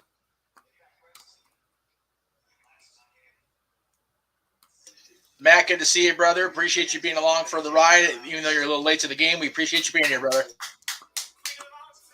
That was It a is time for the- beautiful, beautiful message. Wow. And now it's time for some beautiful madness. It's definitely The cool to Queen see of the AJ. Mountain. Even from his house, even from Georgia, it was still cool to see AJ on the show. Yes, indeed. And now we're about to see a cool piece of beautiful madness. The Queen of the Mountain match is next, boys. So here's my thing here. We saw arguably Mr. TNA as far as in the ring goes with AJ Styles, right? Yep. Who is definitely a WWE employee right now. Yes. Yep. We saw Dixie, who, in and out with Dixie as far as the company, whatever, but she was there. Just because he's on the WWE creative team, how do we not see the founder now? How do we not see Double J tonight? I don't know. I'm going to guess after this, or he comes out and honors this match somehow, because there is nobody more synonymous, I feel, with King of the Mountain. Right? than Yeah, I was going to Double say. J. He is the Just king of the saying. mountain, damn it. I'm just saying. And now the Knockouts look to make history and set a standard for their division in the first ever Queen of the Mountain match. 5 knockout champions the current one, and 4 previous ones, each with their own legacy with this title, look to cement their name in history tonight as the first ever Queen of the Mountain. It is not just about the title tonight. And lest we forget, a Knockouts legend, a women's wrestling, legend. Damn it! Calling the action, making sure things stay where they need to stay. Yeah. As you did say, Mickie James is the special guest enforcer. In Nashville, Tennessee, you best damn sure believe you're going to have hardcore country. And here You are damn the rules. right. The wrestlers start ineligible to win. A wrestler becomes ineligible with a pinfall or submission over another wrestler. The wrestler who gets pinned or submits spends 2 minutes in the penalty box. And the eligible wrestler wins by hanging the belt and is the Knockouts World Champion and the first ever Queen of the Mountain. Now, Get question, ready, Noah. guys. Noah. Say a wrestler is eligible. They go to put the title up, and they end up getting pinned or submitted before they're able to do so. Do they then become ineligible? No, you're automatically eligible, but if you do get pinned or submitted, you're going in that penalty box. But you are still eligible once you come out of that penalty Once box. you are eligible, period. Okay. And meanwhile, Mickie James coming in with the stripes, ready to enforce law and order. Such as it will exist in this match. Yeah. Hey, in Nashville, Tennessee, you're damn right you're going to have some hardcore country. Mickie James, a 4-time Knockouts champion. Man, Mickey's drip is unmatched. Unbelievable. This is going to be wild.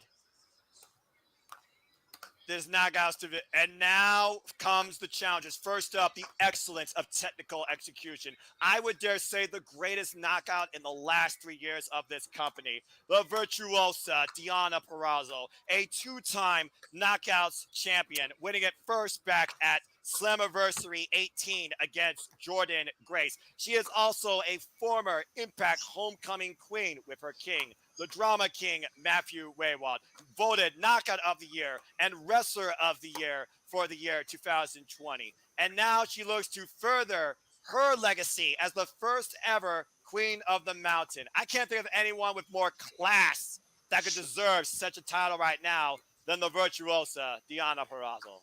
And of course, no love lost between her and Mickie James. Not at all. And here comes the hot mess. A hot mess as Chelsea Green comes out, the former Laura Van Ness, who beat Rosemary. Your next champion right here. We'll see. Who beat Rosemary for the Knockouts Championship, held it for 65 days until she lost it to Allie. Yeah, Laura Van Ness and Allie is a very, Two of my very favorite prominent athletes in the feud. industry. By the way, Allie, who's currently injured, get well soon. By the way, guys, Chelsea Green, of course, who returned to Impact Wrestling back at last year's Slammiversary. And there's definitely a big show of mutual respect between the Virtuosa and the Hot Mess. They understand if it comes down to them, there only can be one queen. We'll see how things play out tonight. And speaking of people who are hot and can go in the ring, here comes Jordan Grace. Looking to write herself some history here tonight. Well, we've seen her compete in Ultimate X. We've seen her compete for both the men and the women in that match. Looking to make history now. Thick Mama Pump, looking to become the first ever Queen of the Mountain. Held the Knockouts Championship for 182 days, beating Taya Valkyrie for it, only to lose it to Deonna Purrazzo back at Slammiversary. The first ever Knockouts Triple Crown champion, Jordan Grace. She's held the Knockouts Tag Team Championships too. You're absolutely right. Uh-oh. Oh, I know what this is. Uh-oh. Oh, I know what this is. The head baddie in charge. She made her return to Impact Wrestling, the HBIC, the former member of the Dollhouse, and a former Knockouts champion for 87 days, beating Madison Rayne for that title. Mia Yim. The wife of Limitless Keith Lee. Again, we're sitting here talking about milestones and longevity. Mia's back at Impact Wrestling. Taryn's with the NWA. And Marty just recently lost the NWA Women's Tag Titles along with Sienna. Allison Kay, excuse me. No, You're talking about Marty Bell, right?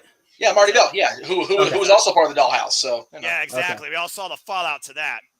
Yes, Marty Bell, the first ever Dominican women's tag champion in the NWA. Well, you want to talk about Dominican or Dominican Republic? We are missing one more person in this picture that currently Yes, holds indeed. Knockouts And gold. here she comes, the reigning, defending Impact Knockout Champion, who beat Mickie James for this title and has currently held it for 106 days and is the 59th champion in Knockouts history, the Boricua Badass, who Fame says she will do whatever it takes, Tasha Steelz. I remember the very first time I saw this woman compete in pro wrestling. It was against Kelly Klein at Ring of Honor Summer Supercard. She's been involved in the NWA to a degree. And with her insurance policy, Savannah Evans, you gotta imagine she's coming in here with the biggest advantage. Is Savannah Evans injured?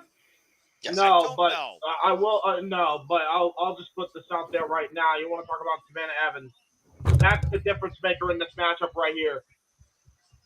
No kidding. That's who the knockouts in this matchup have to really watch out for the most. Without Savannah Evans, I will put this in perspective, and this isn't an opinion. This is just straight up fact. Tasha Steelz would not be the Knockouts champion going into this matchup. Ouch. And I think the women know that, and they got to watch out for her on the outside. Tasha Steelz has always been one you count out, that she couldn't do it on her own. Kiera Hogan was the one that was carrying her when they were Fire and Flame and the Knockout Tag Team Champions. Since Kiera Hogan has no longer been part of the company, though, Tasha Steelz, whether you like it or not, or believe in her or not, she has been building her own legacy. And she is the Knockouts champion for a reason, whether we like it or not, beating the likes of Rosemary and Jessica Havoc. One of those two, I might add, James, she did all on her own. And I will say, Tasha is kind of out of her element in this match. She is in a sea of thick pretty much right now. Including the enforcer, Mickie James, on the outside that she took the very title from. I know, look at that. And Tasha Steelz knows that she's public enemy number one, that she slid right out of that ring here and is looking to go over game strategy with Savannah Evans. Say what you will about her. Say what you will about her. That is smart as a champion in this match. And now they just brought out a table into the outside here. They're just setting up furniture for later here.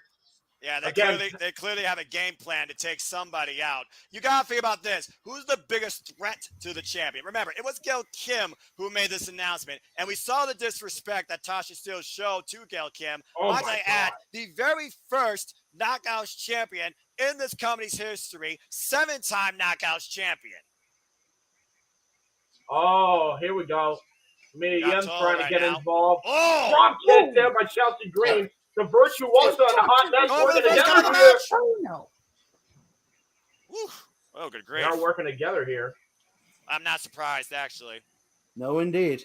Those two have it will be a smart strategy. And if you actually work with the Knockouts champion and her enforcer, that could really spell disaster when it comes to Mia Yim and when it comes to, why am I blanking on the other name? What is going on with my brain? And right now on the road, top so I see it. Jordan Grace. There we go. What the As Mia Yim takes out Jordan Grace and Savannah Evans, and right now Chelsea Green and Deanna Purrazzo. Whoa! We're going to begin with a short haul. All right, I got to ask this. Am I coming in at all?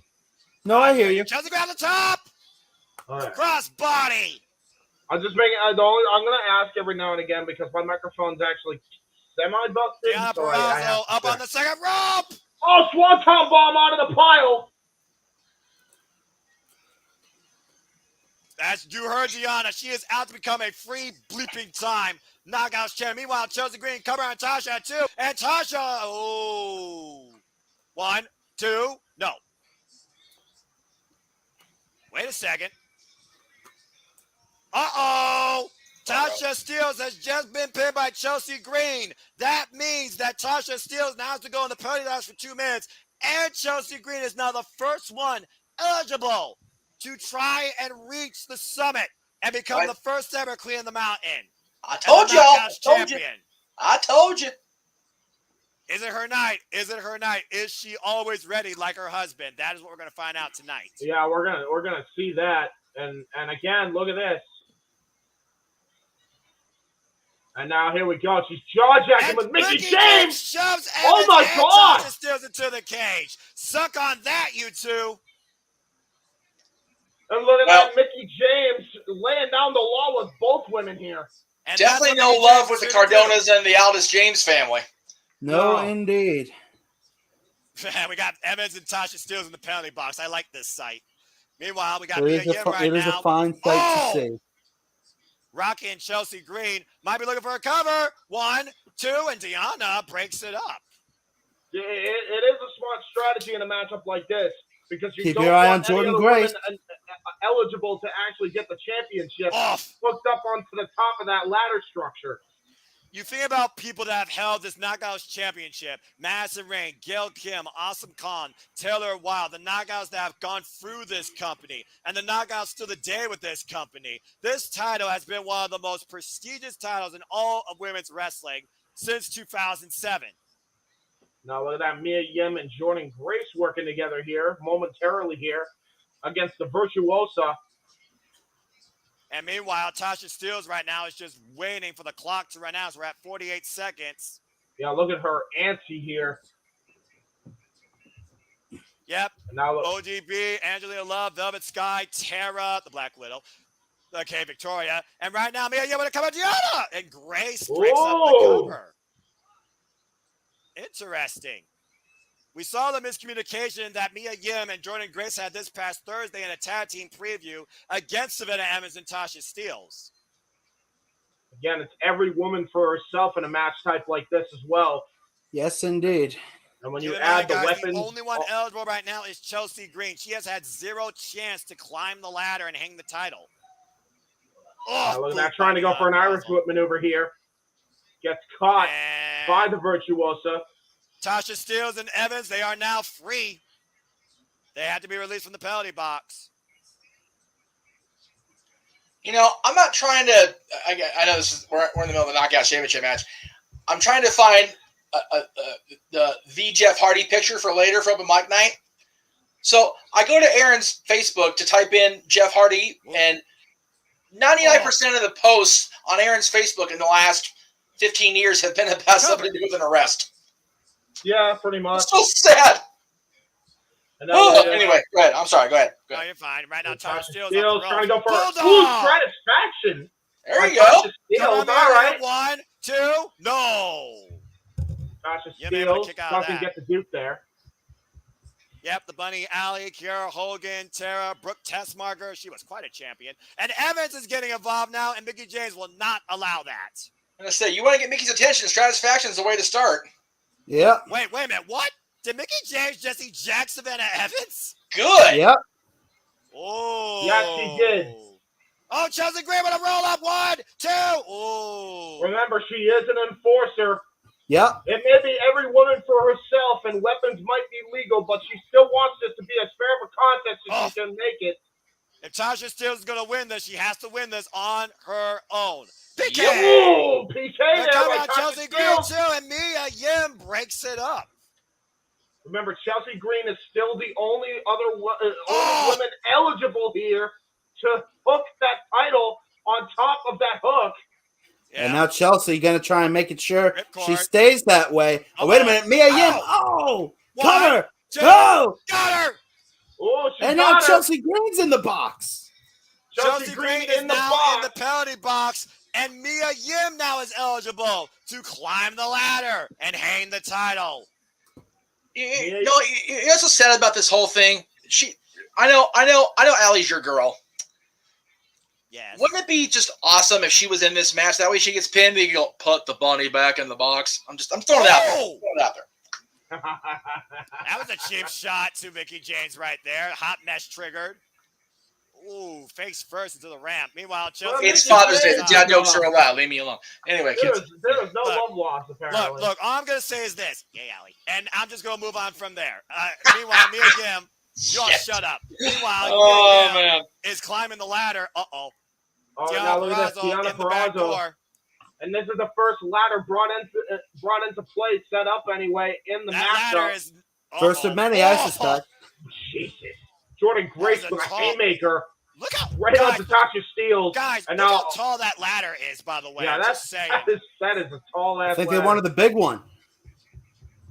I'm getting Amazing Red low key vibes when they were in a freaking ladder match for the X title. Chelsea Green might be watching. Wait a minute. Oh my God! Oh, stunner! You got to be kidding me! Stop! Avalanche Stunner stepping off Jordan Grace for Tasha Steelz. Good God, that was ugly. Taking Mia Yim off the ladder the hard way. And you gotta imagine that Mia Yim has got to be feeling that her jaw might be broken from that stunner. That was a hard. And Deanna with the cover. Deanna Purrazzo, Jordan Grace, her ally for the time being. Deanna I'd like to point out, Jordan Grace, and Tasha Steelz still ineligible, by the way. I'd like to point out, gentlemen, I believe all 5 of these women have been Impact Knockouts champion at one point or another. That's the whole point of this match, by the way, Casey. Fujiwara has the armbar. Fujiwara. And look at this, Grace. Wow. Oh, what a transition by Deanna onto Tasha. Oh, my gosh. She might literally put Deanna on the socket. He is looking to snap it in half here. Oh, ow. You might have just done that. Almighty. And Chelsea Green has now been released. Oh, it takes down Jordan Grace, but went underneath the ladder. Is that bad luck for the Hot Mess? The Hot Mess doesn't believe in bad luck. And there's and the Tasha Steelz tap out. Tasha Steelz taps and might have lost an arm in the process. That means that Deanna Purrazzo is now eligible. Yeah, that's a bad omen for Tasha Steelz. She's been in the penalty box twice, and she might have a broken shoulder socket. And right now, Tasha Steelz has to go back in the penalty box, probably with a broken arm, and Chelsea Green and Deanna Purrazzo are working together against Jordan Grace. Oh, big boot by Thick Mama Pup. Sends down over the top, lands on the apron. Oh, God. Another haymaker. Haymaker. Wait. Why Deanna Purrazzo wrecking balls drop kick. Skin on the cat. Chelsea Green, though, backstabber. Right into the backstabber, though. Ouch. Jordan Grace fighting for her life in this match. You got to imagine. You got to imagine the Queen of Strong Smile, Rachel Ellering, is watching this match very closely. And meanwhile, Chelsea Green with a cover on Mia Yim. Been a 2 count. Trying to put her into the penalty box with Tasha Steelz. Tasha Steelz stuck in there now for another 1 minute and 18 seconds. And both Mia Yim and Chelsea Green are eligible. So right now, they're just trying to fight out, see who can climb the ladder. And look at Tasha Steelz, too, by the way. Tasha Steelz still favoring that arm. Curb stop, Super Dragon style. Right that might be it. Turnbuckle. 1, 2, no. Kick out. And now the 2 women paintbrushing each other. It's almost like Mia Yim isn't even affected. It's like she's been in this position before. And Chelsea Green right now unleashing a bit of a hot mess. Excuse me. Is it her moment? Meanwhile, Tasha Steelz jaw-jacking Mickie James. I'm not sure how wise that is. Not wise at all. Oh, wait a minute. Chelsea Green. Green kicked out. Green kicked out. Yeah, and Green is not happy. And right now, Irish whip, Mia Yim sent into the corner. Hard Irish whip. That was very hard. Her back has got to be jaw-jacked right there. Or it's jacked up at the very least. Chelsea Green, of course, she has been pretty much just tossed aside at times in this industry. Really has been trying to make a name for herself here. Can she once again become the leader of the Knockouts in Impact Wrestling? 3, 2, 1. Cut Tasha Steelz free. And keep in mind, gentlemen, by the way, still ineligible. Drop toe face first into the ladder. Yeah, Tasha Steelz is not having a great luck here. Oh, my God. No. Oh, my God. Chelsea, watch your back. Oh, my God. Drop kick into the ladder. Woo! Jumping off the penalty box was Mia Yim to send Chelsea Green back first into that ladder, and now it looks like her back is jacked. I'm about to say, who got the worst of that? Dang! Find out soon enough, gentlemen, as Mia Yim tries to pull the ladder out. Make your back crack, make your liver quiver, if you will. Yeah, you said it right. Oh, my God, no. Oh, Swanton bomb from the top of the ladder that was hanging off the ropes. Step up, Swanton Bomb. Almost shades of Shelton Benjamin. Literally. Look at this. Takes out both Jordan Grace and Deon Purrazzo. And meanwhile, Oh, Tiger Driver 98 by Mia Get Yim cover on the floor. 1, 2. And Grace now has to go in the penalty box. And and correct me if I'm wrong, Noah, but I don't think Jordan Grace and or Tasha Steelz are eligible yet. And the thing is, Mia Yim was already eligible here. But now Jordan Grace has to go in the penalty box. It's basically Mia Yim eliminating her opposition, at least for 2 minutes, and one person, as Jordan Grace is helped to the penalty box by Mickie James. Great respect between these two women. Good grief. Yeah, there's a ton of respect between these two, that's for sure. And Grace now, if nothing else, Grace can use these 2 minutes to recover after the offense she suffered on the outside of the ring. And now Mia Yim looks to take advantage. Yeah, that's the blessing and the curse of the penalty box. You can, in fact, be losing time, but you also have time to rest. Yeah, exactly. So it might play the advantage. Meanwhile, Tasha Steelz. Oh, super kick by Tasha Steelz. And now Chelsea Green and Tasha Steelz fighting it out. Oh, a headbutt. Vicious headbutt from Chelsea Green. Nobody wins in a headbutt except maybe Chelsea Green in this case. Well, Chelsea Green used to be more more bad. What the hell? Come on. I knew it. I knew these crazy bitches wouldn't be able to leave their hands off each other with a chick kick. I knew there was bad blood, but damn it, this is authority. You're supposed to be unbiased. I'm actually with you here, Noah. I understand that, Chelsea Green ain't exactly the most likable human being in the world, but for God's sake, come on. Wait, what is Deon Purrazzo trying to do with Mick? Oh, no. Oh, my God, what a damn powerbomb into the ladder. Cover the woman. That hurt my back. And Tasha Steelz now back up. Oh, rips Deon Purrazzo down onto the ladder. Oh, my God, look at Jordan Grace. She's throwing a fit here, trying to break open the damn penalty box. Raymond, I did get your message on Twitter. I did a Phantasmic stream back in May. You can check it out. Oh, my God. A cradle shot flatliner into the ladder goes Tasha Steelz. Heavy is the head that wears the crown, and it might be worn by Chelsea Green tonight as Chelsea Green and Deon Purrazzo both climb both sides of the ladder. Both are eligible. Chelsea Green with the title. Remember, Jordan Grace box has been Jordan Grace just got up. Oh, my God. Oh, my God. No. Mia Yim. Oh, no. Oh, my God. Look at the 2 tables. No. Oh, my God. Throw that table. Don't be freaking joking me. That was the craziest, most insane thing I've ever seen some knockouts do. Holy fucking tea! Chelsea Green and Deon Purrazzo crashed from the top of the ladder to the floor through 2 tables. It's unbelievable. Jordan Grace needs to pin one of those women right now because she actually could be eligible here.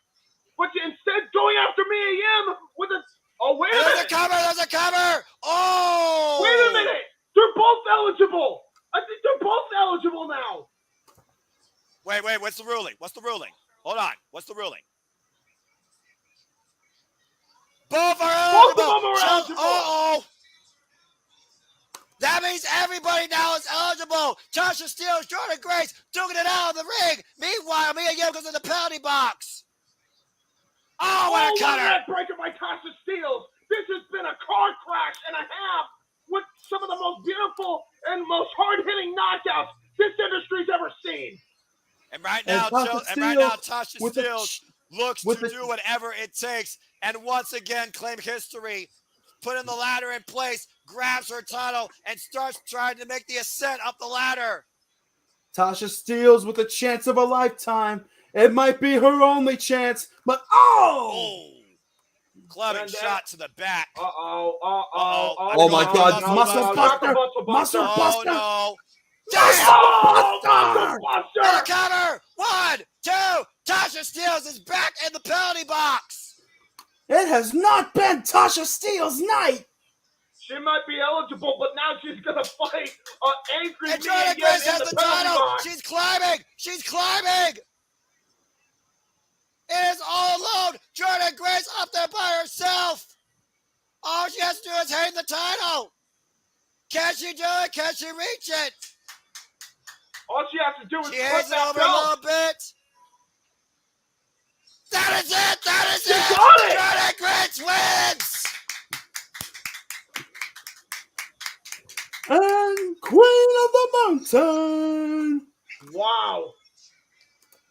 Jordan Grace. Grace. Jordan The Grace, the emotion. first ever Queen of the Mountain, and now a two-time Knockouts champion. History made tonight at Slammiversary. What an effort by all 5 of these women. And look at Jordan Grace overcome with emotion as she scales the ladder down and holds up the championship close to her chest. Her pride and her joy regained in the possession of Thick Mama Pump. Congratulations, Somewhere right now, Jordan Grace. Somewhere right now, Rachel Ellering is grinning her ass off. Not to mention Scott Steiner. Huh? Oh, shit. Goldie lost his belt. What? Holy. Hello. All right. Well, now I've seen everything.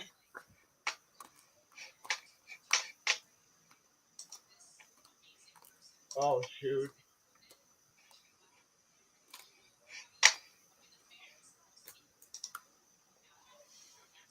It's got to be Kill Cam.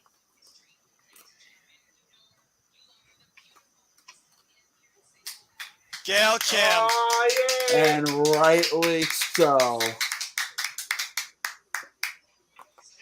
Thank you, Gail Kim.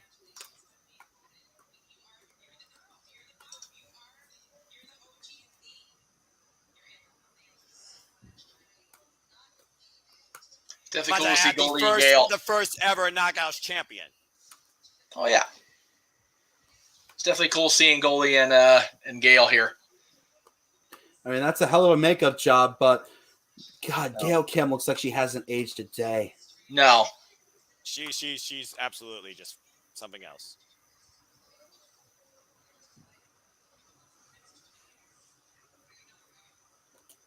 that was more me forwarding it to myself, so I had it at the ready to look at. LOL. But thank you for the reinforcement, JJ. That was beautiful, man. That was absolutely awesome. beautiful. Again, congratulations to the history Wrestling that has been is the Knockouts good. division, and also especially congratulations to the first ever Queen of the Mountain, the new Knockouts champion, Jordan Grace. Wrestling is forever. Shirt of the night, just behind Matt Raywald.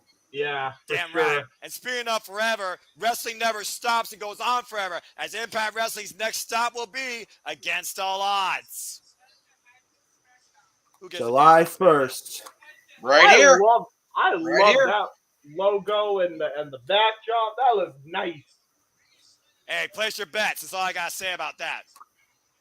That's it. But Oh, guys, Bound for Glory next. why Against All Odds is next, the biggest night to come in Impact Wrestling is, of course, Bound for Glory.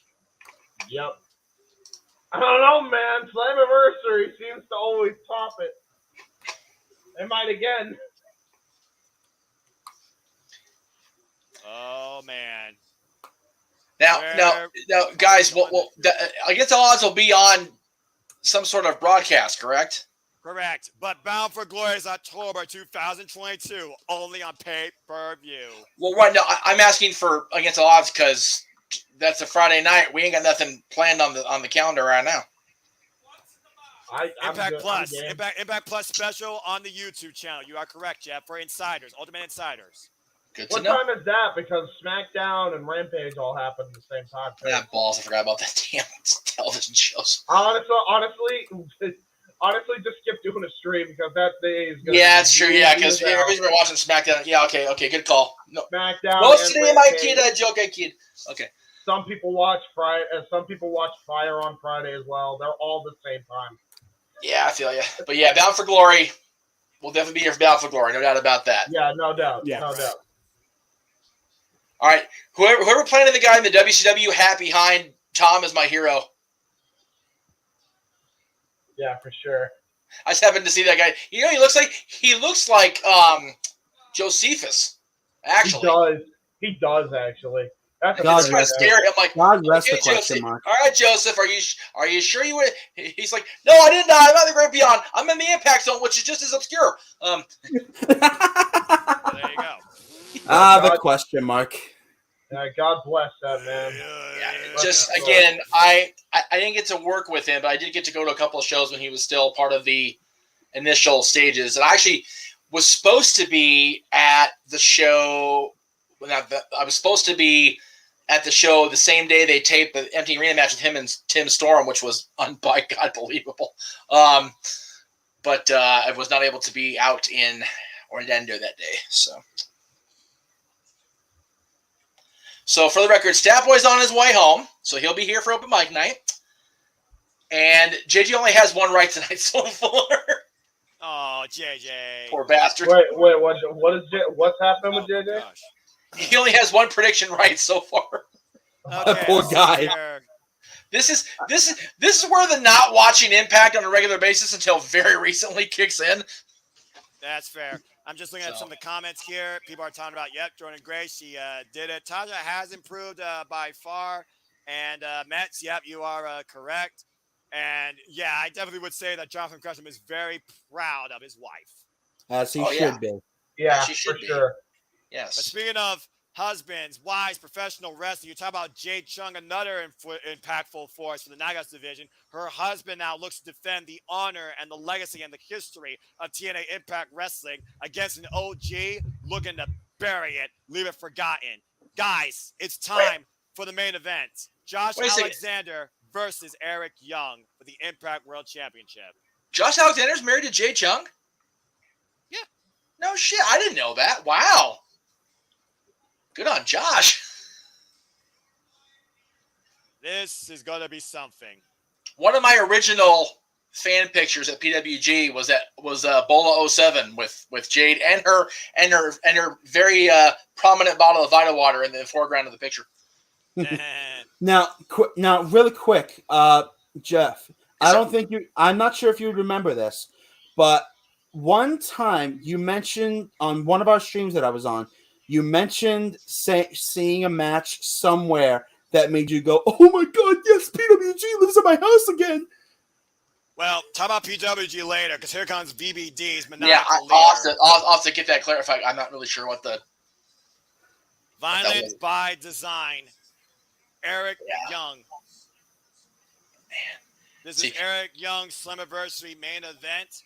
Since 2020, when he returned as the world-class man to this company, Eric Young has done everything possible in this company. A 3-time King of the Mountain winner, 3-time tag team champion, part of being Super Eric. Of course, 2 times with Violent by Design, 2-time Impact World Champion. He was a global champion, television champion twice, and also formerly the TNA World Champion, and yes, even the Knockout Champion. He literally has done it all in this company through so many Let's just put it like this, Noah. There is no man on the TNA active roster that is more experienced, more accomplished, and more decorated than the former Showtime. Well, I keep forgetting Showtime, regardless, to say the least. And currently the most dangerous. Yes. World-class maniac, ready to take the walking weapon to his limits here tonight. Violence, mayhem, intensity, Canadian strong style, highly trained, destructive, former X Division champion, 2-time tag team champion, and now the Impact World Champion, twice. Josh Alexander. And Josh Alexander, remember how he started making his name after the North split up and Ethan Page went to AEW. He would go on to have the run of his life in an excellent series of matches with TJ Perkins in what was acclaimed as the best Iron Man match in recent memory inside an empty Impact Zone during the height of the pandemic. And ever since he lost that title, he set his sights on the Impact World Championship, where he ended up defeating Christian Cage And then for his second reign, a very dangerous Moose. And now we go to David Penzer. James, you know what to do when it's time. Let me know when Penzer's done so I can give my commentary if you've been. Yes. God, Penzer looks. Boy. Oh, I just saw him on screen. God, he looks like. Well, honestly, you honestly should probably say what you're saying as Penzer's talking. Oh, that's true because we're not sure. Okay, so for perspective, the only Impact / TNA show I ever saw live, the opening match had Eric Young in it. The first anniversary I'm covering on the network, EY's main eventing. Boy, how time changes. Time change, and again, on that card at Turning Point, Eric Young, still with the company. Bobby Roode, I guess, is still with WWE, depending on what week you ask him. With Scott D'Amore at ringside against BG James and Ron Killings for the NWA tag titles with Conan at ringside. Sonny Siaki, Hector Garza, and Sanjay Dutt against Kid Cash, Michael Shane, and a man who helped fight for the honor of Impact Wrestling, Kazarian, with Tracy at ringside. Monty Brown and Abyss in a Serengeti survival. Pat Kenny and, as I mentioned, Casey, Johnny B. Bad, not Mark Barrow. Before you continue, hold on. I got to do the thing. Here we go. Go ahead. Continue, Jeff. Yes. Against Johnny Swinger, also on that card. Oh, God. And Glenn Gilberti, God help me. DDP over Raven. Petey Williams with Scott over Chris Sabin. AJ, Jeff Hardy, and Randy Savage against the Kings of Wrestling. And AMW and Triple X. So yeah, this is a great. God, man, that belt looks good as they hold. I know we're past that, but that belt looks great. Y'all good. Yeah. Here you go, guys. Have fun, man. And here we go. Collar and elbow tie-up. 24 years of experience, Eric Young in the industry. 17 years of experience for Josh Alexander. Josh Alexander, the 56th champion in this company's history. This very same title held by the likes of Rob Van Dam, AJ Styles, Kurt Angle, Samoa Joe, Sting, Bobby Roode, and so many other greats. And you want to talk about Kurt Angle? Look at the Angle-inspired gear of Josh Alexander. He has not come around to screw off here. No, Josh indeed. Alexander, the literal Iron Man of Impact Wrestling. As Eric Young puts him in the corner. Whoop! Ducks the chop. They cannot get the shot off. Now look at that. This is Eric personal. Young. This is personal. Yeah. Eric Young that got Josh Alexander to want to be a pro wrestler, let alone be a part of Impact Wrestling. Now Eric Young. Look at Eric Young. He's actually donning the yellow tights from his old Showtime EY days when he was advocating for him not to be fired into a hip toss. Nice up kick. And now going 100 miles an hour, Josh Alexander and Eric Young. All the gold, all the marbles. All the marbles are on the line in this one. The TNA Impact World Championship. That belt is the centerpiece of this company. And Brian Hebner calling for these two men to get it back on. And look at this. Eric Young. Omega, Matt Hardy, Magnus, Austin Aries, Pentagon Jr., Brian Cage, Bully Ray, Sammy Callahan. You're right, Matt. So many greats. Chris Sabin. I appreciate that. You're helping our algorithms, man. Please keep listening to champions. It's great. All the comments. Honoring Impact Wrestling, because that's what it's about tonight, damn it. Meanwhile, Josh Alexander pushes Eric Young in the corner. And right now, both men tied up in the ropes. Brian Hebner will force the break. Oh, and Eric Young takes advantage, clubbing shot to the back. Now, sending him into the ropes. This is the issue between Eric Young and Josh Alexander into a Green Bay plunge there. Perfectly executed by Josh Alexander and the Canadian moonsault, but nobody home. Eric Young able to move out of the way momentarily. And now look at that. Eric Young looking to go for a moonsault on his own here, and he misses. These guys are move for move. Ducks underneath the clothesline. Collision in the middle. And both men face to face. Oh, man, and here we go. We're not wasting any time, gentlemen. They're going tit for tat here. Shot for shot, James. Shot. Oh, sorry. No, you're good. You're not wrong, Jeff.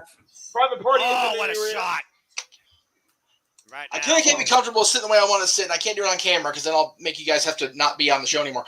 oh, Do you really think we'd puke that badly? Yes. Oh, what a chop. shot! What Another a chop! chop. Another chop. Okay. Oh! Stiff right hand to the side of Josh Alexander's head. Thank God for that ear guard.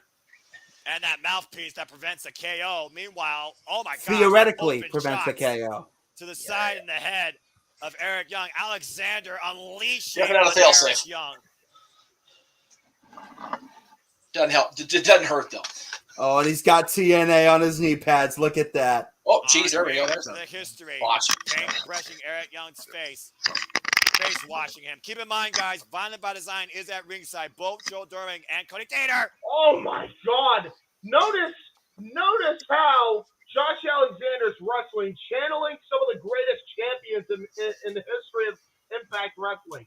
Kurt Angle, AJ Styles, Samoa Joe, Chris Daniels, Mr. Anderson, EC3, even Tessa Blanchard, for that matter, even held this title. Drew Galloway, yes. Drew Daniels Galloway. was not world champion, was he? Oh, nice. He was not world champion. No. Cover. Wasn't one, it? two. I could have sworn he had a cup of coffee with the world title. Ring of Honor, yes, not TNA. Correct. For the record, by the way, he channeled Samoa Joe earlier, but Eric Young just channeled his old EY days with that neck breaker after that fireman's carry. And now Cody Dean are getting some hardware. Pulling out a table. I'm not sure how wise This ain't good. Good crowd He's on got hand. the table set up on the outside. I don't think Brian Hetner knows what's happening behind him. Brian Hebner is going to have a lot of leeway in this match. He knows what's at stake here. He knows Look Yes, at that. indeed. I think there is a cut on the top of EY's head. I don't know if anybody else noticed that. There's a slight cut there. I did see that, yes. I don't necessarily know if it's bleeding, but it is there. Well, keep in mind, guys, it was Thursday where he did this pile driver on exposed wood on the canvas to Josh Alexander. Oh! Did you hear that? I felt that. Oh, Eric Young over the top. Oh, there's Eric Young with the trademark. Whoa! Hold on, fade away! Table is set up. Eric Young in a very precarious spot. And Eric Young, victim of his own design. He's holding up for dear life. Oh, wait a minute. Uh-oh. Oh! It looked like he was trying to go for a pounce, channeling Monty Brown there, but EY cut him off at the pass. Eric Young, well And now scouted Josh that Alexander elbow. cuts EY off at the pass. Might be looking for a superplex.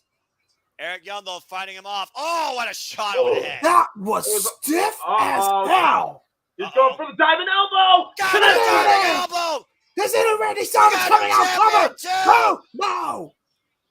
That was shades of that steel cage match where Eric Young was also in a Slammiversary main event, taking on the likes of Bobby Lashley and Austin Aries for the title.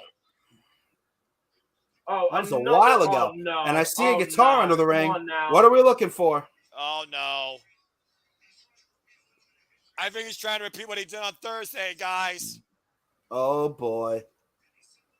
Yeah, this is the difference between Eric Young and Josh Alexander. He's living in the present, but he's living in the near past, as opposed to Josh Alexander, and he's looking to tear up that canvas. Brian Hetner, meanwhile, has no idea what's going on here. Oh, but Josh Alexander gets a foot up. You got to think about this. The plan by design is giving Josh Alexander plenty of time to recover. Looking for a suplex. Oh, here we go. Belly to belly. Oh! Belly to belly suplex there by Josh Alexander. And meanwhile, Josh Alexander sends Eric Young off the ropes. Irish whip. Eric Young. Ooh. Taken down by Josh Alexander. Hard. And Josh Alexander with his wife and daughter in tow. Former knockout great, Jay Chung. Meanwhile, and right now might be, what is this? C4 spike? No, wait a minute. Powerbomb! Went for the powerbomb. That's up too? No. Oh, and there goes that Samoa Joe influence. Go for the Boston Crab right after. And Diener trying to get involved and gets knocked off. And now Joe Doring trying to, wait a minute. Takes him out. Oh, drops him face first on the apron. And the All Japan Pro Wrestling import got caught with a face stun for his troubles. Meanwhile, Josh And Alexander now off the going for the top. top rope. Crossbody! Cover! 1, 2, no! Kick out. Yeah. Guys, are we four all going to be around for the duration of Mike Night tonight? I don't know about Casey. I sure as hell will be, though. Yeah, I will be. Yeah, Case? I'm probably gonna call it after this night because I got a couple things I want to do before I head to bed. Okay. Casey, you and I got to figure out G1 Climax because we're going to finally get our block. Yes, And we also do need gotta we figure out do the need to Forbidden figure that Door out. guys. But we'll talk more about that later. Meanwhile, I will absolutely be there for Forbidden Door, double but we'll underhook. figure everything else out later. Okay. And Oh, stroke! The stroke by Eric Young! And it that was was the top 1% oh, EC3. That was the top 1% by EC3. pretty sure. Oh. All right, Eric Young can play back the game of old school TNA classics. If anybody can, Eric Young can. He's been there since like day one. Ain't that the truth?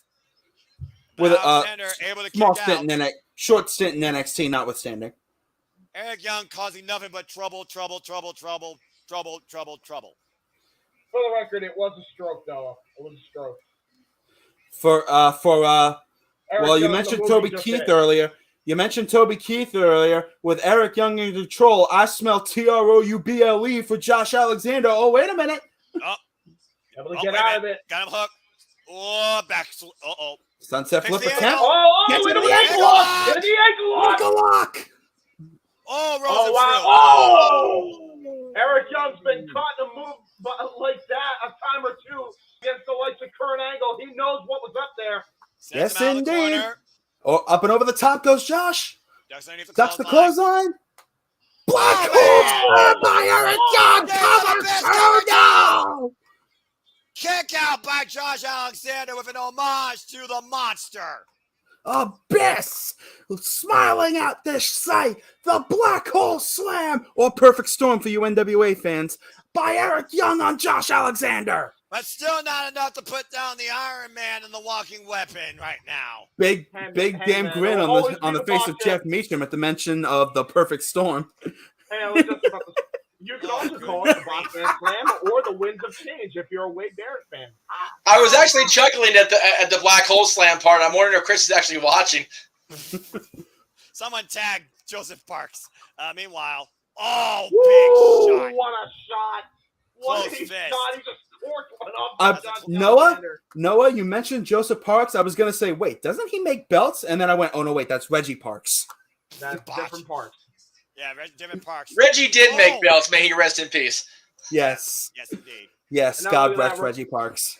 And look at that. That's a bad omen. He's on the That side of is the a apron. very that violent, bad omen. And that's on the side of the apron that Violent by Design tore it up not that long ago.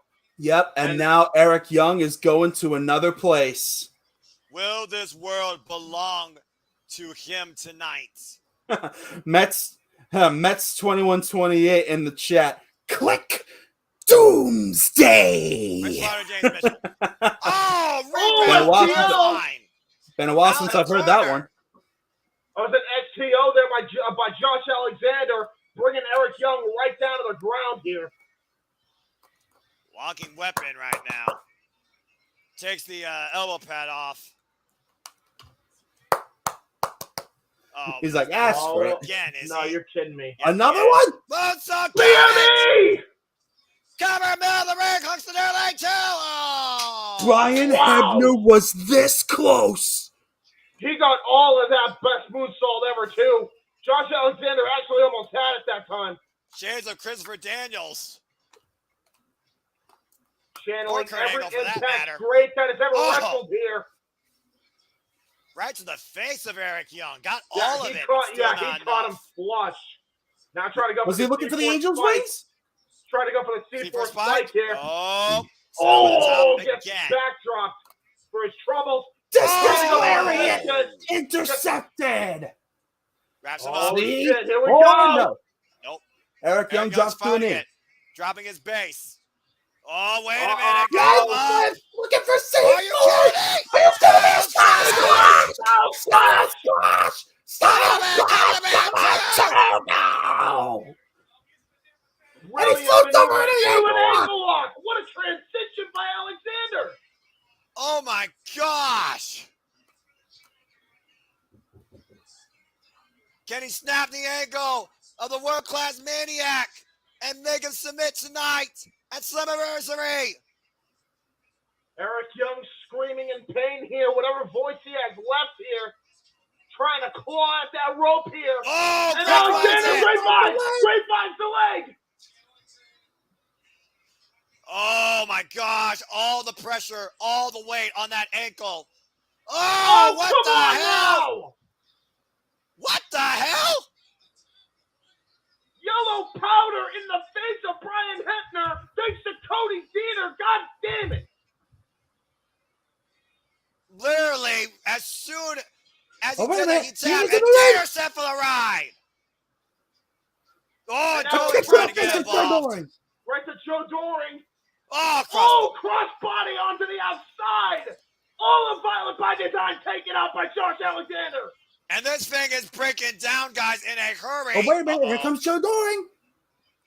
Wait, what's Joe? Uh-oh. Wait a minute. Oh. What on earth are you thinking here?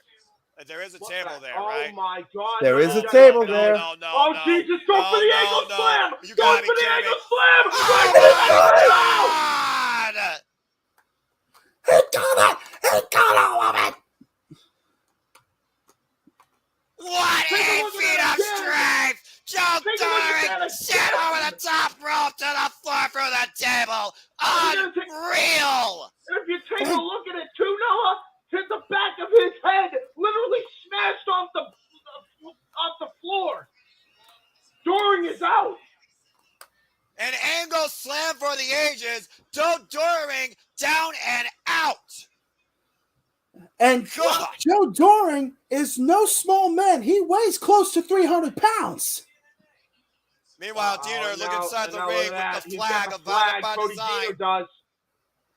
And now what the hell? What is he looking for here? Wait, what? He found a Canadian flag with the hockey He stick. found the Canadian flag. Scott D'Amore's flag. That's Scott D'Amore's prop. Team Canada vibes. It's Violent by Design versus Canada. It's Violent by Design versus Impact. Oh! Oh my Breaks God! the flag plumber Deaner's Wait a back. minute. What does Eric Young have? The guitar. Oh my Guitar shot God! by Eric Young. He pissed him off so bad, he wheeled him over the head with a guitar. Brian Hebner just now coming to. Is this going to be highway robbery here? Not like this. Not like One, this. The cover. Two. No! A 2 count. Josh Alexander gets the shoulder up. My heart stopped for a second. I swore to Josh God and that was both. it. Damn, Look what at a that. shot. Look at that. Alexander is busted open, by the way, guys. Number He is one way with a busted open. bullet. Uh-oh. Eric Young providing a different tune tonight, but it wasn't the final symphony on Josh Alexander's title reign tonight. But maybe this will, as Eric Young exposes the plywood, or 2x10s, I should say, that make up the surface of the ring. And you getting can ask Jeff Meacham flashbacks about to Bully that. 'Cause Ray. He knows how hard those are, let alone assembling them for a ring. Getting flashbacks to Bully Ray versus Sting for the TNA World's title in 2013. Oh no! No! No! But No! this No! very No! No! event- No! No! No! No! No! No! No! Oh my God! Pile driver and He's one. dead. 1, 2. No, No! it's not over! It's not over! Alexander kicked out! He kicked out! He kicked out! What does Eric Young have to do? Josh Alexander is not freaking human. Oh my God! And now, oh no, he's gonna try to go for a back superplex here, or what? What the hell is he trying to do?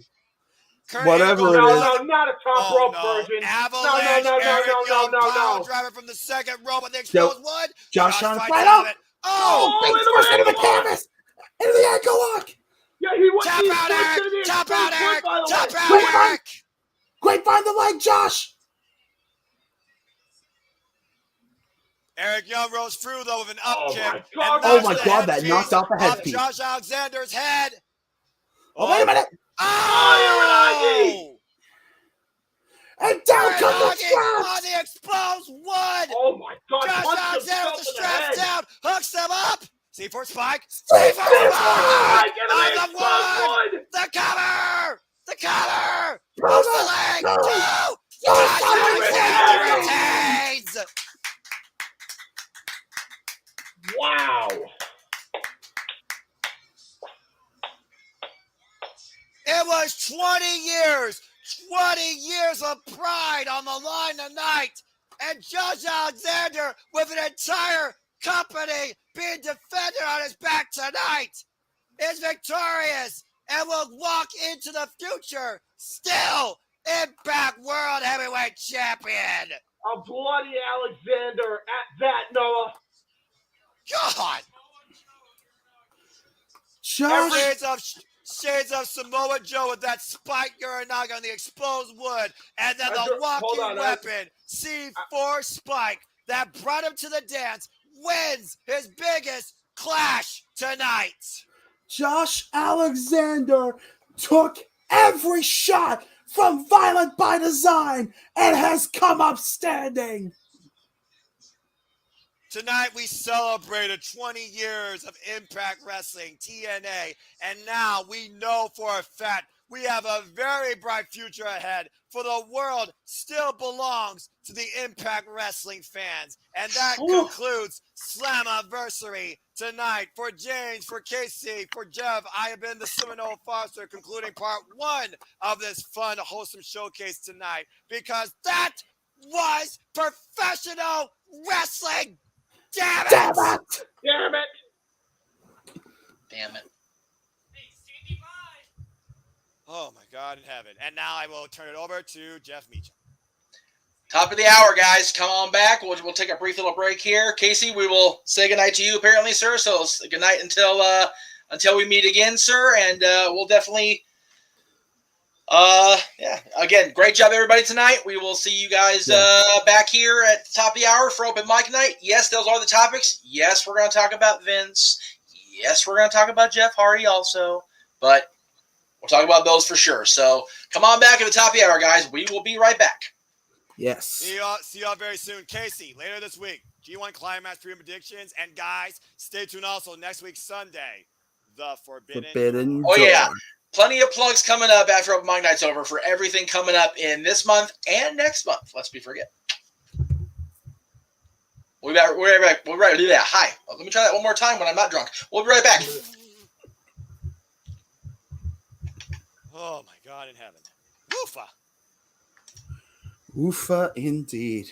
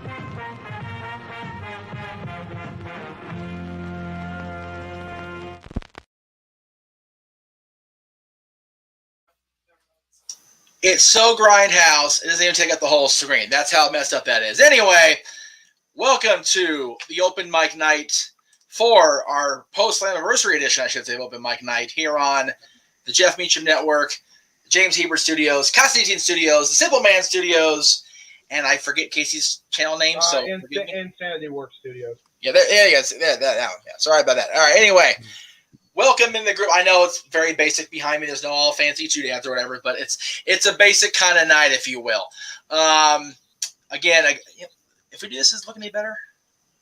Yeah, actually, kind of. You cover up more of the black background as long as people. That's how Aaron does it when they can hear us, they see us, they know what this is about. And the background, who cares? That's it. So let me welcome in the gentlemen. First of all, who are with me all night tonight so far. The play-by-play man himself, the man of simplicity but excellence and passion, Noah Foster. To my left on screen, but to my right, if we're being actual, English-speaking human folks, James Hebert. Below us, the Brotherhood from the Constantine Studios, the Renegade of Wrestling, as it says on the nameplate today, JJ Williams, and Stat Boy's here. What are we wearing, Stat Boy? What shirt is that we're wearing there? Avengers. Wow, your lag is bad. Okay, that's going to be a fun time. Cool. It's that Tennessee lag. Yes. Tennessee lag. And we're live in Nashville with Slammiversary, but the Stat Boy ever lags, as we do. Very good. Okay, here we go. All right, so. All the technology in Tennessee. Wow, that was a lot of people talking at once. Cool. Okay, let's try that one more time. One at a time, kids. I'm just here for the ride. I'm just listening to all this. Hey, I've been pro wrestling. Oh, my God. So, first of all, let me again commend my team, as they do every time we do one of these. Thank you, Noah. Thank you, James. Casey, I know you had to bail early. I appreciate the commentary from everybody.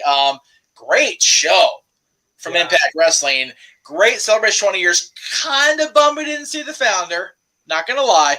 Yeah. But we did see AJ. We did see Dixie. So that was almost as good, right? So, I mean, we did see the founder in the opener. I mean, in the opening. Right, but he wasn't. He didn't contribute a recent piece of footage. So he definitely contributed a guitar. Jeez. Well, yeah, the main event was very TNA original heavy, to say the very least. Let's see. Was it Toby Keith who provided the guitar, or was it Jeff Jarrett? Well, the answer is yes. Well, it depends. How much did it shatter? Because if it shattered like it usually does, El Kabong, it's Jeff Jarrett. If it shattered like Jake the Snake's spine and back, it was it was Toby Keith. Toby Keith. It was Toby Keith. Then. There you go. Someone got pissed off and got a guitar over the head. That's it. Don't piss him off. Anyway, JJ, you were along for the ride in the chat room, but I'll briefly, yes, seeing Dixie's a good thing. You be nice to Dixie Carter, Josh. I will time you out just to be a dick. Anyway. Continue. Trust me, there's been enough of those tonight. I had to time out because somebody tried to get a little froggy, but that's okay. Bitch. Anyway, so JJ, you were along for the chat room portion of the ride, but again, for those of the people that missed the broadcast part of Slammiversary, what is your earliest memory of TNA and your favorite TNA / Impact, I should say, and your favorite over the last 20 years? Well, like I mentioned in the chat room earlier, some of my earliest memories are the fact that, I got to see the 1-year anniversary show for a penny because they were doing that promotion, They were still so grassroots. They were still trying to generate buzz. So it's like the 1-year anniversary, 1 penny. How do you say no to professional wrestling, a 2-hour pay-per-view for a penny? Seriously. And then we watched it, and it was good. And I don't remember much about the show. I don't remember matches or whatever. Nothing on that level stands out. But just the fact that it was apparently good enough that we went ahead and we tuned in and bought the following week's pay-per-view. Yes. For $9.99, the regular price, and then got 2 pay-per-views for $10. Again, that's unheard of in professional wrestling. Yes. There's upstarts on Fight TV and other platforms charging, $20, $30, $40. Right. Especially in this inflated market. Yes. And here was a 1-year anniversary show, which was good enough to make me want to come back the following week. Pay the full price. That's for right. a penny. And then, go ahead. And then, as controversial as this person is, and I know we are going to get in-depth balls deep with him come later, but the 2-year anniversary with Jeff Hardy being the mystery opponent to challenge AJ Styles for the X Division title, and all the buzz, like, who's he going to be? Who's he going to be? And AJ's in the ring, and Modest comes over the arena for the first time, and we're listening to this, and it's like, that's Jeff Hardy's voice. Yes. And then his name came across the Titantron, much like how when AJ debuted at the Rumble, at first we're like, what is this music? What is this music? And then his name flashed, and everyone was like, oh, shit. It's going down. And Hardy came out for the first time on TNA programming. I lost my shit because at that point I was still a huge Hardy fanatic. Oh yes. Went out. I got that Spiral T-shirt that they sold to him. Oh yeah. Oh yeah. Cut the sleeves off. It was big time. When you think about that, Mikey, I promise we'll get to your memories here in just a second. Once if we like, if not, we'll make sure we're patient through your lag issues when you give your answers to this story. So this question, I should say, within a 12-month period, you got to figure, Jay. I was at my first live TNA show, Turning Point 2004, which saw the memory you mentioned earlier about Elix Skipper and the Six Sides of Steel walk, which I'm pretty sure my arm is still cut from Val digging in with her damn press-on nails. I still try to forget that 6-man tag with Paul, Nash, and Jarrett. Oh my God! Elvis garb as the Kings of Wrestling. When we all know who the real Kings of Wrestling are, Chris Hero, Claudio Castagnoli. Thank the Lord that wasn't the main event that night. But I try to forget that stuff that went down, and honestly, I don't remember half of anything else from Turning Point. But that image. And it's like that image, that ended up being part of the Raw opening for years of Shelton Benjamin springboarding into the super kick. Like, they used that clip of Elix walking the Six Sides for damn near, it seems like, their entire existence in highlight packages. Whenever they would talk about Turning Point, whenever they would talk about Six Sides of Steel, whenever they would talk about anybody involved in that match, they had to throw that clip up there. So it's so ingrained in my skull. Yes. So you had that at the end of 2004. You get Jeff Hardy debuting at Slammiversary, or not Slammiversary, but the anniversary show in the summer. By that fall, you had that triple threat ridiculousness between AJ, Daniels, and Joe. Yeah. That's a hell of a year. And then a few months later, you get the debut of Christian Cage. Yeah. Exactly. It was... Yeah, so you seriously, from Turning Point 04 until the following November, TNA had maybe not the greatest year in their history, but certainly the most newsworthy, certainly the most impactful. It was probably their most newsworthy period until the Hogan Bischoff administration. I would definitely co-sign on that. Which, absolutely. Granted, that went over about as great as a Taskmaster or a Shockmaster, promo, but still newsworthy nonetheless. Very much. You mentioned Jeff, and obviously it's a whole different set of circumstances nowadays. But when Jeff first showed up in Turning Point, that kicked off the history of Impact getting these big time stars from the WWE and elevating them as legitimate competition for a period of time. Mm-hmm. Jeff Hardy started that trend. And then you mentioned Cage, and then Angle would follow, Sting would show up. I just botched. I'm sorry. The anniversary show was 2003. Botch. I was thinking when Jeff returned to TNA in 2005 after he'd been gone for a brief moment. He came back in 2005. But yeah, you figure they get Jeff Hardy in the summer of 2003, a year into their existence. By the following year, they've got people like Randy Savage, who, again, appeared once in a match and once the month before on their very first 3-hour show. that JJ's 100% right. That first 2, I'll say even maybe 3 years were so full of just moment after moment after match, just everything just clicked. Yeah. And, we've all talked about the fact that the signings of the WWE guys that became more prolific with Christian Cage, with Kurt Angle, with those guys starting to come in, started to move it away from it being, the alternative to WWE, but it was still making news, making headlines, and the match quality was still very, very good.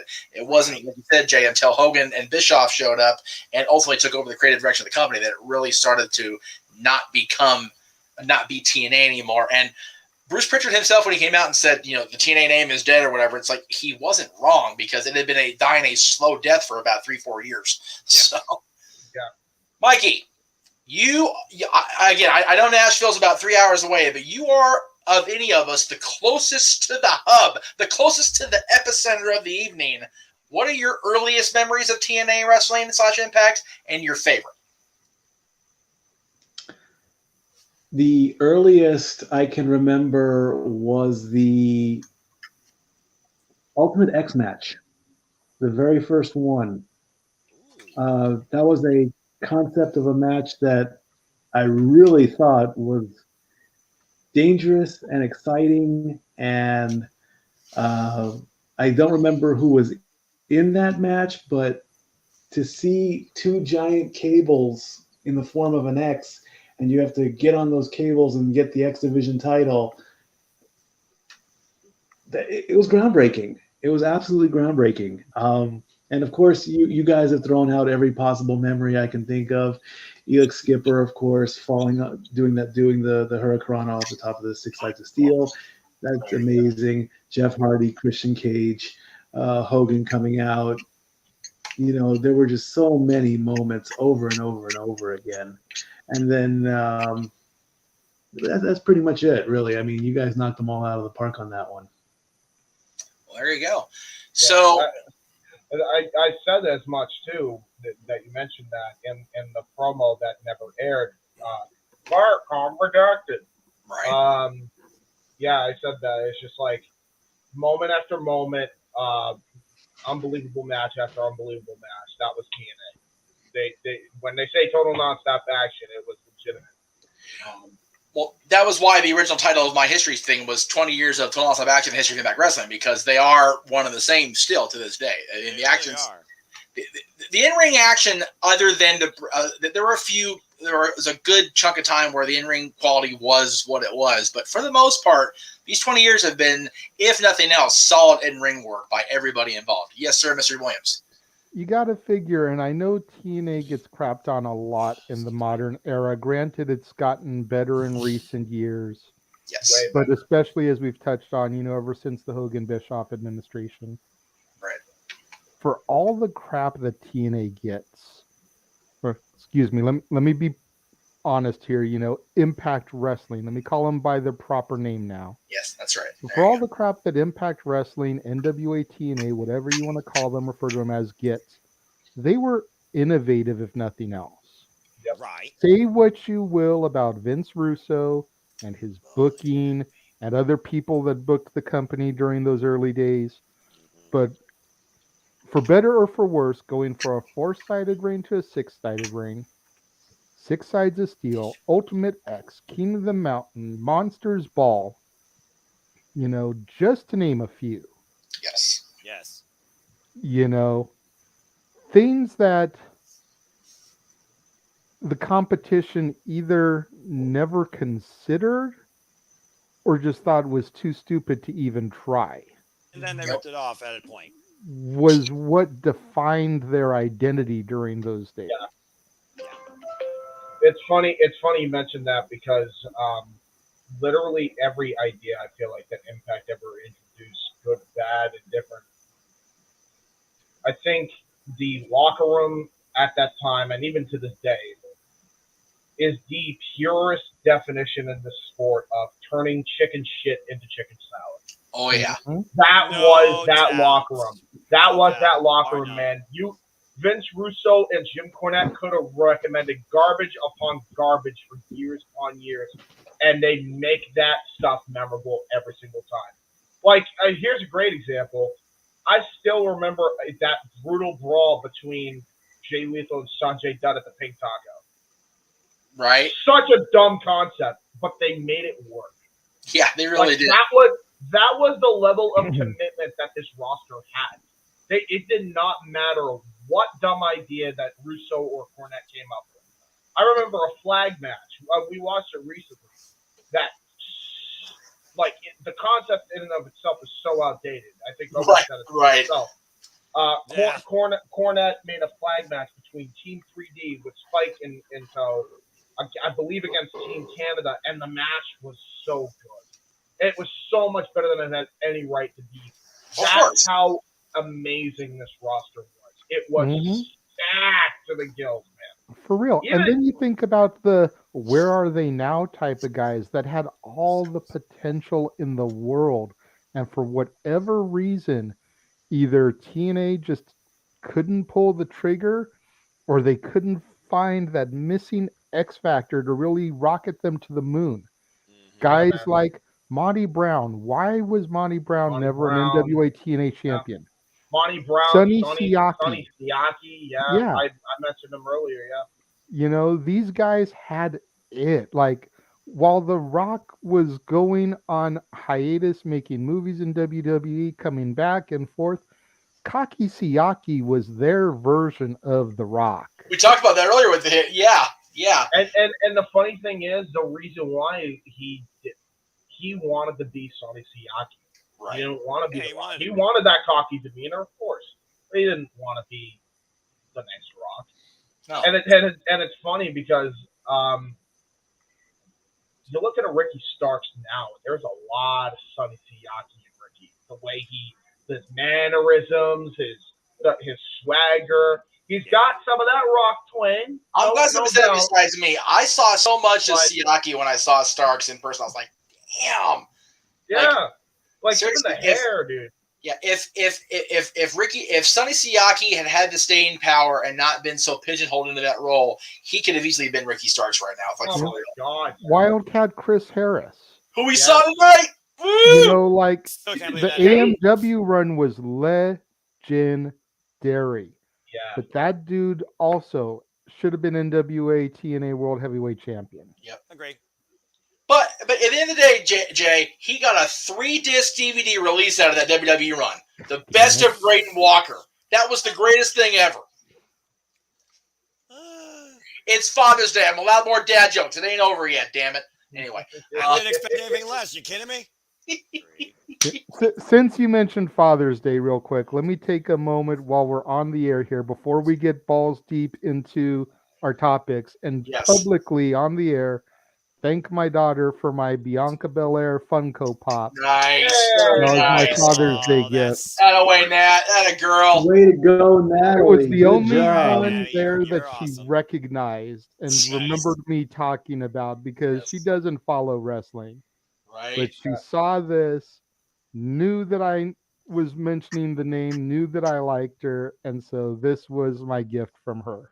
That is teenage intuition when it actually hones in. That's good shit, pal. And she's in purple, which, as everyone knows, is my favorite color. So, you know, there's that going for her, too. Should know that more than anybody else. See, kids came through. JJ got a Bianca Belair Funko. I mentioned it on the air, but I didn't talk about it. Oh, that's cute as hell. How perfect is that for me, Jeff? Right? Nacho average papa. Like, Nacho average papa, that's it. I've told people That's for years, they amazing, cut bro. my veins open when I die. Freaking cheddar cheese is going to come oozing out of me instead of blood. For real. This dude, seriously, you give him any kind of cheese, maybe except for the stinky ones. I'm talking like the blue cheese and the Limburgers. JJ's on that like flies on shit, for real, dude. My kid came through too. As I mentioned it, I didn't show it on the air, but I mentioned it. Brand new wireless keyboard and mouse to go with you're living life. Dude. Yeah. It was so ironic that I ended up on bed rest today because of the illness and the head trauma. I'm like, dude, this is perfect. I don't have to move a goddamn thing. Good stuff. You finally advanced. I'm proud of you, brother. Yeah, right? I'm out of the Stone Age when it comes to the mouse and the keyboard. Woo woo! Hey, not for nothing. You got better old school intros graphics too. Well, there you love the new stuff. So I have to know, since I didn't actually see the show, how did Chris Harris look? Because I remember the last time he came out on Impact TV, he was fat, he was rugged looking, like he looked bad. He looked out of shape. He wasn't near 2004 Wildcat, but he was way scaled back from Braden Walker. Scaled back. Way back. He looked great. He looked great. He really did. I thought because he looked so good that they were about to come out of retirement. I was like, oh no. Like, oh shit, the Good Brother's about to get got. That's the one thing that kind of disappointed me, because I looked at the wiki results. Yeah. And the one thing that kind of disappointed me is the fact that Davey Richards was the mystery opponent on the Originals team. Well, and that's not a slight against Davey. Davey and me and Jeff and Mikey go way back to Gorilla. Oh yeah. But when I think of TNA Originals, probably not Davey. Nick Aldis and Davey Richards aren't names that come to my head.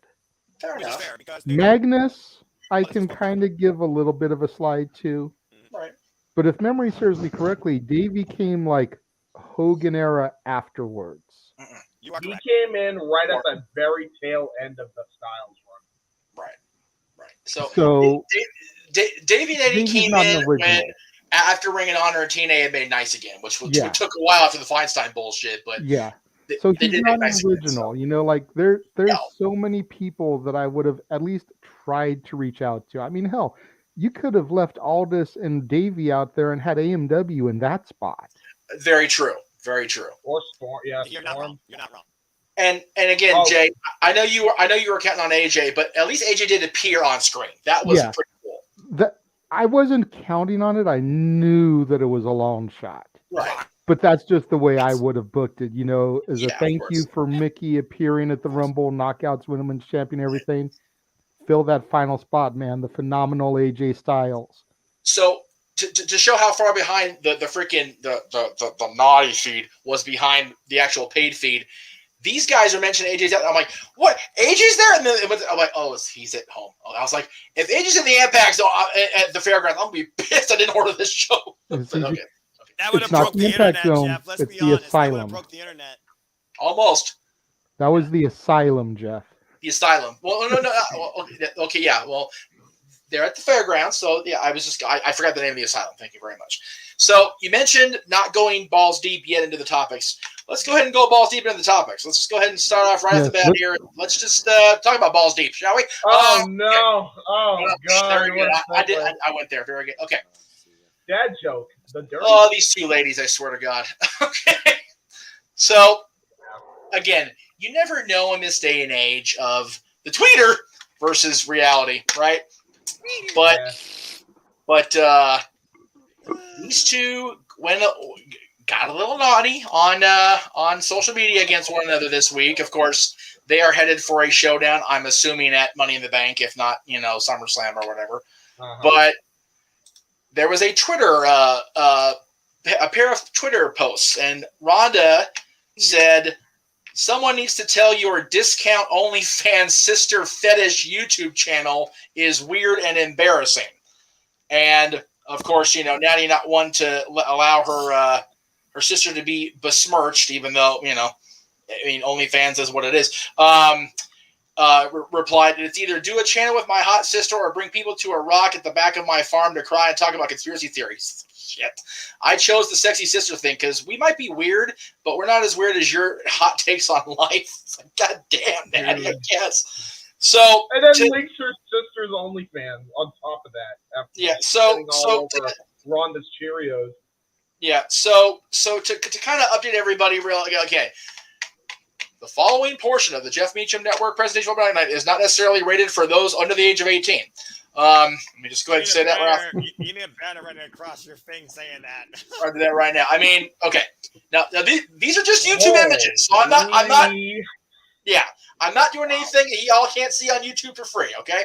But Jenny, of course, has the OnlyFans page. She established that recently-ish. I believe it was the first of the year, maybe a little bit earlier than that or sooner than that. But, Natty appears on their YouTube channel, the Nyhart Sisters YouTube channel, and Natty's dressed like she's dressed in these pictures. And, JJ, I know in particular, but, we're all red-blooded males, and this is not horrible to look at. Good grief, Charlie Brown. So my question to everybody, let me go ahead and take the distractions away because Lord knows these are distracting as all hell. There we go. There we go. There we go. Good grief. Actually, no way. There we go. Okay. Got a little hot. Hello, ladies. So since Steve introduced the topic, I'll let him give his opinion first because I don't want him to get trumped on a topic that he brought up himself. Yeah, go, JJ.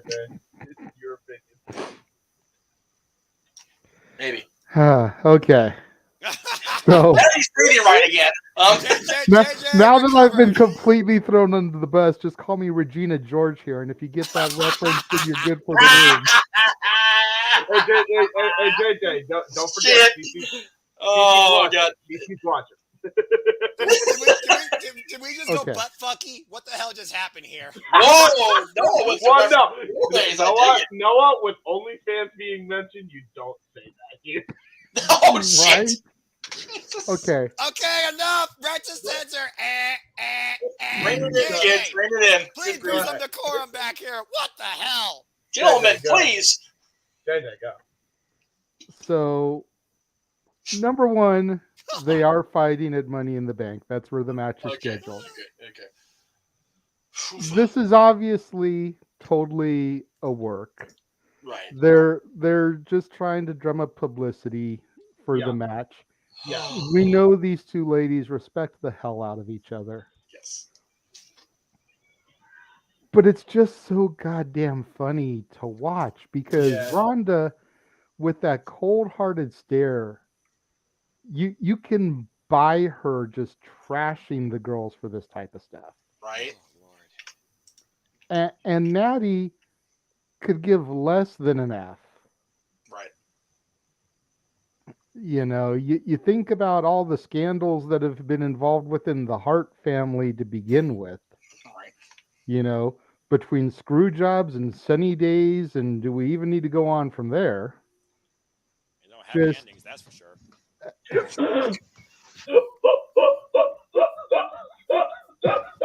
I can't even with the laugh in the background. Broken James! Wait! Okay. Can you leave the solo shot off, please? We've completely broken James. He is gone. Jesus. But I mean, the only problem that I have with this whole thing, and it doesn't even have to do with the actual Twitter beef between the two of them. Right. But like, if you're gonna go the distance and create that type of page, then actually show something. Yeah, Otherwise, you're basically just scamming your fans. Right. Because if I can see the same pictures on that page for $14.99, $19.99, $9.99, whatever your monthly subscription is, that I can see on y'all's YouTube, why am I going to pay for that? Yeah, that's a ripoff. Are you kidding me? I mean, Jeff said, those are screen caps from their YouTube. Yes.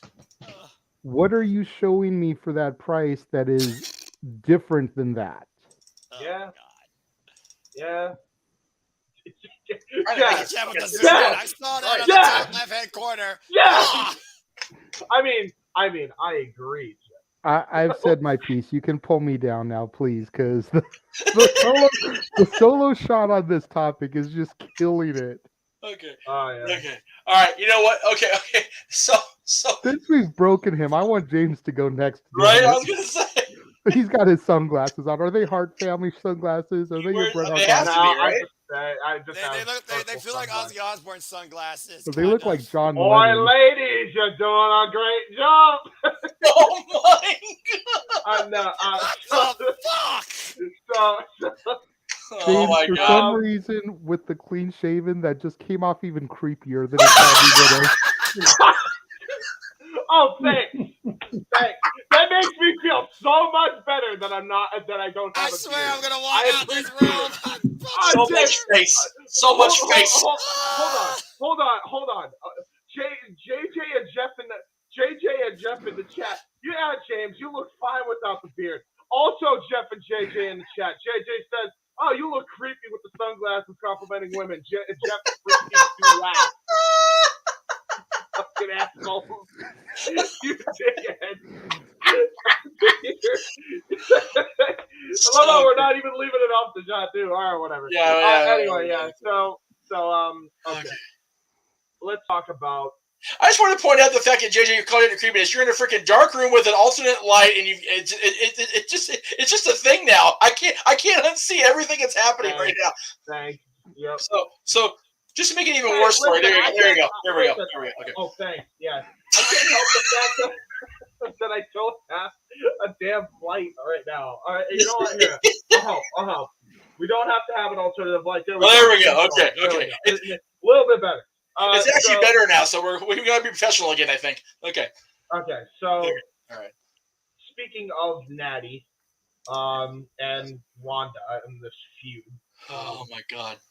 All it is a desperate plea to get people to care about the WWE any way they can, especially in light of recent allegations, which they're trying to find any way possible to deviate from.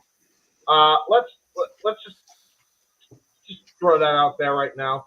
And also, by the way, nobody buys that Ronda actually hates women that work on OnlyFans because, believe it or not, if she does, she's kind of a hypocrite because she supported women that she knows in the past, like Paige Van Dam. But I digress. So, yeah, that's all it is. This is just an attention thing. They're trying to bring in real life drama to bring in the feud, and they're doing a hell of a job at selling it. Fair play to them, but job. Hey, perfect time for this type of bot in the chat. Right. There's no way. I'm almost positive this is not a bot because that is way too perfect. Right. Way too perfect. I can't make the fucking mouse scroll. Jesus. That's incredible. What the hell's the mouse? If you are not a bot and you just did that just for a giggle, you did good. If you're a bot, go fuck yourself, you scammer. Anyway. That's right. Yeah, sucker. What he said. Pretty good though. Shucky ducky quack quack. There you go. Very good, Jonathan. Shucky ducky quack quack. And then Booker. God damn it. Anyway, carry on. This is the high level of highbrow quality here tonight. Yeah, you know. This probably shouldn't have been the first topic. No, this is perfect. Right after TNA. Are you kidding me? That's the right stuff. Damn it. Tell me Perfect. you did not just say that. Oh my I did in fact say that. Oh my God. Okay. The messed up part about all this is that you've got Bianca and Rhea, which is going to be a banger at the pay-per-view. Jesus Christ, Jay Banger, really? And they're getting a serious kill. He's not. No one's going. You had to, Jeff. I think the concussion is making your brain funny, dude. Oh, I got a headache now. I gotta stop laughing so hard. It hurts my head. Okay. Jesus Christ. Oh my God. But they're going to have an amazing match, and they're getting the serious build-up. These two women are amazing workers. Ronda is a legit badass, and we all know Natty's pedigree. They don't need this type of hype and build-up to make a match that we care about. No, you want to really sell is Dana the topic Brooke versus Carmella, or Ronda versus Carmella, or something like that? Yeah, give me this type of build-up, because I don't buy Dana Brooke, I don't buy Carmella, I don't buy those type of people. You know, you want to use that against those type of people, cool, but you don't need to use this type of angle in this storyline with Natty. No, Jesus Christ, more freaking bots. I don't know if it's a bot. No, it is. It is. That's the bottom line in this, is that these two women are good enough competitors that they don't need this type of angle to build it up. I'm with you, JJ, 100%. For real. That's Like, what it's kills me the most at all this. Granted, true. okay, Natty's the one with the sister that has the account. Yeah. But I mean, come on. Like, why are we bringing poor Jenny into this? Like, why? Rhonda did. That's why, because Rhonda did, honestly. I guess. Yeah, probably. I don't know. I mean, is it insecurity because Rhonda still has some of the mom bod going on and Jenny look like Jenny do? You know, I find Rhonda attractive if we're being I always serious. have. Yeah. I always she have. was like crush for many years. Like in if you look at the UFC, women WWE. if you look at the women in WWE, I've always had a crush on Natty, Oh yeah. Rhonda, Victoria, Lita. The women that probably could freaking cripple me if I was given a chance. I've never really been in WWE turned on by the Bella types or the Rosa Mendez types. Not that they don't look amazing, but there's something about the strong woman in WWE that is also attractive that I have always gravitated towards. Yes. JJ, are you saying that you want to have your head squeezed like a grape? Stop. Really, James, we just got Noah back. Don't make him walk off again. No, leave Noah, it. Noah, Leave it. before we lose you, what is your take on this topic? Well, I was going to ask you, Noah, Mike, you didn't want to bother. Mike is just busy on his tablet, it looks like. Yeah. Nope, I'm ready to go. Okay. Noah, are you good on this, or you want to say anything about any of this? All I'm gonna say is this. I've said it once. I'll say it again, as I really should turn on my light because it's a little dark in here. Actually, it looks better when it comes to open mic night. Keep it like that. Yeah, right. Yeah, true, because I'm already ready to go to sleep. But that being said, I'm awake now for whatever reason. Maybe because it's wrestling. Damn it. I look at women in wrestling for freaking wrestling. They are attractive, incredible athletes. There are those that I do deem a bit more noteworthy from a visual appeal as well as an athleticism appeal. That's just a normal behavior of being a simple man that likes professional wrestling. That being said, it's the WWE. What are they all about? It's a publicity stunt. It's as simple as that. We all know the personal connection with Ronda Rousey and Natalya. Heck, Natalya helped train Ronda Rousey be part of the WWE in the first tag on place. It's not the first time these two are facing off against each other, let alone for a championship. They did the same thing on Monday Night Raw. The only difference here is now they're trying to bring another party on the outside to make it feel more personal than professional. And at this point, really the whole thing about doing what you do on YouTube versus a third-party service that pays you, I don't think you get paid as Tony Storm. But anyway, whatever you choose to do with your body, that's entirely up to you. Don't bring that context in the wrestling ring. It should not affect the result either, too. It's just trying to bring more eyes to money in the bank or whatever the hell they're going to do this match. Simple as that. So, for the record, as far as I know, none of the women currently involved in wrestling or familial relations, as far as Jenny Neidhart, Tony Storm, any of them that are still actively involved in the business, have actually displayed the entire goods on that site. So, you know, we've already talked about Miss Tammy and that she's done more than display the goods. She's actually used the goods for more purposes on that website. So good for her. You know what? However you make the money, whatever you got to do. But I mean, you know, do love your body. Beautify it. If you can make profits safely for it too, and more power to you. But as far as the actual active competitors, her account versus her time in the freaking WWE, and everyone knows that the knockouts are no strangers to doing bikini swimsuit type stuff for like former counters they used to do too. Stardom still does that for Pete's sake, and they show up. But I'm gonna leave that alone. That's a whole different region. Yeah, and And even Tracy Brooks, when she was a knockout, she was the only knockout actually active on the roster to appear for Playboy. It was digital Playboy, but she was still there. So, you know. To be fair, Candice LeRae was always my person, but that's just me. Well, there's a lot of diverse opinions in this room about Candice LeRae. Incorrect. Candice Michelle. And incorrect. The correct answer is Scarlett Bordeaux now. That's a whole different one. To be fair, she's not active in one of the major companies right now. Right. That is true. So, and I don't think she was active in WWE or in Impact either when she started actually showing everything. So, yeah. And if she did, good for her too. Whatever works. Mikey, God help us. Take us home on this. As I look at the inspiration in front of me. I'm going to say this about OnlyFans. I think it's I don't care for it, and this is coming from me. I don't care for it. I don't like the idea of it. There are plenty of platforms. If you want to look at that stuff, that's fine. This might be considered crossing a line, I would say, because whatever Natty chooses to do on her own time, you always got to remember she's always going to be a WWE superstar. If WWE goes to Natty and says, look, we don't want you to do this with your sister because of the site or because of the content, right? Natty's going to have to make that choice. So, if other people are doing it, fine. But I'm not gonna drop my money on a site like that. No. I think the latest one that I totally disagreed with was Noelle Foley.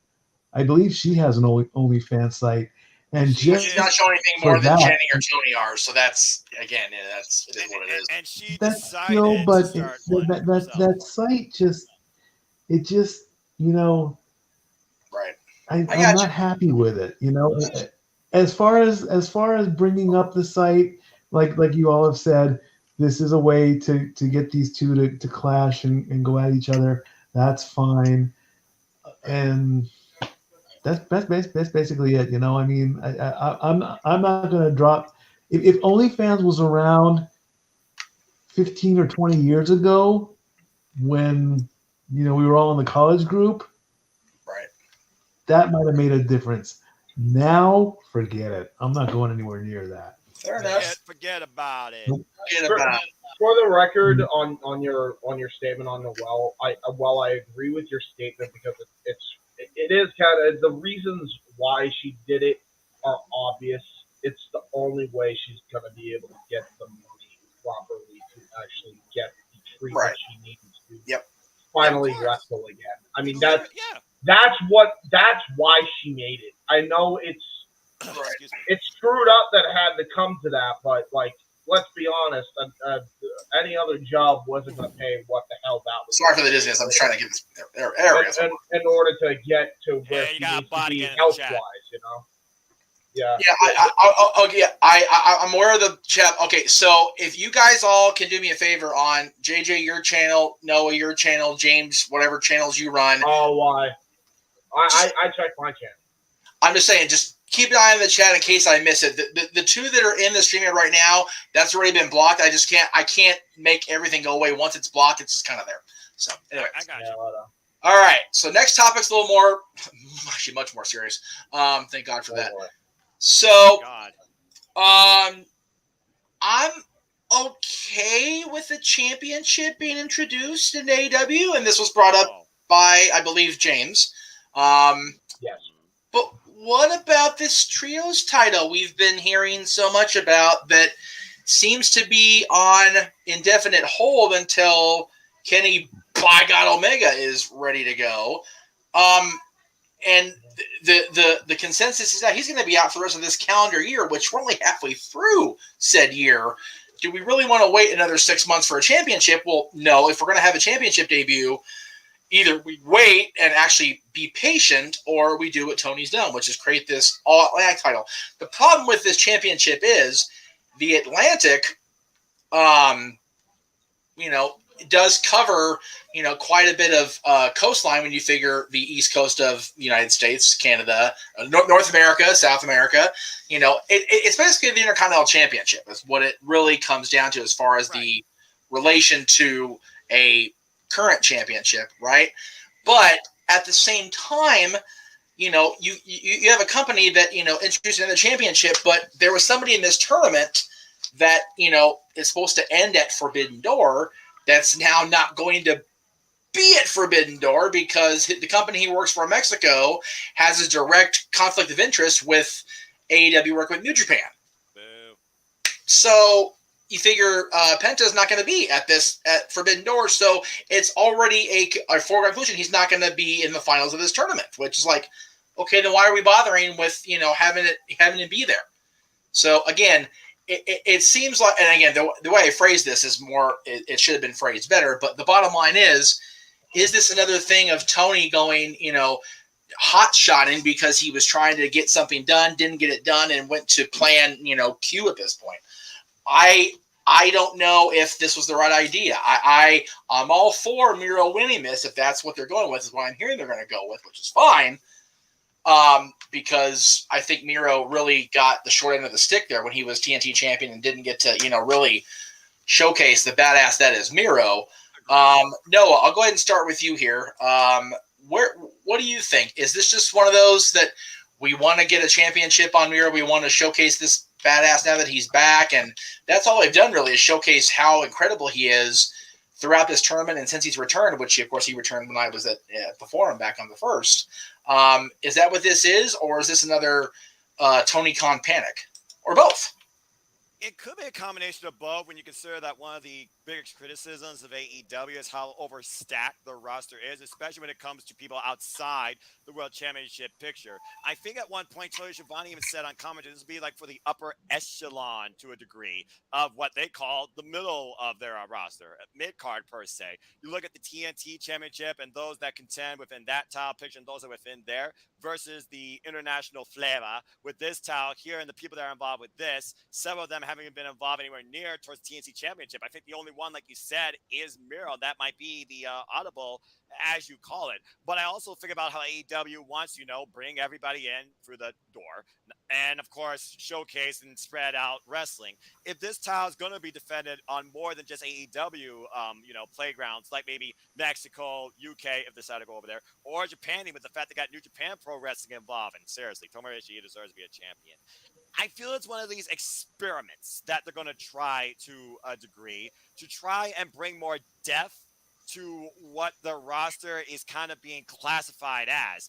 And as far as the Trios Championships, I think, like you said, this title probably was something already planned beforehand with how many homages they've done to Mid-Atlantic Championship pro Wrestling. I mean, look at the Women's Championship, per se. Just saying. I feel like Trios is just, they couldn't do it now, so they did this instead. If Kenny Omega was here, we probably would have had the Trios titles and probably this later on in the fall if it wasn't for the Forbidden Door. Someone tell me there's got to be more to this because I don't think if it wasn't for the Forbidden Door, I don't think this title would have even been a thing. Right. Mikey, let me ask you. They're calling it the All Atlantic Championship, which, it's Tony's toy. He can do whatever he wants to do to play with it. That's fine. Right. But the fact that they're calling it All Atlantic, but then they're having guys from New Japan compete in the tournament, pretty sure Japan is on the Pacific Coast. Why would they have a Atlantic Championship be contested partially in Japan? That makes no sense to me. Not totally sure on that one. I'm not too thrilled with this concept because the only time that a major company had a triple threat title, from what I quickly saw, I know ROH currently has one. A lot of the Mexican leagues do have a triple threat championship. WCW did have one, but it was very rare. So, and AEW already has 7 current titles and 7 current champions. They're already going to do the interim championships coming up soon. That's going to be an 8th title. This would be the 9th title in AEW. This is too much. There are so many titles coming up. They already have so many titles. They've got the TNT title. They've got the TBS title. They've got their own World Tag Team Champions. They've got the FTW Championship. I'm going to, if this title comes into play, I'm going to lose track of who owns what titles, and I'm not going to watch it all. I mean, Right. I want to see eventually after CM Punk gets returns, I want to see him defend his title against this interim champion, whoever it may be. It's going to be a great match. But then it's like, oh, this person has a belt, and this person has a belt, and this WCW had that problem. Right.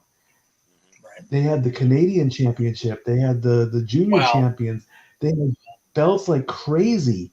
And I'm like, does everybody have to have a belt? Can we just not have a one-on-one match? I do not like this concept at all. All right. Again, everybody knows my thing about triple threat matches anyway. The 6-man / trios tag titles, yes, they were a thing in the old Crockett WCW days, and I wasn't a huge fan of it then. I do like the Ring of Honor 6-man titles, for the record. I think that's a great, because there's so many factions in that Ring of Honor, Bullet Club, freaking Circle of Hell, whatever you want to call it, that having a championship the factions can compete for as a Freebird unit, I'm okay with it personally. JJ, what say you about this championship, the Atlantic Championship, or All Atlantic, excuse me, if we're going to say, because everything has to be all something with AEW. Again, you were on contact with me when Miro came back, and I said that night that they're pushing him to something, because he came out there and just rolled over. I even forget who he wrestled that night, which is incredible. Johnny Elite. There, thank you. Yeah, I mean, he's been rolling through everybody since he came back less than 2 weeks ago, or just over 2 weeks ago now. Is he the man destined to stand tall in Chicago? And do you think this was rushed because of the lack of Omega? For starters, you don't have to give me a solo on this one. I'm going to be pretty quick on this, but Okay. At the end of the day, I virtually 100% agree with Mikey on this. Miro does look like he's going to be the guy, unless the New Japan representative is somebody big time.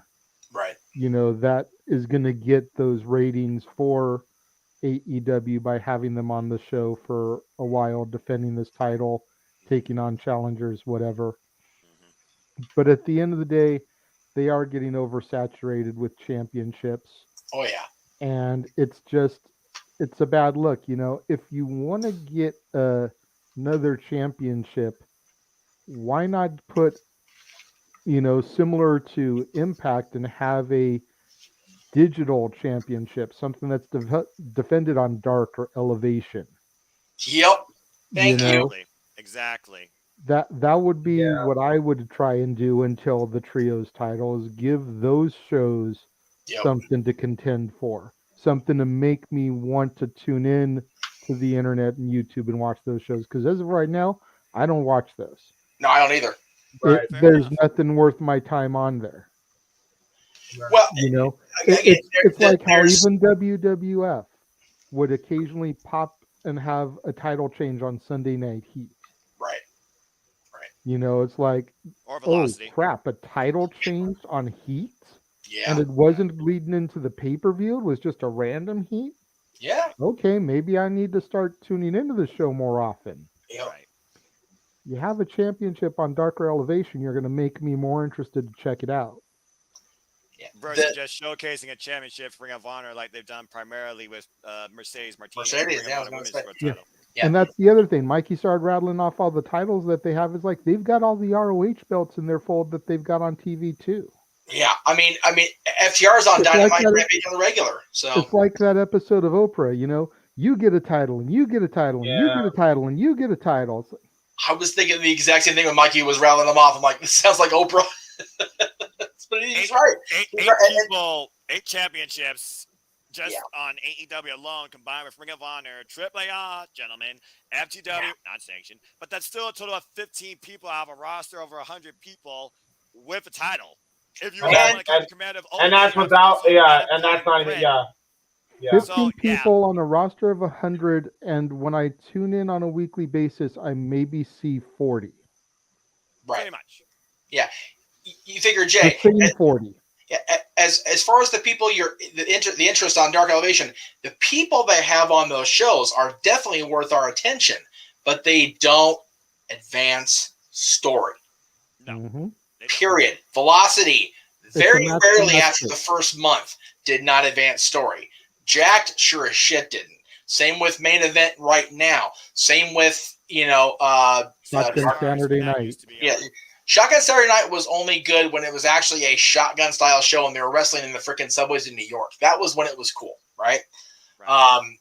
These secondary shows are fine. Figure Thunder early on was pretty good, then not so much. But Rampage is still, when it's live, I actually enjoy watching Rampage because I don't know what's going to happen, but they tape it so much again because of the schedule, especially right now with playoffs and both basketball is finally winding down, or actually has wound down, thank God. The Stanley Cup's about to wrap up, so hopefully they'll get more TV time back for Rampage to be live more often, hopefully.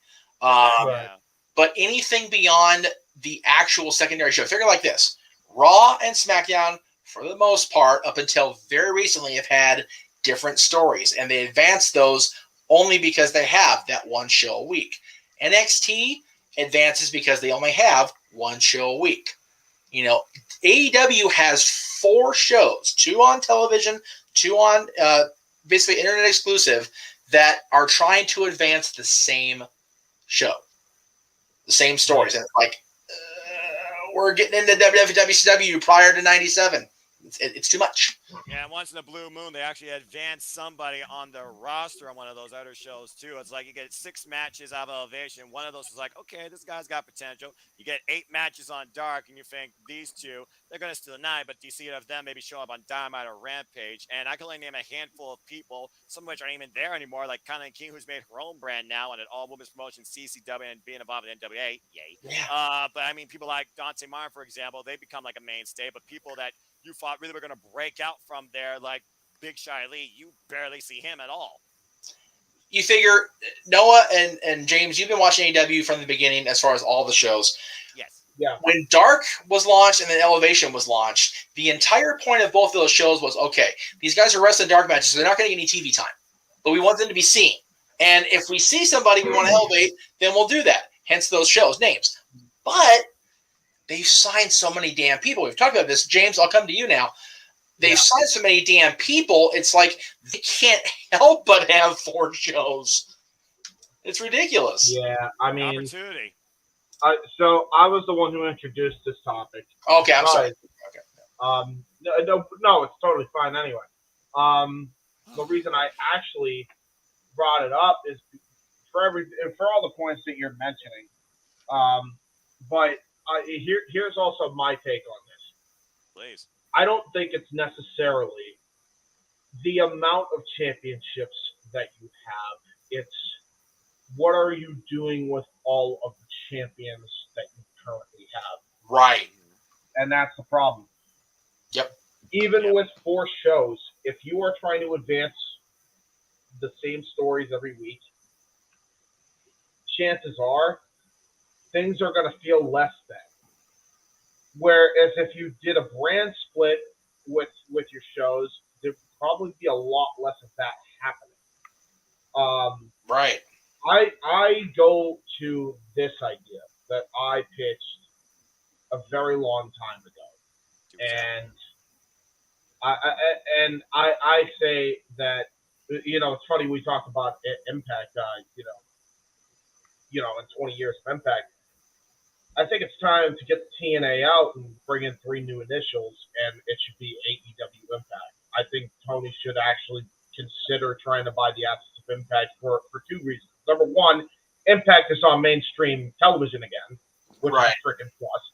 And number 2, that's another 2-hour show that you can put all the talent that you can't feature on, plus you got a whole other bunch of talents, and you can merge some of these championships within your, brand, essentially. I don't hate the idea of the All Atlantic Championship because it's a shot to the Mid-Atlantic. No, I don't either, but... No, me neither.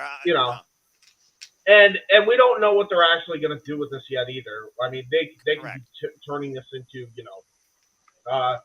kind of like an X Division title but they have more international flavors to it where they all can, go and compete for this championship. Maybe this is their all-inclusive title type per se. Maybe we'll see, I don't know, Miro when he wins the belt. Maybe we'll see a match between him and Sonny Kiss, which honestly wouldn't mind seeing because Sonny Kiss is a hell of a performer, and I'd actually like to see that matchup because that's intriguing to me because it's not something you would see every day. If they treat it like that, cool. But the problem is you have so much going on. First off, Tony is trying desperately to get Ring of Honor on True TV or HBO. One of the two. Right. Yes. And he needs to kind of focus on that before he even thinks about bringing a championship that involves All Elite Wrestling banner, which is why the reason why I think he even did this in the first place is I don't even think it's going to Miro. There's rumors coming out that it might be a New Japan guy. It seriously could go to a New Japan guy, which again, fine. I mean, because honestly, again, to you guys' point, there's too many singles titles as it is. Not and again, it's not even the fact that AEW themselves created all these championships. Like, because if you really break it down, they only have a total of 5 official championships. Right. That's all they got. The issue comes down to is Ring of Honor happens, and the purchase of that happens. Yep. And there's so many titles now just from that. And then you look at, the fact that they, showcased the Forbidden Door aspect. Yep. I mean, chances are you're going to see a lot of championships anyway. James, they already got the United States Championship being defended there, the IWGP Heavyweight Tag Team Championship being defended there, the IWGP Tag Team Championships being defended there. Just saying. Yeah, there's you figure the World Title's probably going to be defended. Jay White's going to face somebody. I mean, it's a problem industry-wide, where there's just way too many championships. But if you're just breaking it down to All Elite Wrestling, that's not the issue. It's just there's so many titles. Like literally tonight's show, we just saw like how many champions alone. Right. And as far as the trios championships go, which is the main reason I brought this freaking topic up to begin with, you need the trios title way more than you needed this. Oh yeah. And you needed to bring that in first. Sorry to tell you, TK, you need to alter your plans when shit goes awry. Yeah. I understand wanting to keep your word with people, and I get that. But when something goes down, you need to alter the plans and find a way to bring them back into the fold. Yep. If you want to have Kenny Omega hold the trios titles, you could literally put him on a current trio right now as we freaking speak. Right. There's plenty of trios that could benefit becoming the first trios champion. That's all I'm saying. So we got 6 championships all officially in All Elite Wrestling, and then you got like at least 7 in Ring of Honor, which is already way too much. But if you leave Ring of Honor out, this is the 6th championship they're bringing in. Let's see what they do with it. And to end this off on a meme, can't wait for a wrestler that could possibly be named Patterson in New Japan Pro Wrestling to hold the new Pacific Championship and unite it with the All Atlantic Championship in our tournament in Rio de Janeiro. Right. Fair enough. That's fair booking. That is fair booking, to be fair. You're not wrong. That would be funny. Actually, it would be funny. So, before we get into what is going to be the main event, because I do want to make sure everybody gets their say on the big news of the week. JJ actually brought this up to me on message directly and asked me if I should bring this up. And I said, you know what, we'll go ahead and bring it up. So I'll go ahead and we'll give it a talking about. So our good buddy Alberto El Patron decided to go on the Twitter, and I have it Google translated. Yay, Google. Basically, what he says is 4-time World Heavyweight Champion, winner of biggest Battle Royal in WWE history, which is not true because he did not win the Greatest Royal Rumble, which was bigger than the Royal Rumble 40-man. Money in the Bank winner, 2-time U.S. champion. I will do my best to raise the Mexican flag once. He's basically saying he deserves to be in the WWE Hall of Fame. Yeah, no. And again, this is going to probably cause trouble for me personally, but you know what? That's what this job's about. Because I've been friends with Ricardo Rodriguez for many, many years, and I know Chewy still holds Alberto in very high regard. So kind of is what it is. But I'll go ahead and go around the room, and after I say what I have to say, as impactful as Alberto, a performer as Alberto could have been, his legacy in mainstream media and wrestling will always be the repeated disappearances and the shit with Paige. Yep. And that's unfortunate, but that is the way it is. And again, I was there for his Money in the Bank cash-in. I'm not saying it was the worst. He was definitely not the worst Mr. Money in the Bank. Looking at you, Corbin. What? Mm-hmm. Yeah. Corbin was the worst. Sorry, Baron, but you were. Otis, you didn't even get the cash in. Miz freaking took it from him. God. Okay. I forgot about that. Okay, yeah, Otis. Statement redacted. He wasn't the worst to cash in, because that was definitely Corbin. Oh yeah. Okay, no. When you talk about actual cash-ins, you're not wrong. But the fact is, and again, I know, Jay, you weren't there for. Actually, no, you were there for 2011. I take that back. So, the fact is, we had this amazing story. The summer of Punk had kicked off. He'd walked out of the company. He'd come back. It's undisputed champion match. Triple H is refereeing. There's a false finish at the end with the foot on the rope. You know, there's dispute to the championship. There's money there. And then Big Sexy comes down and, shits in the Kool-Aid, or shits in the girl's bag. I guess we're going to talk about WWE. And then Alberto capitalizes. So I, sitting in the cheap seats with my son, his mother, and our other buddy Bruce, not JJ's buddy Bruce, but the other buddy Bruce I had, actually got me started on this thing. We're like, yeah, we can go now. It wasn't even so. Him being champion was like, okay, cool, you became champion, and he was world champion. Do you know what I remember most about his world championship reign? Dolph Ziggler's most memorable thing. The fact that Dolph cashed in on him was just circumstance. Yeah. I mean, really. Pretty much. 2-time U.S. champion, managed by Zeb Coulter in the beginnings of the We the People bullshit. Okay, got it. His legacy is what it is in WWE. And again, people say, well, you shit on Coco Beware, never been champion. You know what? You take this guy's legacy and put him back in 1987 when Coco Beware was doing the Piledriver album and doing the Birdman. He shit all over. There's no way it's a thing. Right? So I'm sorry, but no. It doesn't work for me. I'll go ahead and go where we're at from top to bottom. Noah, what do you think about Alberto here? Alberto, not doing that. Well, again, unfortunately, there's just a whole lot of controversy that follows him. Again, I feel like the biggest thing that you're going to remember out of his career is definitely the whole Page debacle. I mean, again, he did get the World Championship twice. He was also a member of League of Nations that won at WrestleMania. We all remember how that went. He also had a fallout with Ricardo Rodriguez. Yeah, he won the Royal Rumble, but there are many other people that we believe should be in the Hall of Fame that weren't even champions, and they don't have, as far as we know, a controversial stigma to them. Man or woman, per se. We've talked about several names at times, like, why is insert names here? Not in the Hall of Fame. Alberto, whatever you want to call him, making a case for himself, probably off of his own family's merit, knowing that Mil Mascaras, of course, is in the Hall of Fame. Yep. I feel there's just more negative to the positive that outweighs his argument in that he should be going into the WWE Hall of Fame. And in my opinion, no, I don't think so. I don't think the accolades that he accomplished versus the mistakes that he's made outweighs basically him having a right to say he belongs in the WWE Hall of Fame.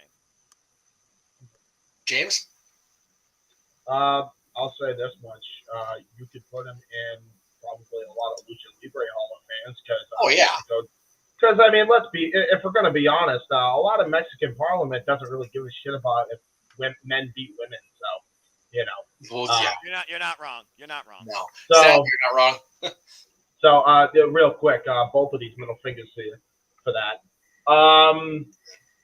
Yeah, I'm not okay with a well-known, even if he was proven out of court, which if you stack up all the evidence of abuse that he's ever been accused of, it's like, you know, oh, he didn't physically hurt someone because they didn't have enough evidence. Doesn't mean it didn't happen. Right. So, sorry, no. And even if he never did all of those things, newsflash, and Ricardo, you can get pissed at me and block me for all I care. Alberto was never really that good. Yeah. He was never really that great. Not even Sorry. as a baby face. As a baby No. face, he sucked. As a heel, he was the one. It was so. Here's the problem with Alberto. Alberto came out in a limousine, okay, or a fancy car. Oh, gee, where have I seen this one before? Hello, John Bradshaw Layfield. Already seen it. Yeah. You know, he becomes the good babyface Samaritan good guy. Who cares?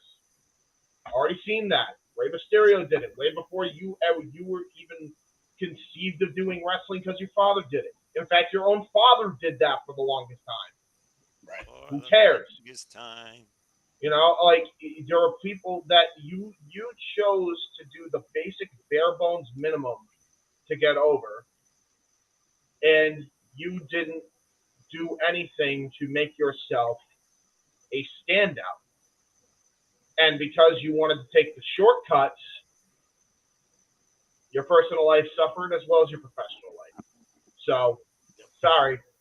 Don't feel sorry for you. So, JJ, before you go, Kevin, I do see your comment there. I actually did read it out when I first brought it up, but I'll read it again.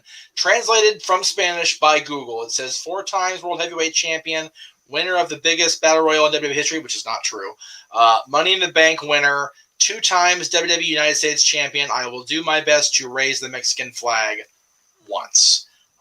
First of all, the Battle Royal thing is not true because the greatest Royal Rumble was bigger than the 40-man Royal Rumble in 2011. So, yeah. already, And by the way, he said raise the Mexican flag once. Hey, guess what? Rey Mysterio is going to beat you to that idiot.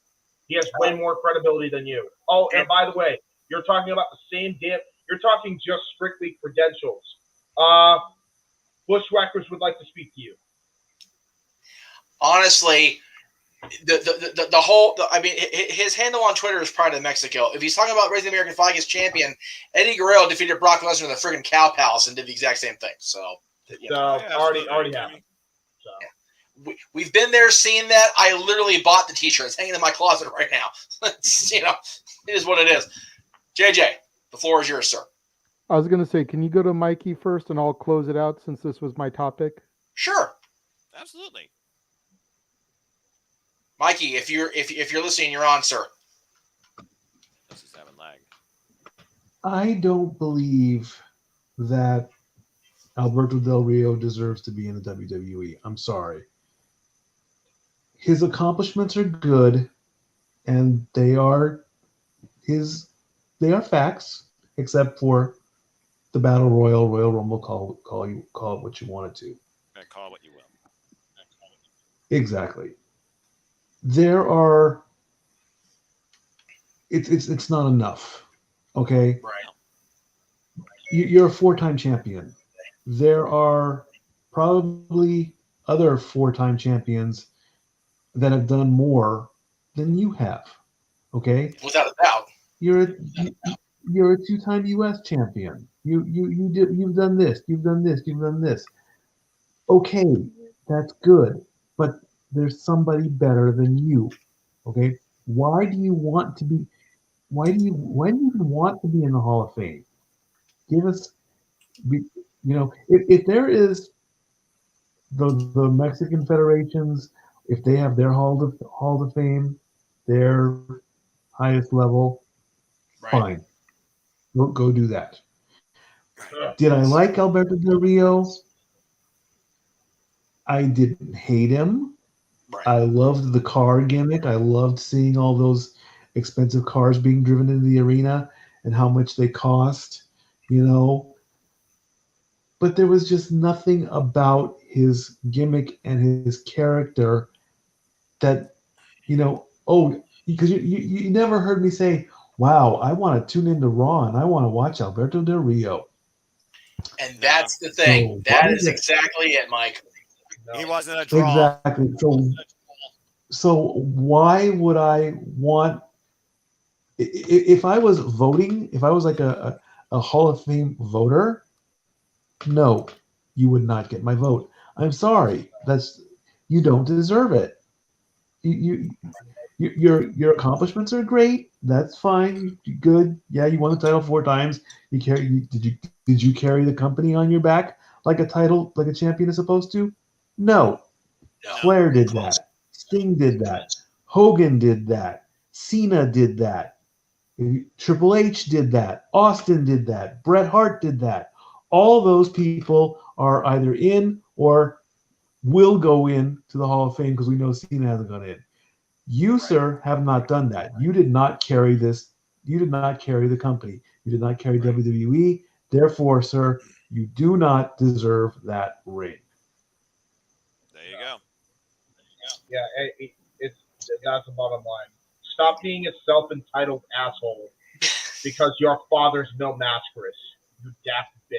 Well, number one, it's his uncle. Number two, I don't like Mil Mascaras anyway. I don't think he deserves the WWE Hall of Fame. What's the difference? Sorry. Jeez. Well, no, it's different. If we're going to attack personally, we're going to at least have our facts straight, James. Exactly. Don't be like one of those empty, people in the toxic known as the internet wrestling community. Yes. And JJ, before you go, I forgot we do have one more topic before the news of the week that you also introduced yourself. So we'll go ahead and this one first, and then we'll talk about our semi-main. All right. I'm going to try to be as diplomatic about this as possible because when I first saw the initial post, I literally fell off of the couch laughing. Right. Okay, but I'm gonna try to be good journalist. I'm gonna try and be diplomatic here. Okay. Nah, you don't got a journalist degree. Keep it real. No, I don't. But we I almost had a journalism degree.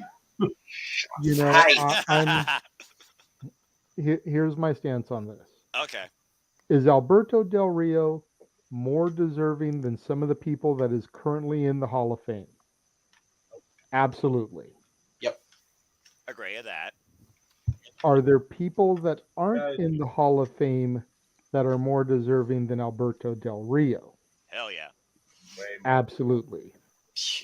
That's a fact. One that comes to name right off the top, and I actually did have to double check, make sure he wasn't already in there. Magnum TA. Yeah. Oh yeah. Yeah. Yep. And he was never a world champion. No. So you can take your 4 world titles and shove them up your El Patron ass, right? Because he deserves to be in there before you do. Yeah. Oh, JJ, I love you. Okay, but like has been mentioned a couple times, unfortunately, his legacy is always going to be tied back to Paige. Yep. If he goes into the Hall of Fame, may as well have Chris Benoit go in the same year. Yep. Yeah. There you go. Yeah. Granted, before I get booed out of the building in the chat room, what Benoit did was a lot more extreme. And a lot worse, yes. But you also have to keep in mind his mental capacity at the time. Yep. Does that forgive him? No. But you've got to keep things in context. True. Alberto Del Rio knew 150% what he was doing to Saraya. Yep. Thank you. That's a fact. At the time of the incident, Benoit's brain was jacked, to say it nicely. Oh yeah, 80-year-old. It had the brain of an 80-year-old Alzheimer's patient. So Accurate. that is my diplomatic stance on this. There you go. He I appreciate it. He deserves it more than some of the people that are already in there. But there's people that are way more deserving than him. Hell, go back and watch me and Jeff's top 10 people that aren't in the Hall of Fame list in the Dad's archives and look at some of the names that we came up with. A lot of them already went in because we're that freaking clairvoyant and shit. Some of them went in because people watch our channel, but there's still a lot of names that are on those lists. Yes. That deserve a spot in the Hall of Fame. Absolutely. We're looking at you, Cyndi Lauper. Right. God damn it, WWE goes Hollywood. Put her in there. Yes. She was with Captain Lou Albano for Pete freaking sake, heading into the first WrestleMania at Madison Square Garden. Okay, I'm sorry. There would have been no WrestleMania without the Brawl to End It All and the War to Settle the Score, both of which she was a part of. Exactly. The entire WrestleMania class went in at WrestleMania 21. There was no celebrity inductee. Nope. It either should have been her or T at that point. Yep. Damn right. T went in almost 10 years later. We're still waiting on Cyndi. As far as I'm aware, there's only been 1 year since the relaunch of the Hall of Fame that not have celebrity inductee, and that was the one here. Yeah. So when they come back here next year, they need to do 2, damn it, to make up for 21. So Exactly. you said you had this as your diplomatic stance. What is your undiplomatic No, Wait. You said you laughed, right? Hold on. Let's all laugh at Alberto. Hall of Fame. What's funny is that if you go back and you watch some of me and Jeff's like Dad's episodes from like 10 years ago, we totally were putting Del Rio over back then, you know. Because of Chewy mainly, but you know. Well, that and because the Lady Killer was on the show, and he always did I'm the Lady Killer, but you already knew that. Yeah. It was like he had the shtick down, so we were putting Del Rio over back then, and back then is way different than now. Oh yeah, exactly. Times change, people change. Porn Bot's always the same though. Definite change, and yeah, just I never got the bottom line though. No, I never got the hype about him, even back then. Nah, me neither. I was like, Rey Mysterio versus Alberto. Yeah. The shtick was catchy enough to imitate and mimic and try to get some views and some boosts to our stuff. But other than that, it's like, eh. And let's be honest, when he didn't have Ricardo introducing him, his stock went down even lower because Ricardo was the one that was definitely carrying that character. That's why I says Chimera is amazing. And again, yeah, that's not a knock on Ricardo Chimera / It's just the fact that once the introduction's over, the shtick's over. It's like, okay. Pretty much. Yeah. And even then, it's like, and here's a stack because I guess his name is Chewy, but I'll call him Ricardo because I don't know him that personally. Ricardo is a better wrestler and a better character. So okay, all right. So I don't think I'm out of line of saying that either. No, you're not. Let me just be clear. Let me just be clear. Pedigree or not, lineage or not, Ricardo has been around. Ricardo's a SoCal guy.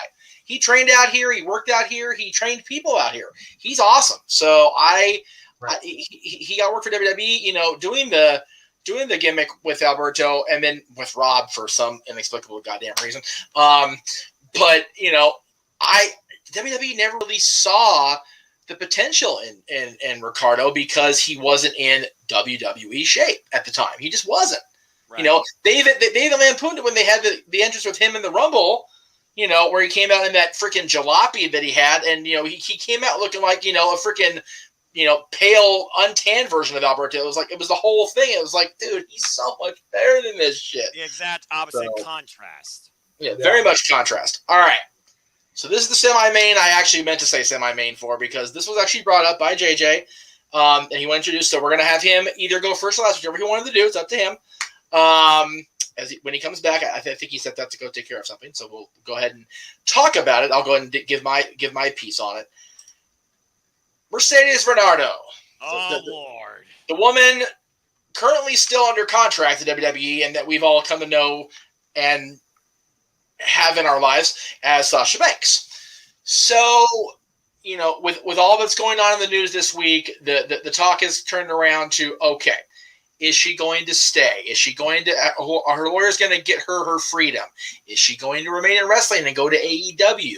Is she going to continue the path she's taken into a galaxy far, far away and stay in Hollywood and do, expand her role on The Mandalorian? What is next for Mercedes? And I think it's actually a good question leading into the main event. And I'll see if JJ wants to go first here. If he does, that's cool.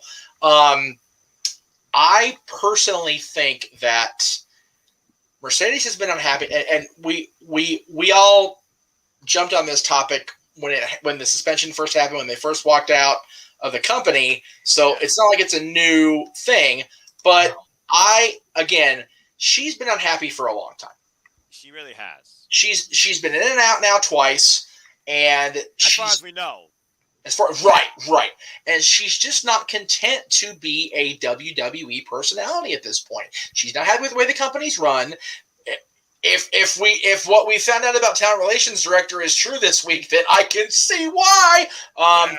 But again, it's so ridiculous that it continues to be a thing with that. And again, we were all very, very critical of her, arguably rightfully so, right? Because of the now twice that we know walkouts. Right. If she's not happy, then she should be able to go elsewhere. Now, the whole talk about, you sign WWE contract, you sign your life away, and that is true if you actually sign a contract and you make your name based on, your WWE appearance, which is why, you notice she's not gone out, she didn't do Star Wars as Sasha Banks. She did it as Mercedes Bernardo. That was in the credits very clearly on Mandalorian. So what would you do, JJ? What would you do if you were Mercedes? Would you remain in the business, sign with AEW or the NWA or Impact or whatever, or would you continue pursuits in Hollywood and see exactly how far you can go in that area of the world? I think a lot of it depends on if Hollywood is already knocking at her door. Okay. I discussed this a little bit on the No DQ review. Wherever she goes, whatever she does, she's going to be fine. Oh, yeah. Right. She's got enough of a name draw that if she wants to go to Tony, if she wants to go to Impact, if she wants to go to Billy Corgan in the NWA, she can negotiate herself a nice deal with whatever creative control that she feels that she needs, more than likely, right, and be good. Yeah. However, she also has the acting. She, did the role in Mandalorian. She's been on the Kids' Choice Awards. She's been somebody that's been doing red carpet premieres and having her face out there in the industry ever since her role on The Mandalorian, including the FCs. The fact that she, small part or not, has her hand in that Disney Plus cookie jar now, right, could be all that she needs to be set for life with that company. Yes. All it takes is one experience, a positive experience, not being difficult to work with, good ratings on her episode. She's already got the name recognition. She's going to bring fans into products. For all we know, they could be looking for a starring vehicle for her as we speak. Right. Oh, you're out of your mind. She only had a couple minutes on the show. Like I said on the No DQ review, ask The Rock how the line Hakuma Shinte turned out for him. Exactly.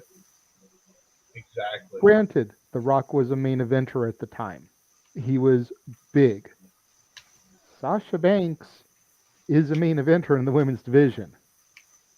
Main evented WrestleMania. Yep. On more than one occasion. Yep. First, all colored main event in WrestleMania history as well.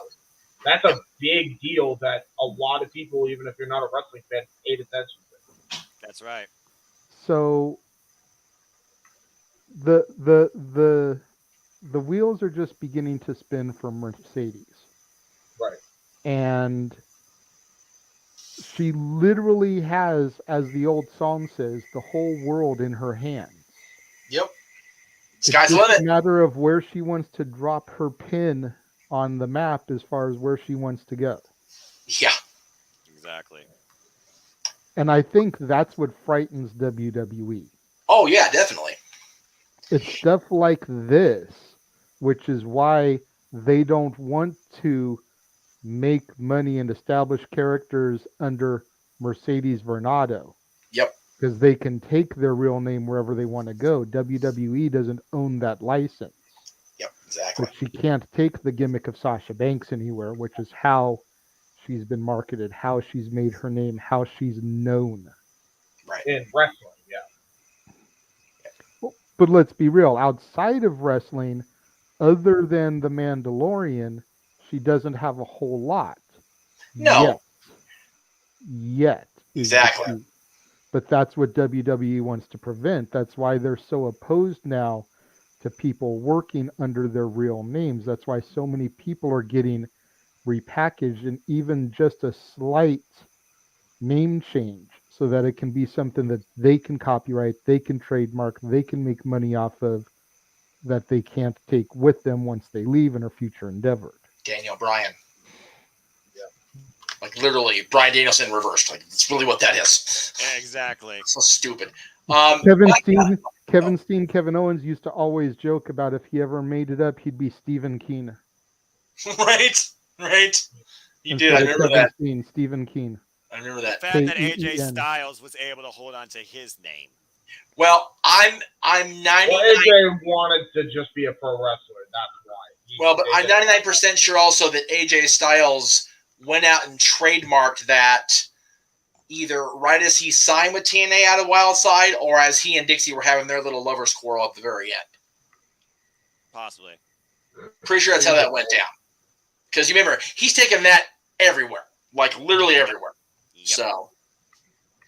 So, Mikey, I will ask you next, and then we'll move up to our crack commentary team. I don't mean crack as far as drugs, because drugs are bad, okay?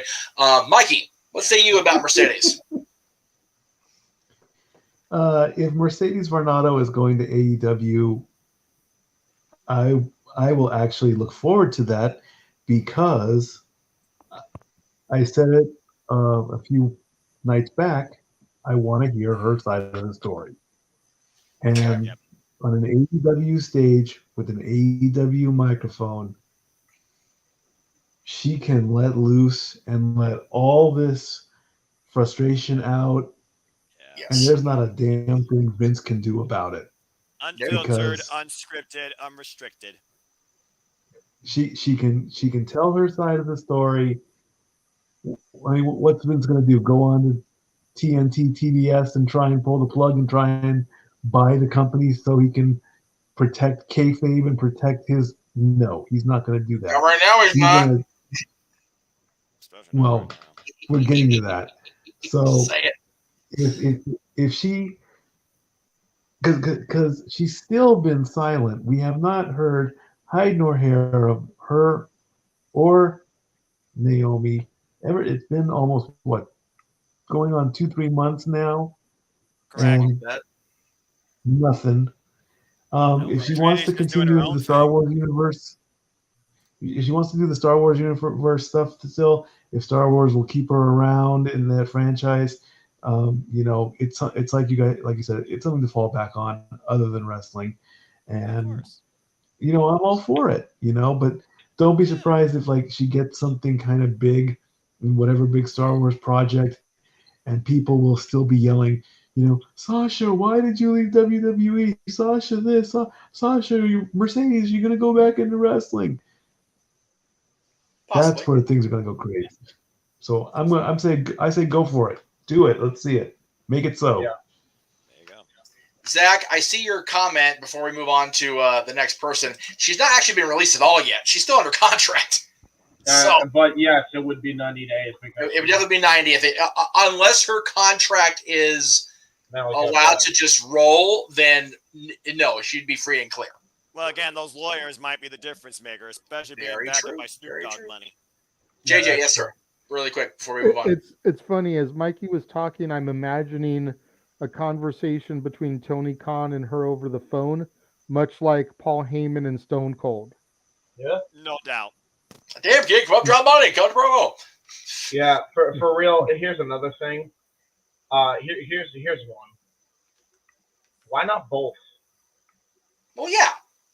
Like, that's another thing. I think a lot of people forget that, Mercedes' schedule, if she went to AEW, would be a lot more free to do outside projects. Exactly. So she could do both if she really wanted to. And case in point, not on necessarily the same level, but Moxley. He was wrestling practically everywhere as much as he could, even though it was the height of the pandemic. Created a movie, created a passion project that he was passionate about, did that. Wrote his book. Wrote his book. When the pandemic lifted, he was wrestling practically everywhere. Still is pretty much doing that now. His schedule. Heavyweight champion. There's a lot more freedom in AEW than there is in the WWE to do stuff like this. And if she were to utilize that schedule, that could be a benefit plus for both parties involved, because if she were to go to Star Wars and use her real name to generate buzz in The Mandalorian and other projects relating to Disney movies like voice dubbing and all this other stuff, then she can she can bring that audience over that she got from her initial hype in The Mandalorian over to AEW. I mean, and not even just in Disney, but anything really. Like, because keep in mind, Rock didn't just do Disney movies. No. So, she could do anything. And then if she could bring that audience over to All Elite Wrestling, that's a much needed boost for their not even just their women's division, but their product overall. And keep this in mind as well. I know a lot of people are going to bring up the Nielsen ratings, as we mentioned. That's crap. We don't have all the figures, but if we're just judging by that, she was still like the number 2 rated freaking person every Monday night on Raw. Yeah. And she was like number 3 on SmackDown, minute by minute. So she's a name. And if you are wondering, here's another thing that I think a lot of people forget. And this is why I say Nielsen box is not the end-all, be-all. All it takes is a simple Google search away and a click on Wikipedia to realize they're still wrestling. Right. And then they're like, oh, what is this company? All Elite Wrestling. Oh, let me check this out. Yep. That's all it takes. Yep. So there's a lot more potential benefits for both parties here, or for all 3 parties practically. For Disney, for AEW, and for most importantly, Mercedes Bernardo. And honestly, there's potential for WWE to just be like, you know what? We already have a bad rep as it is. Let's just cut this loose and be done. I mean, really. JJ. The only problem I foresee, James, for what you mentioned about her doing both, wouldn't be as much of a problem in the beginning, but as she becomes more successful, you run into the issue that The Rock has now with the insurance and everything. And, if she's wrestling for AEW and she gets injured, then she holds up production on whatever she's doing for Star Wars or whatever role she's in. Yep. If she's doing I can't a see movie or a TV show or something, and AEW needs her for a major angle, what if she's not free? What if she doesn't have a day off? that. Right. That is true. That's Look the at all- only problem I there. only go by the idea that they only work one day a week besides Right. pay-per-view weeks. Yeah, right. But think of it this way: as little as he does appear when he does come off of the Forbidden Mountain, if you will, look how long it took him to break the John Cena glass again because of outside projects. He has to be completely schedule free. Then he calls Vince and go, "All right, boss man, let's do the thing." Look at the Rock Roman thing. Yep. If we are going to get that for Mania, That's a big if. Yep. most of Rock stuff is in post production right now. Right. Aside from red carpet press tours, Yep. maybe a reshoot or two, his schedule is clear until WrestleMania next year. I was going to say, how much have you seen of press of Rock doing current filming other than reshoots for Black Adam? The answer is none. That is true. He is making sure we all believe the schedule's being freed up. So, yeah, it is a bitch to do both. JJ's right, but it is doable. You just have to know, every person has to know their limits. Man, woman, whatever gender you classify under. I will say this, and I'll throw a note here real quick. We're talking about Forbidden Door next week, and we're going to get into that in the plugs, I promise. We're going to talk about Forbidden Door. Excellent. There are Forbidden Doors all over this image right here. Figure Mercedes can go to AEW, which means she can go to Japan. She can go to the NWA. She can go to Impact. She can go to wherever. She can go into a galaxy far, far away, which means she can cross through the multiverse store, into Marvel, into any Disney project they feel she is a good fit for. She could be the voice of the next Disney princess. Like her song, either the original or the remix with her cousin says, sky's the limit if this image becomes a reality, either way. Yep. It just has to happen, though, am I right? Yeah, and that really what it comes down to, confirmation versus right now where it's all just speculation and observation. There's no doubt in my mind that Sasha Banks, aka Mercedes, is going to do whatever she deems worthy. We look right now at two universes, the universe of entertainment and the universe of professional wrestling. Where the two collide primarily under WWE Sports Entertainment, she had all she could stand, she could not stand no more. In one of those two aspects, she felt disrespected and she was tired of their shit. Simple as that. We've heard how Mercedes has been encouraged and inspired by the likes of Eddie Guerrero to even get into this industry of professional wrestling in the first place. We know she can thrive in the entertainment industry because of Snoop Dogg, per se. That's been a heavy influence on her, and we also have that connection with her. Which, by the way, we haven't even touched on the fact that if she wanted to, she could go into the music industry too. Like that's exactly. Another okay. avenue. It comes down to what Mercedes feels comfortable in doing. If WWE snuffed her passion out of professional wrestling, I clearly see her doing something strictly in some sort of format in the media entertainment industry. If they have not snuffed out her passion in professional wrestling, that nearly caused Tony Storm to retire altogether from the industry, as exposed on Renee Paquette's podcast or her sessions, then she could go anywhere in the world of pro wrestling now that she's free. AEW, again, allows you to be only micromanaged to a degree and work wherever. It really comes down to what this incredible athlete, talent, this unique individual that has graced our screens in both the entertainment and wrestling industry decides to do with the rest of her life. Whether she wants to cross both facets or dedicate herself to only one. Maybe take time off and meditate on the idea too.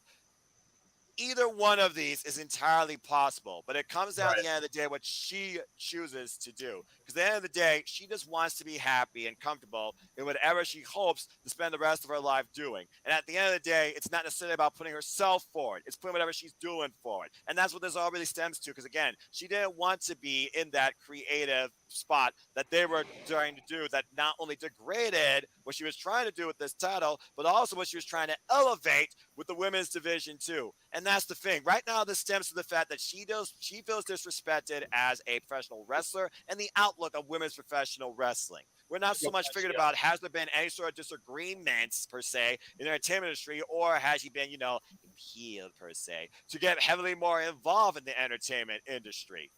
We're just going to have to wait and see when she finally speaks up on her own behalf. And honestly, it wouldn't surprise me if it's with Renee Paquette on Oral Sessions. But both of these are just the tip of the iceberg in the endless possibilities that awaits for Mercedes. Yeah. Comes down to what we finally hear from her, not what we read.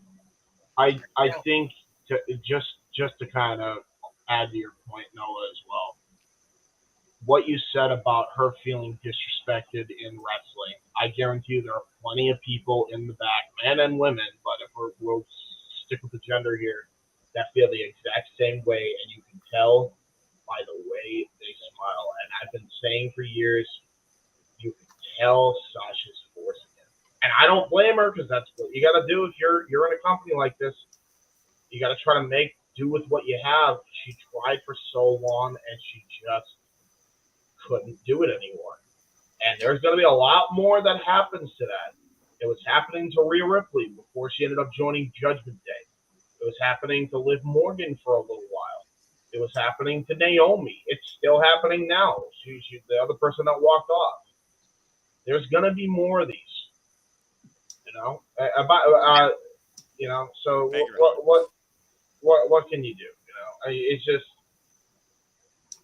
this is the system. If you're going into the WWE, good on you. That's fine. You made it. Know that this is what you're getting into. Exactly. And also keep in mind, in WWE, you don't go there to be a professional wrestler. You go there to be created as one of Vince McMahon's sports entertainers. Yeah. Yep. His vision. Exactly. All right. We are now on to the main event of the evening. Let me go ahead and get back over where I need to be. Hang on. There it is. All right. Before any of y'all say a word, let me just say this real quick. Go for it. I need to thank these two gentlemen in front of us here. I'll tell you why. Shit. Lots of money. Pretty much. I really. So the first, where am I at here? Okay. The first 11 days of this month, my revenue was under $9, right? Mm. As of now, just in June, I'm almost at $27. Yeah. So, again, I've tripled the revenue in a week because of these two guys and their screwed up lives. It's, I mean, I hate to sound so cold and callous about it, but it pretty much is what it is. JJ, you and I kind of said our piece on Vince this week. I know that Mikey, you talked about Jeff Hardy on Talk Wrestling with me last week, so we'll go to you first, and we'll get your thoughts on Mr. McMahon's shenanigans, and then we'll move on to James and Noah to talk about both of them. But I do want to give JD really quick and a chance to say anything else you wanted to add to what you offered up on my shows this week on the NoDQ review regarding either of these gentlemen. I'll wait to go to the end. That way I can kind of piggyback off of what else may be brought up and mentioned in the meantime. Very good. By the way, I did see the comments, so I apologize. Zach, the only way I see Tony backing up the truck for Mercedes is if she's not going to lean toward wrestling and strictly with Disney, because I think her going with AEW would be minorly problematic as far as their partnership with Warner Media. HBO Max could be an issue down the line. That's the reason I would see Tony backing the Brinks truck up. And yeah, Joe, even then, so I will say this though. Even then, if she doesn't do any more Disney stuff, Warner Brothers could come knocking for somebody like Mercedes Renato. Right. That's what I'm saying. Sasha Banks versus Jade Cargill. Jade versus Melina. Yeah. Let me count the ways this could be awesome. James, I'm going to go jump right to James after Mikey. But Mikey, anything you wanted to say about Mr. McMahon? Oh boy, talking about opening the floodgates on this one.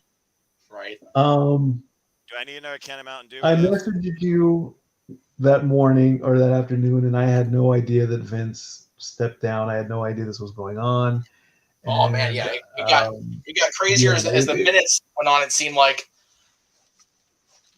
And then there's I read the story, hush money, allegations of an affair, $3 million. WWE's investigating. Vince is cooperating. Yeah. Well, let's see. If you're cooperating, then this really must have happened. And if this is true and Vince had an affair, then I have lost a lot of respect for Vince McMahon, because you have broken one of the biggest promises that anybody can make to anybody, saying, I'm going to love, honor, and cherish the woman I intend to marry for until death do us part. You screwed up big time, Vince, and that is almost unforgivable, And then you're going to give this person $3 million of probably company funds, because that's why WWE is investigating. If it was his own money, his own personal out-of-pocket money, none of this would be happening. But maybe it is company. See, I don't know all the details on this, so it's all allegedly and whatnot. So, and then Vince is going to show up on SmackDown. Okay, what's he going to say? I mean, there was a press release out of Stanford, even CNN brought this up, that Vince is stepping down. Vince knew what he was going to say, but he didn't say what the fans wanted him to say. He just wanted to make a quick appearance and walk off. Yep. If this is a pending investigation and he's not allowed to say anything about it, then that's the way he is. And he said what he said. And he should be on TV in the first place then. Yeah. We'll get through this together. Let me remind you, we're then now forever together. So we're going to get through this together. I didn't even get to see it live. I was having issues with my cable provider. So I was on SmackDown, I was focusing more on Riddle versus Roman. And let me give a quick shout out to Riddle. Great match, excellent match. Riddle can hold his own. Yeah, I mean, when this last week when this match came up, I said, Riddle's going to get eaten alive, but he put on a good match. He did exactly what he was supposed to do. So big props for that. Fair. I don't think that Vince is going to be able to save his personal life. I mean, if there really was an affair, then Linda's going to have every right to be upset if she doesn't already know about it. If she does know about it, we haven't heard from Linda since she resigned her position in Trump's cabinet, so we don't know what Linda's doing. Or should we have by now, because she's better off staying quiet. So shame too. ... Yeah, I mean, we'll big time ... Will Vince, get through this professionally? Yes. Personally, he's screwed.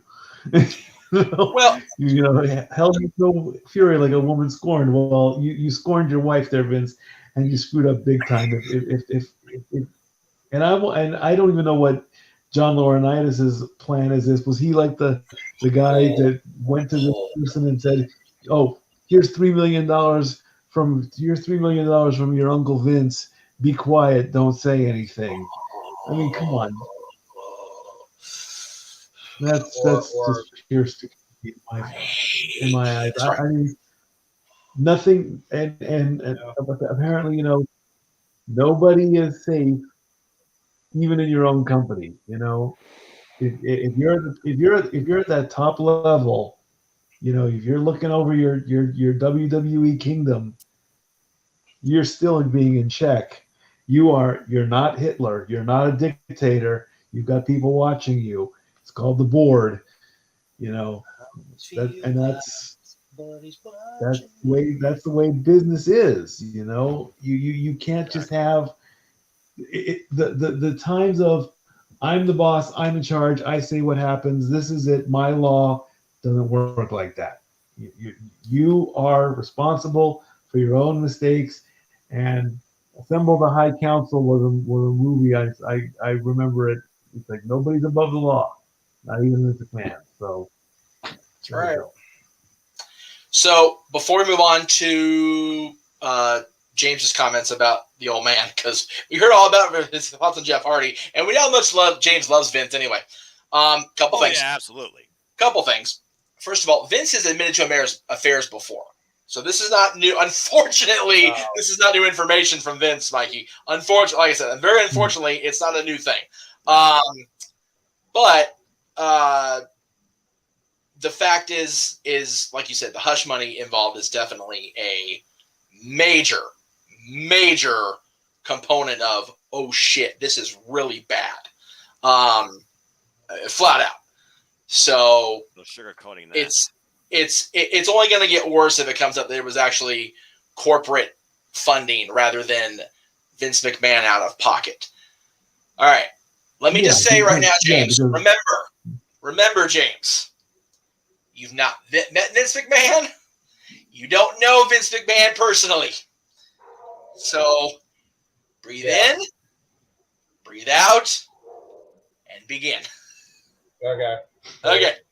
I'm going to start off with a quote from Maria Kanellis' Twitter. Actually, before I do that, I'm just going to touch on Jeff Hardy the quickest way possible. Okay, cool. There's one part of Jeff that I forgot to mention that I because there was so many people and I was just going off the limb. Yes. One thing I did forget to say. He done forgot, damn it. He is. The bottom line is this, and I'm just going to be blunt with it. The reason why he gets addicted is because of his spots, and the reason why he continues to do his spots is because he's one trick pony in the ring and is a lazy, sad little man. Yes. When it comes to wrestling ability. Whereas Matt is the more tactical and more creative brother. Agreed. No lies detected there. That would be my last thoughts on Jeff Hardy. Stop when he's lying. I will say it in the No DQ article coming soon, probably either by Monday or Tuesday. You will see it on NoDQ.com. Now back to Vince. I'm gonna read off a quote from Maria Kanellis. All right. Isn't it disrespectful to the women hurt in this situation? It's not a joke. WWE's company culture of fear and abuse of power is not a joke. And therein lies the problem. Yep. And why I would say this, despite not knowing the man personally, to his smug face. Right. I'll say, and not even just in a picture that JJ took of him. And listen, if you've had a picture with Vince McMahon, cool. I have no issue with you. No. You got a picture with Vince McMahon, and that's an honor for you. And at the time, a lot of us, didn't know of these things existing. Right. For the longest time, I didn't really know. I thought he was just playing a character when I was a kid. Right. And then I found out a lot about the man behind the character. And what I found out was not pretty. And it was stuff like this. Yep. Hush money is not a new thing in WWE when it comes to Vince McMahon. No. And trying to cover up some horrific incidents and tragedies. And even minute stuff like sex in the office. But specifically when it comes to, there's a lot worse that he's covered up. Do we need to go over Nancy Argentino again? Nope. Do we need to go over how many women he himself and other people have sexually assaulted, allegedly? No. Do we need to go over the Pat Patterson incident? No, God, no. That he covered that up too? Oh yeah, absolutely. There's way worse that he's covered up. This is just the latest in the slew of shit that he has covered up for years upon years. I have been saying this from day effing one. This dude is a piece of shit. When I found out he was a piece of shit, I have not stayed away from that opinion. And I'm not one of these internet tough guys ever. And I don't plan on fighting Vince, but I'd say this to his face. And I wouldn't be scared. What am I going to be scared of? To what? Him hitting me and assaulting me like he did with all those other interviews, like he's a freaking man-child? Right. Because they actually call him out on this shit? What, I'm supposed to be scared of that? I could just charge that dude for assault and I'd be the richest man in Massachusetts. I don't give a fuck. I don't care. Never have, never will when I found out how much of a piece of shit you were. Right. And apparently, you watch every now and again because, you met Jeff on a personal level, you met JJ on a personal. So I hope you watch this, you piece of shit. Oh, man. I hate you. Oh, I hate how you treat your employees. I hate how you treat your independent contractors, which shouldn't be independent contractors. I hate how you take zero responsibility when you fuck up on something. That's what I hate the most. If there's one thing I can't stand more than anything else, it's when you actually screw up on something and then refuse to acknowledge that you screwed up on something. Oh, and by the way, not for nothing, but your abusive past ain't a crutch anymore. Never was. Because you know what? I was abused. I had an abusive relationship. You see me using that as a crutch every freaking time I do something wrong? No. If I do something wrong, I'm going to come and tell you that I did something wrong before anybody else can. Most of the time. Not great on that all the time, but I at least tried. I have yet to see you try. Once! When it comes to shit like this. Why don't you ask Rhea Ripley, see how she felt since she's been in the WWE and how depressed she was when you started getting your grubby little paws on Black and Gold NXT. You want to go over that? Just minute shit like that. And the culture that you yourself appropriate. Right. Inside that locker room. That's on you. You want to know why everybody's leaving for AEW and all these other companies? It's because of you. And everybody has said as much. Everywhere on every publication that has ever existed ever. The proof is right there. Proof is in the pudding. And you don't want to admit to any of it. That's what pisses me off more than anything else. You truly do not give a single shit. Not only to us fans. We already knew that. We came to that conclusion freaking the night after WrestleMania that you really didn't give a shit. It was more the fact that you truly did not care about anybody ever. The only person you cared about is yourself. You don't give a shit about Linda. You don't give a shit about And the award for Rant of the Night goes to James. You don't give a shit about Shane. I'm not even done. I'm not even done. This is Rant of the Month, but he's not done. Well, wait, there's more. You don't give a shit about Shane. You never have. And it's funny that you let him cut the promo that he did in 1998, which was real. That was real, what he said. And it still felt to this day. You know why? Because he went into business for himself and said, fuck this asshole. I'm done with him. You know, flesh and blood, Stephanie McMahon, you put her right in the firing line. Right after she wanted to step down, you put her right back in the firing line. Okay, gotta stop you there. Because he didn't put her there.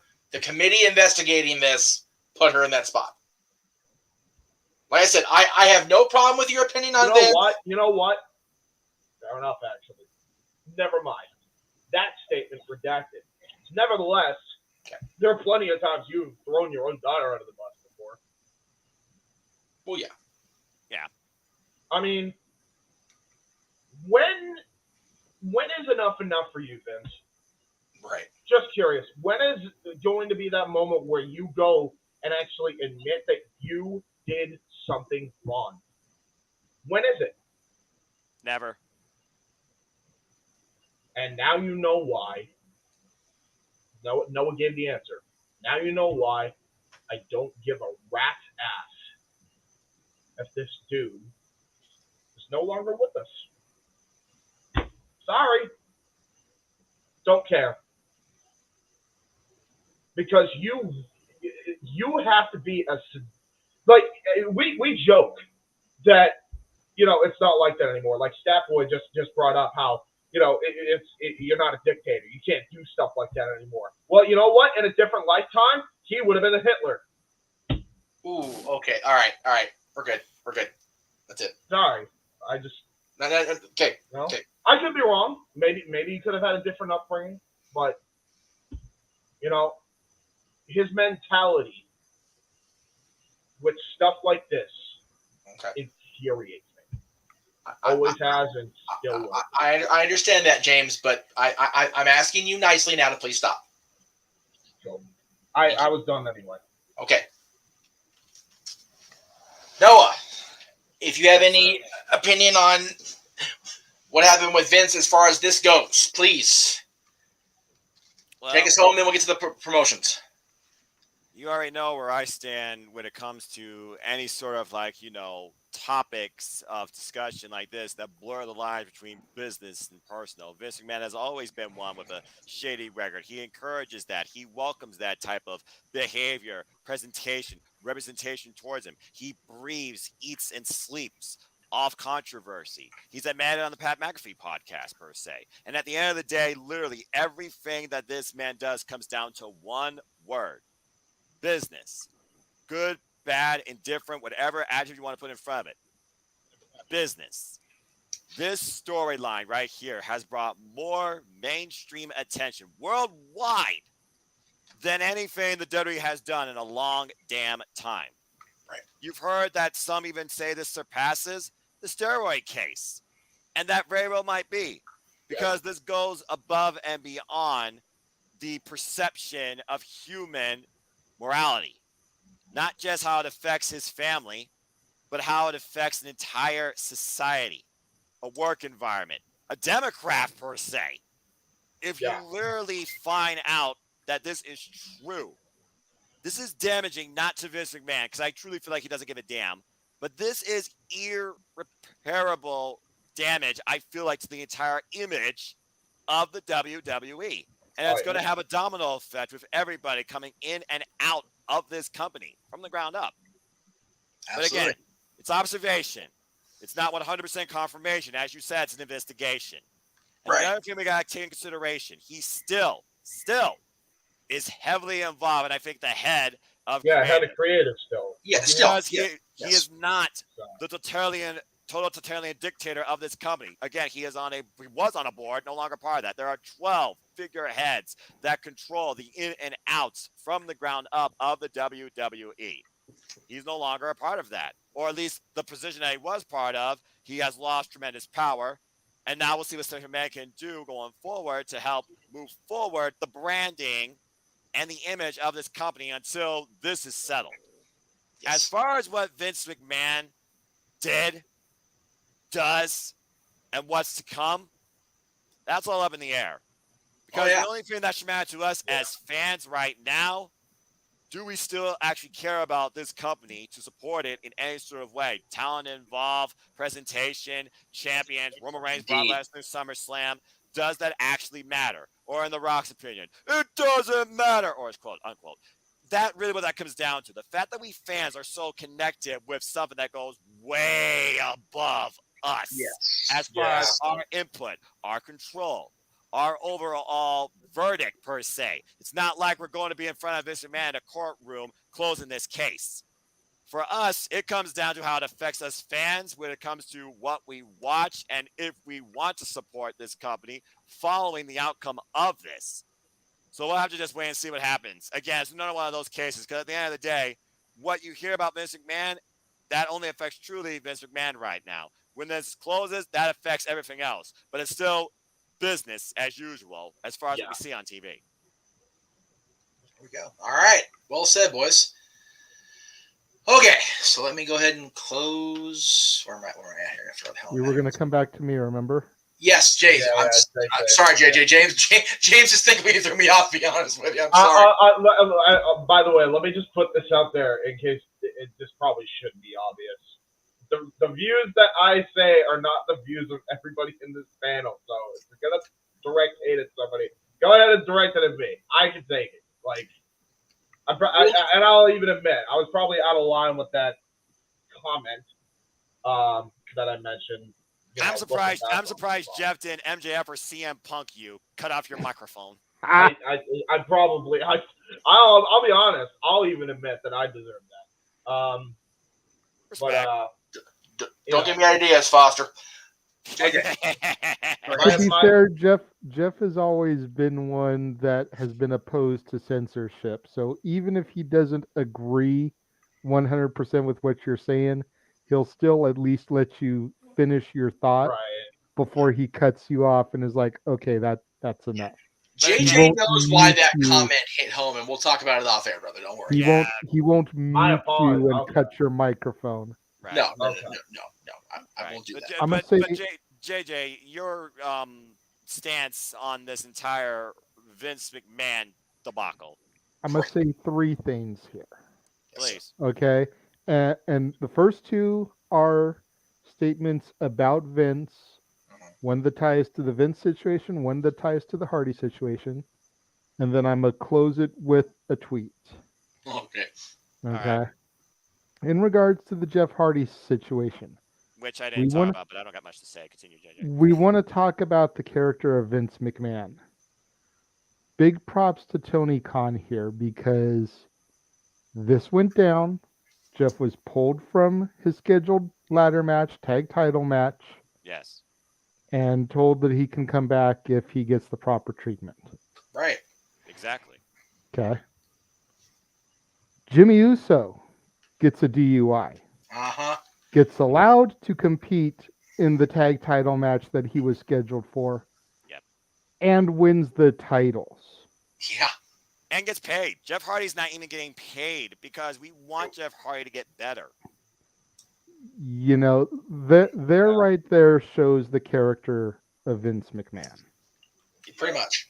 Business. Okay. And Tony Khan very easily could have let the Hardys still go on because at the end of the day, whether we agree with the decision, disagree with it, and I think we all agree with what Tony did.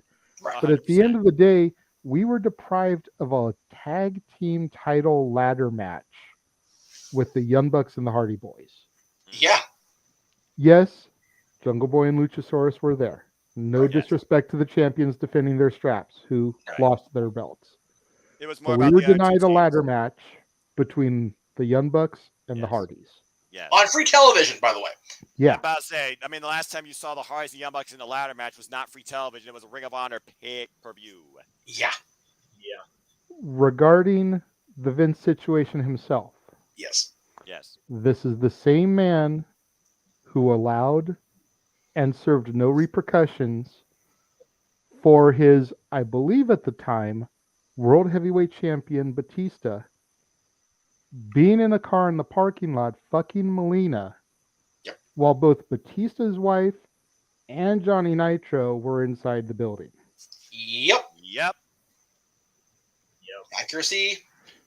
This goes to speak on Vince McMahon's character. Yes. The tweets.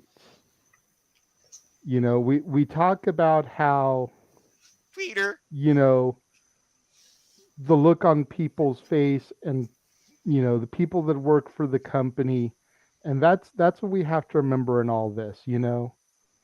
There was a tweet on the tweeter that said, hell no, burn WWE to the ground. And Maria Kanellis, who we mentioned earlier, Right. replied to that saying, "Let's not wish that." Right? Exactly. There are a lot of good people that work there.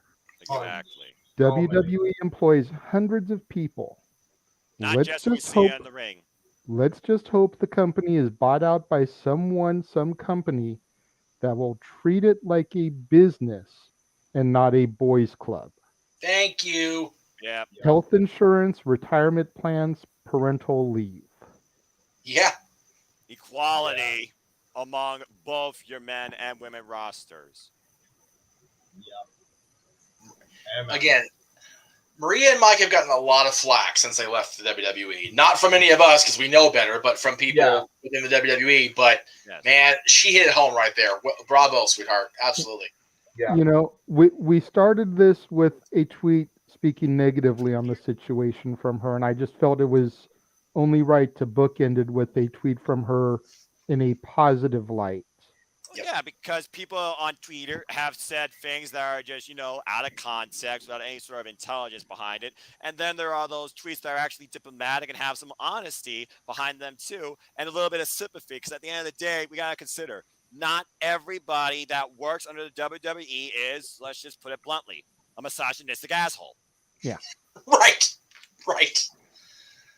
All right. So before we get to the actual plugs, I do want to, I mean, these are plugs in of themselves, but I want to talk about how the Pro Wrestling Tees store has expanded by leaps and bounds just this week alone.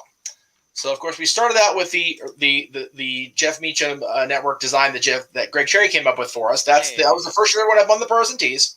Nice. Per the request of Statboy, we now have the Statboy Sports Bar featured Dory Lou shirt on Pro Wrestling Tees. The back of that, I forgot to load the graphic, Mike. Sorry, is their avatars, which is awesome. Cool. This went up this week. This is the main image. The anniversary of again, which is coming up in next month. I'm so excited about this. Congratulations again, Jeff. And Noah, just for you, this is in the queue, waiting for approval. What? All right. Yes. That is in their sheet lineup waiting to be checked off as a yes. Until you paint that cage, a more realistic car that makes me believe it's an actual structure and not a crate where you took out the milk bottles. That is always going to be what I believe Hell in the Cell is. Man, as soon as that is live, I am buying that shit. And what is awesome? Up on one of our pay-per-view calls wearing that. I only get 4. I only get 4 until we start making more sales. We already have 2 of the Stat Boys shirts sold, so good on Mikey. But he probably bought one, and Dory probably bought one. You know what? Don't out it on the air, asshole. Anyway, sell your own merch. Kayfabe, motherfucker. Kayfabe. Anyway, Jesus. All right, so now it is time for the plugs. Before we get into the main plugs, let's spend a moment to seriously hype our next open mic night. Yeah, before we get into the individual shows, because I am looking forward to this. Hell, James is looking so forward to this. He freaking messaged the group chat asking if this could be a 20-match 2-night card. What the hell, James? I you don't understand, bro. Not only do I have a 20, not only do I have a 2-night card, I have a whole tour for the whole week. That's how many matches I was able to think of, like just off the top of my head. So, like, it's almost like I've done your booking for quite a while. See, and I told him, I was like, a 2-night card might be easy for you, might be easy for Noah to come with. Right. But when you figure Jeff isn't a fan of fantasy booking in the first place. Yes. When you figure the fact that I don't really know the New Japan guys, except for what little bit of the crossover I know there is between them and AEW.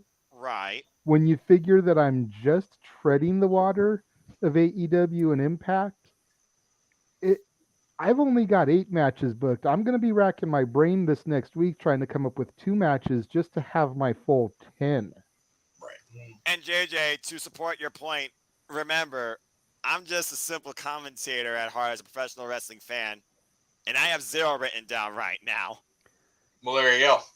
And then Mikey, I don't know if he's going to participate in this or not, but he's probably in the same, wheelhouse as me and Jeff, where his knowledge of the other companies is slim at best. Right. Right. To be able to come up with, Probably. 6 or 7 matches, let alone 10, let alone a 2-night WrestleMania caliber 20 match thing, James. Jesus fucking Christ. Y'all trying to give us a stroke over Jesus here? Christ! Now, Yeah, JJ dropping the Thank name you, bro. name bomb here tonight. Good grief. Well said. But for all of you that are still with us here at 10:20 on the Pacific Coast and God knows 1 o'clock, whatever, 1:30 almost 1:30, shit. on the East Coast, make sure you guys tune in next Friday for myself, Jeff, Noah, and James.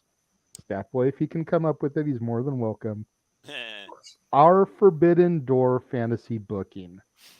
Immediately following Rampage on all the channels, Jeff Meacham Network affiliated. Man, I am so looking forward to this show because, as I've stated a few times on the air, the pay-per-view itself just doesn't feel special to me. Which is fair. Because there's so many talents that are New Japan that are also AEW talents. So it's like, how forbidden of a door really is it? Right. And then you've even got an AEW championship, the women's title, that is being defended between 2 AEW talents. Yeah. You can't save that for Rampage. You can't save that for Dynamite. You're seriously going to put that in a spot on this Forbidden Door pay-per-view. Yeah. Not a fan. There's other matches that are being announced that definitely have my interest. Osprey versus Orange Cassidy. Oh gosh. The 3-way winner take all for the ROH and IWGP tag titles. Yes. Those definitely have my interest peaked. Yeah, no kidding. The rest of the card, Jay White against whoever, freaking take my money. I haven't seen JJ White on a live pay-per-view since, except for Japan, when my groggy ass has been like, oh, it's Jay White. Cool. Yeah. but the rest of the card, as someone who's not really acclaimed and accustomed to the talent, I'm just like, I feel you. Again, yeah, it's about the connection, JJ. And kudos to you, my friend, who at the end of the day, you are in this to assess and experience. Because as I subtly heard from commentary, JR said, I quote, he believes that this Forbidden Door is going to set a bar for what he hopes or believes is going to be an annual showcase to come. And personally, I hope he's right. But also, I do hope the Forbidden Door goes beyond in the future AEW and JPW. Because like I said, Impact, NWA, the rest of the world of professional wrestling, damn it, all should be a part of this Forbidden Door. Because when I think of Forbidden Door, I think of the internet wrestling industry coming together and celebrating why we love this so much. Exactly. And personally, right now, I look at All In being more of a demonstration of that than this Forbidden Door, because right now Forbidden Door is exclusive to 2 companies. Yeah. And keep in mind, to those of us that are watching, this isn't just AEW. This isn't just New Japan. We are opening the door to Impact and WWE for these matches. Right. So you're going to get some true Forbidden Door style fantasy booking. Yes. And for everybody there bitching about that the NWA is not involved in our Forbidden Door fantasy booking, hold up, because we have your NWA fix coming up. It is official. NWA 74 is 2 nights. We covering that shit on the network. Don't you worry, kids. Yes, I was disappointed I couldn't do Always Red. God bless my aunt that was let me able to cash me 30 minutes into the show, and I got to see Kaneki versus Camille, my match of the night. But I guarantee you, ladies and gentlemen, Jeff, JJ, and I will be bringing you play-by-play, celebrating legacy and tradition. Well, NWA. You and I, yes. No, JJ, I'm not sure because he doesn't watch. Go ahead. So it's a question mark right now. It's a question mark. Yeah, he doesn't watch on the regular, but a lot of it depends on my situation at that time. Yes, if things go the way we're hoping to, then it'll be a yes. Fair enough, brother. So now, But yeah, chronologically, God help us, here we go. Of course, you can check out everything No DQ has to offer. We're not No DQ tonight, but I'm going to get in the rub because that's where I started after all, 20 years ago. Yes so to No DQ. the recaps of TV, the No DQ review every week. Again, JJ made his No DQ review debut last week. James has made his debut on that show recently. I'm, as of right now, going to be on this Thursday, but that is still very much up in the air. But yeah, always. We just need to get Stat Boy on there, and the entire panel has been on there at some point. We do. We definitely gave everybody on there, no doubt about it. So that's throughout the week with NoDQ.com. You can check them out every day. There's something going on down there. All right. We start the week with Mr. JJ Williams and his review of Mortal Kombat coming up at 3 p.m. Pacific. I didn't say Eastern on purpose. That's his review of Mortal Kombat as he continues his month of June of movies with only one sequel because Wednesday he is at Mortal Kombat Annihilation. So there is that. Following his review of Mortal Kombat, we're, of course, going to be back with the dads, always on wrestling, and our latest episode of Ask the Dads, and that's, it is the right, I actually used the right graphic. I'm so proud of myself. Yay, not a bot. So, no botch.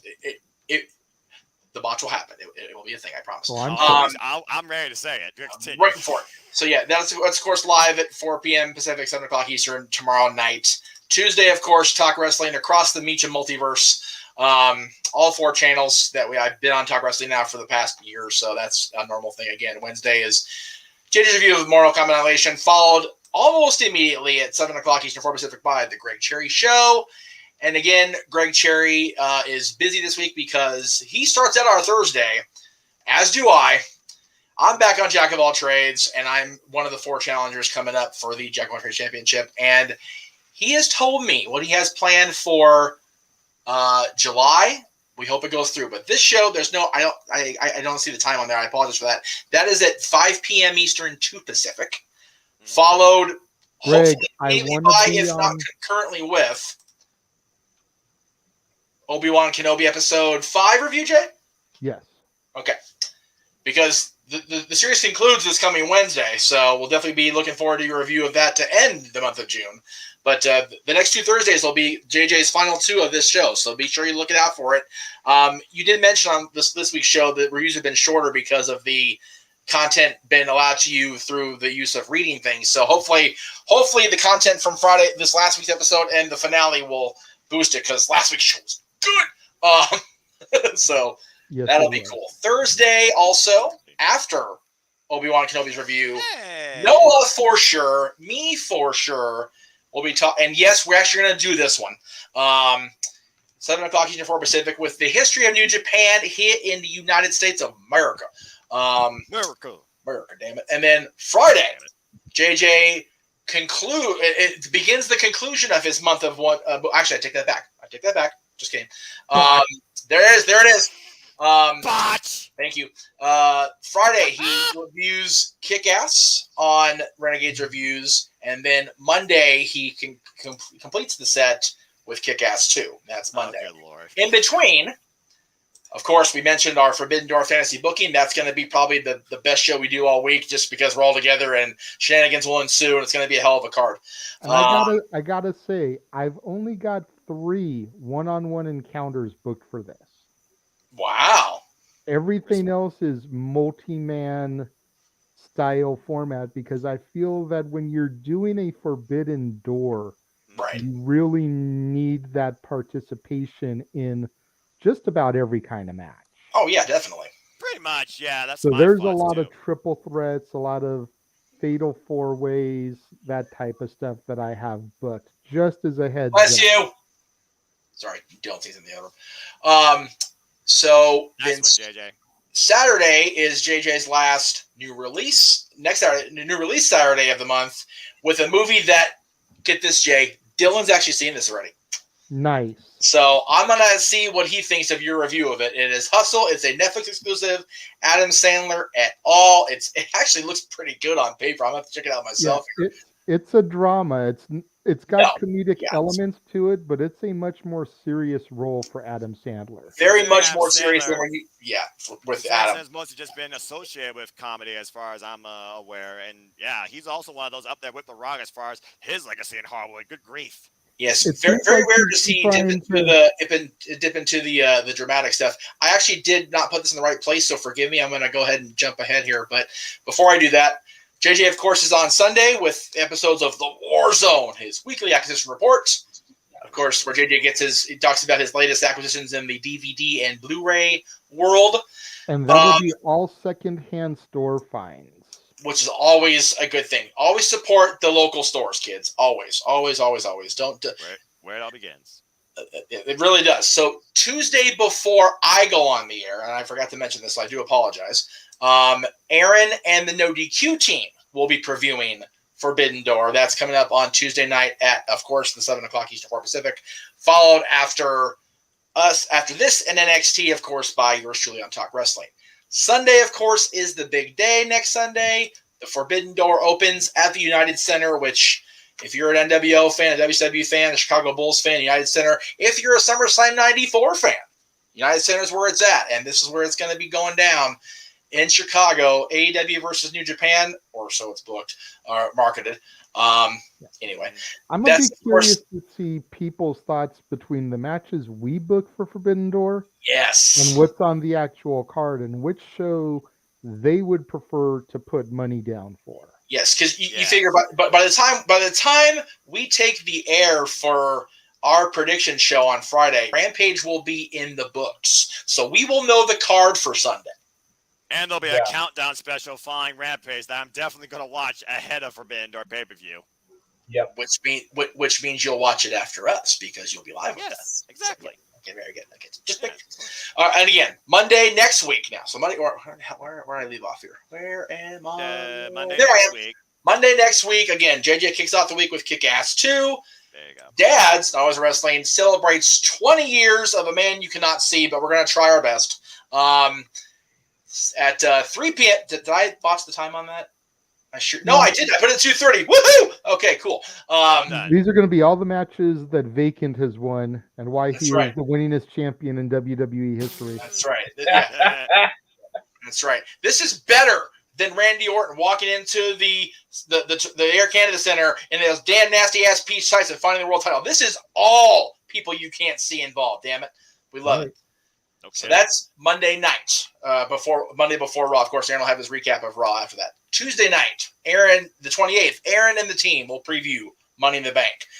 This Wednesday, the 29th, Wednesday 29th is actually JJ's final day of reviewing Movies Only One sequel, because this year brought to us the sequel of, God damn it, Top Gun. Yes! And Top Gun Maverick. So JJ actually premiered the trailer for this on the review this last Wednesday. He's reviewing both movies in the same show. So, looking forward to it, brother. Let's see. I'm going to be there for that one, JJ. I dig it. So, Thursday They'll be and Friday. the same day, but there'll be two separate shows. There'll be one at 3, and then 3:30 will be the sequel. Yes. Gotcha. Yep. I just like how my graphic turned out. So no, that's fine. That's fine. I didn't want to falsely advertise. Because then it's going to end up stretching to like a full show. I like to give myself the little break in between. Have to. You got to. Don't blame you. So that's the 29th. So Thursday is technically an off day. We're not, as far as I know, other than your usual No DQ review stuff, which I'm sure one of us will be on. But Friday, July 1st, of course, first day of July, JJ kicks off a new month, and it's all about the Disney Renaissance, to be precise. Except for the new release stuff. Yeah, I was going to say that bottom right corner is new releases. Yes, he is reviewing Lightyear, which I'm looking forward to seeing that soon. Spiderhead, Elvis, and the new Thor movie, all on new release Saturdays throughout the month of July for JJ, of course, with the War Zone and the Disney Renaissance going from Beauty and the Beast all the way until the extremely goofy movie. So there is. I've seen 8 of these movies. I love it. I dig it. Way to go, Noah! For a simple man who likes wrestling and doesn't really get into much else, you've seen 8 of the movies. Yay! I was a child one time before I knew what professional wrestling was. We was not kids. So okay. For the record, even living with this man, even growing up Disney much, I still to this day have not seen the second Pocahontas movie. That's it. actually had fun me seeing the other ones I hadn't seen, Mulan and the other ones in the Renaissance. Not counting the new releases on here, the only Disney movies I have not seen are Tigger movie, Fantasia 2000, the second Pocahontas, right? Extremely Goofy movie, and believe it or not, and I feel like I'm going to get a bitch slap here from Tennessee, I've never seen Hercules all the way through. What? Watch-a-mania. Are you kidding me? No. I'm more surprised you haven't seen the Goofy movie because of Goofy. Through it. Yeah. But I have never seen it from start to finish. Wow, JJ, that really surprises me because most of those movies I agree with you with until you said Hercules, and I was like, whoa. Yeah, well, I know not... the Greek over here was going to be the one to like seriously. He's virtually trying to hit you over the head with a chair. Hercules, I saw in the theater and walked out like, God damn, did I really just do that? Let me put it to you this way. The song, You Know You're in Love, one of my favorite songs of all time from Disney movies, and it still hits me hard. There you go. What's really funny, one of the many character fan days they had at Disneyland during the brief time they actually was doing that, they had every major character from the movie except Hercules out and about meeting people. First time I ever met those people. The villain, again, the names completely escaped my mind, so forgive me. But, Esmeralda, the villain's name again, Jay? Hades? No. I'm sorry, not Hercules. I'm thinking Hunchback. I'm sorry. I'm about to say Esmeralda. Wasn't that? There it is. Botch. There it is. Hunchback, I've seen. But yeah. Yeah, I actually we did meet Hades once at one of the villains presentations. So we all did meet Hades. Right. I take that back. All right. Anyway, so that was continue. JJ has a packed July because we all know the Casa's love of the Disney. And Mikey, if you need me to make it up to you, go back and watch this past week's episode of Dad's Top 10 Movie Soundtracks. Me and you and the old KLBC days get a lot of love on that show. And to the point where Jeff is trying to call up KLBC to get tapes of our broadcasts because he wants to hear that shit. In public, if you will. Wow. So, all right then. As JJ is going through his month of awesomeness, we start Saturday the 2nd, of course, Money in the Bank. No, it's not Hush Money in the Bank, despite the awesome meme that came out this week. Wow, that needs to be the Jeff Meacham coverage version. Hush Money in the Bank. Oh my! I think, Jeff, you need to do that. That'll be short number 5 if I get there. Anyway, so go right along with the Red Crate of Hate. That's right. That's right. Hey, if we're going to hell, we have a good Red Crate of Hate to protect us, and lots of Hush Money to spend while we're there. Anyway, well, they go together, right? They go together. For that one, I look forward to calling the action with Noah once again, like I did Hell in a Cell. Definitely. And that was an honor, a privilege, and I went back and I rewatched our show of that. Man, I'm impressed with the job that I did. It really was. Not to pat myself on the back, not to Arn Anderson and toot my own horn, but I'm impressed with how I did there. You should be, man. You provide a lot of great analytical coverage while we provide a balance of what was going on without overshadowing your thoughts and just talking about every single thing, every single minute. It was a great, simple contrast for both nights. And thoroughly, I was entertained and engaged thanks to you. Thank you. I'm still trying to learn that, to be fair. We'll get there, brother. I promise we'll get there. You and Casey both need to learn that. Yeah, we'll get there. We'll get there.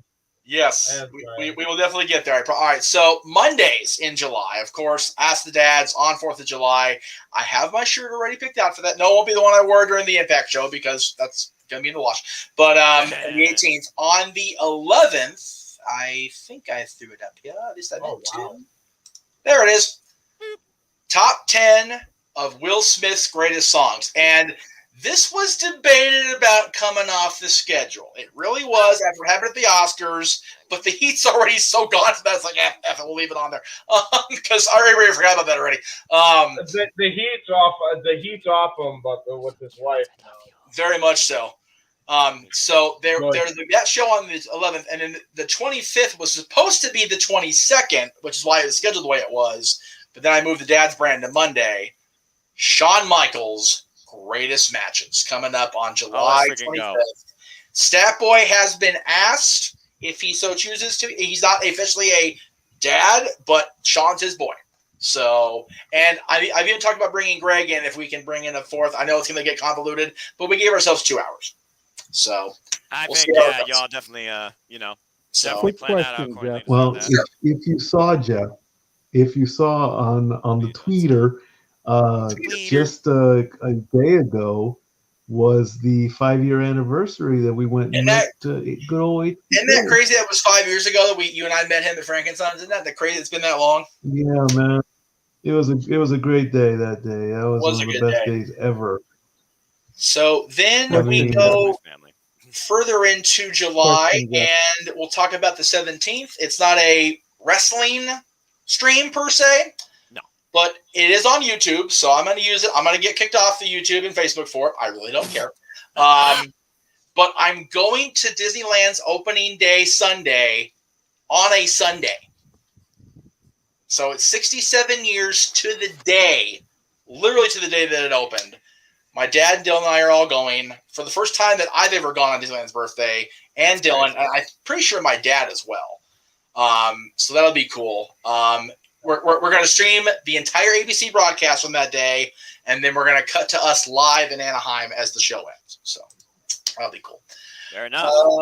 Again, Jack of All Trades on the 21st. Y'all want to watch that if things go the way Greg hopes they go. And that's all I'm going to say. It's all I'm allowed to say before I get in trouble. And then we wrap up the month with our coverage of SummerSlam, with the post-show Monday night, of course. And then whoever wants to be a part of it, I'm definitely getting at least this show. So Ric Flair's last match will be the way we end July. But in between those 2 milestone Saturdays, Money in the Bank and SummerSlam, a huge milestone for yours truly, coming up on July 16th. That's what's most important here. The anniversary of Talk Wrestling. I can't even effing fathom it's been 15 years since I started doing that show. And again, Jeff, congratulations again. Like I said, man, when I first discovered No DQ in 2017 through Caitlin and then Aaron, and then being privileged and humbled to work with the likes of you, Cindy, and the entire No DQ family, and seeing what my internet wrestling society outlook has become. Congratulations on how long you've been involved, keeping a showcase just like that and still going.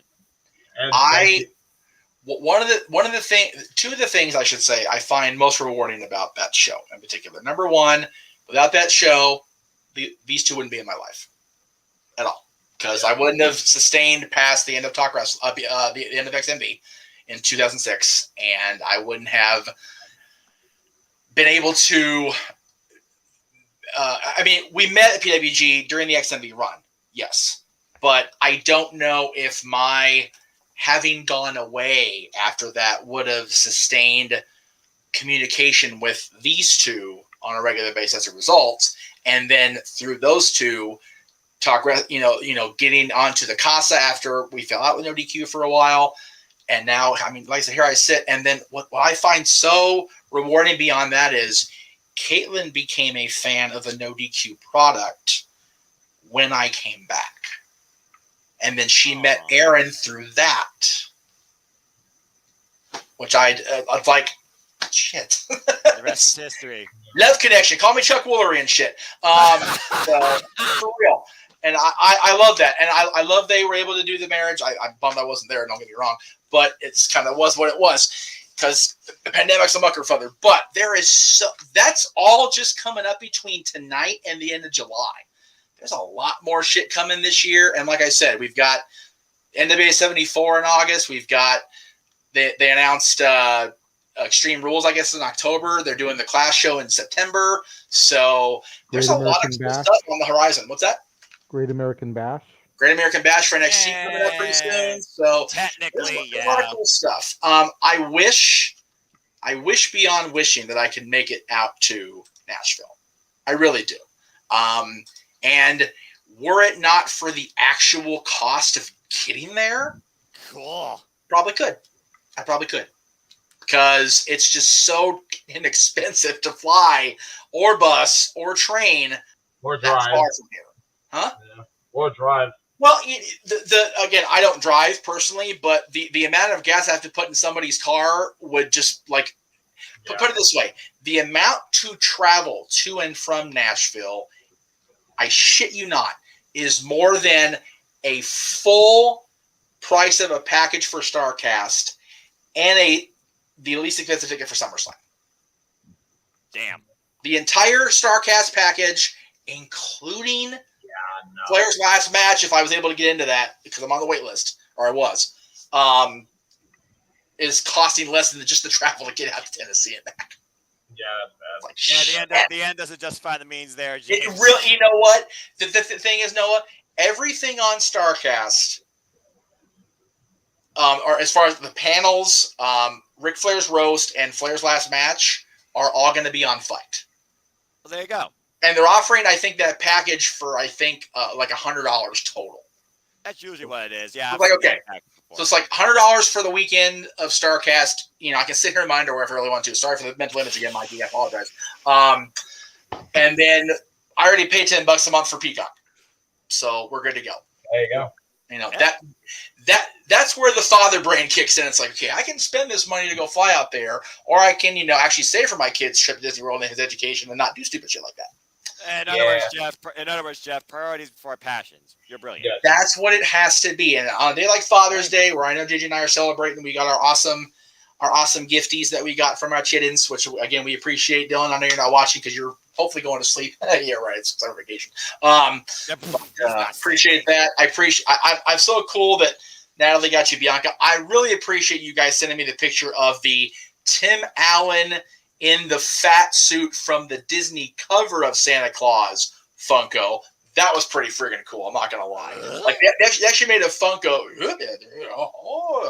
of Tim like in the pose on the cover with that ridiculous red fat suit. It's like they made a Funko the DVD cover. That just makes my friggin' day. That's hilarious. That's hysterical because JJ knows he's the Santa I most identify with now at this point. Yes, there will always be Edmund Wynn, without a doubt, the original on-screen Santa for me. But Scott Calvin's my freaking Santa spirit animal as an ambassador. So that's perfectly fair.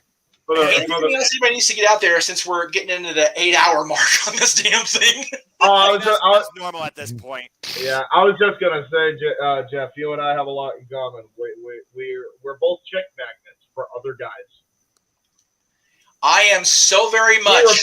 We repel them. I am so very much the freaking mayor of the friend zone. I rule that shit. I sit my fat ass in City Hall. Yeah. On the regular. And Noah, as always, God bless him. He is single, and it's a choice, and we bless you for this. So, Noah's the smartest man in this room. As well as being the simple man. I am not anymore. I haven't been for a while, but hello. Well, there you go. But again, without Noah, there is no red crate. So there you go. No matter how much I hate that dude, it will always be fun to do his impression. That is without it. We're using his voice, and we're parodying something that he's completely botched and ruined for all of us anyway, so it's okay. Lord. It's a beautiful thing. I'm surprised they got through the freaking inspection, to be honest with you. It's like, whatever, dude. It's totally his fault, totally his gimmick, but whatever. Fire me! Fire me! I'm already fired! Well, go ahead, JJ. I'm sorry. Who are you, Don Callis? Go ahead, JJ. I wanted to bring one suggestion up. Came to my head as you were running through the graphics specifically for Ask the Dads and Dads. The Will Smith one. Do you think it would be possible if we bumped that up to 4th of July week? Since 4th of July was always Big Willie weekend at the box office. True. And that can be a pre-taped episode. That way 4th of July we can actually be with our families doing stuff. Yep. And then Ask the Dads can be on the 11th instead and do back-to-back weeks of Ask the Dads like we did this past month with you at Disneyland, and the week before was Ask the Dads as well. I am Jeff Meacham. I approve this message. There you go. I guess he'll make it official. It is official. There you go. And that being said, Men in Black and Fresh Prince of Bel-Air Fiend better be in your top 5. Well, soundtrack-wise, I don't know. They're both good. They're both good. No doubt about it. Where the hell's my Men in Black soundtrack was definitely up for consideration in my top 10 soundtracks, but it didn't crack the list.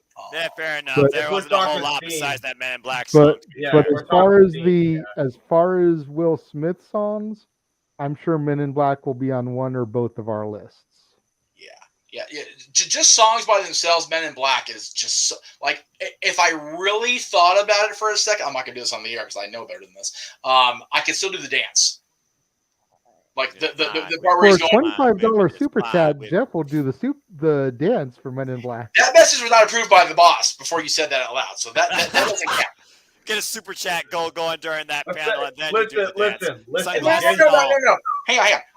We already established this before he came on the air. All proceeds this month go to milkshakes for our buddy Jesse. Exactly. We did it. We did say that. We had this conversation. Also, let's just put this out there. Jeff is like, he is already dealing with enough post-concussion problems. Let's not add to that. No more. His brain hurts.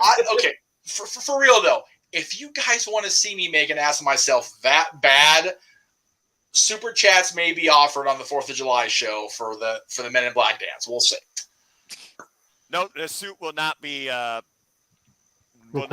won't be wearing a black suit because I don't have a black suit that fits that well. Let's be honest with ourselves. I do.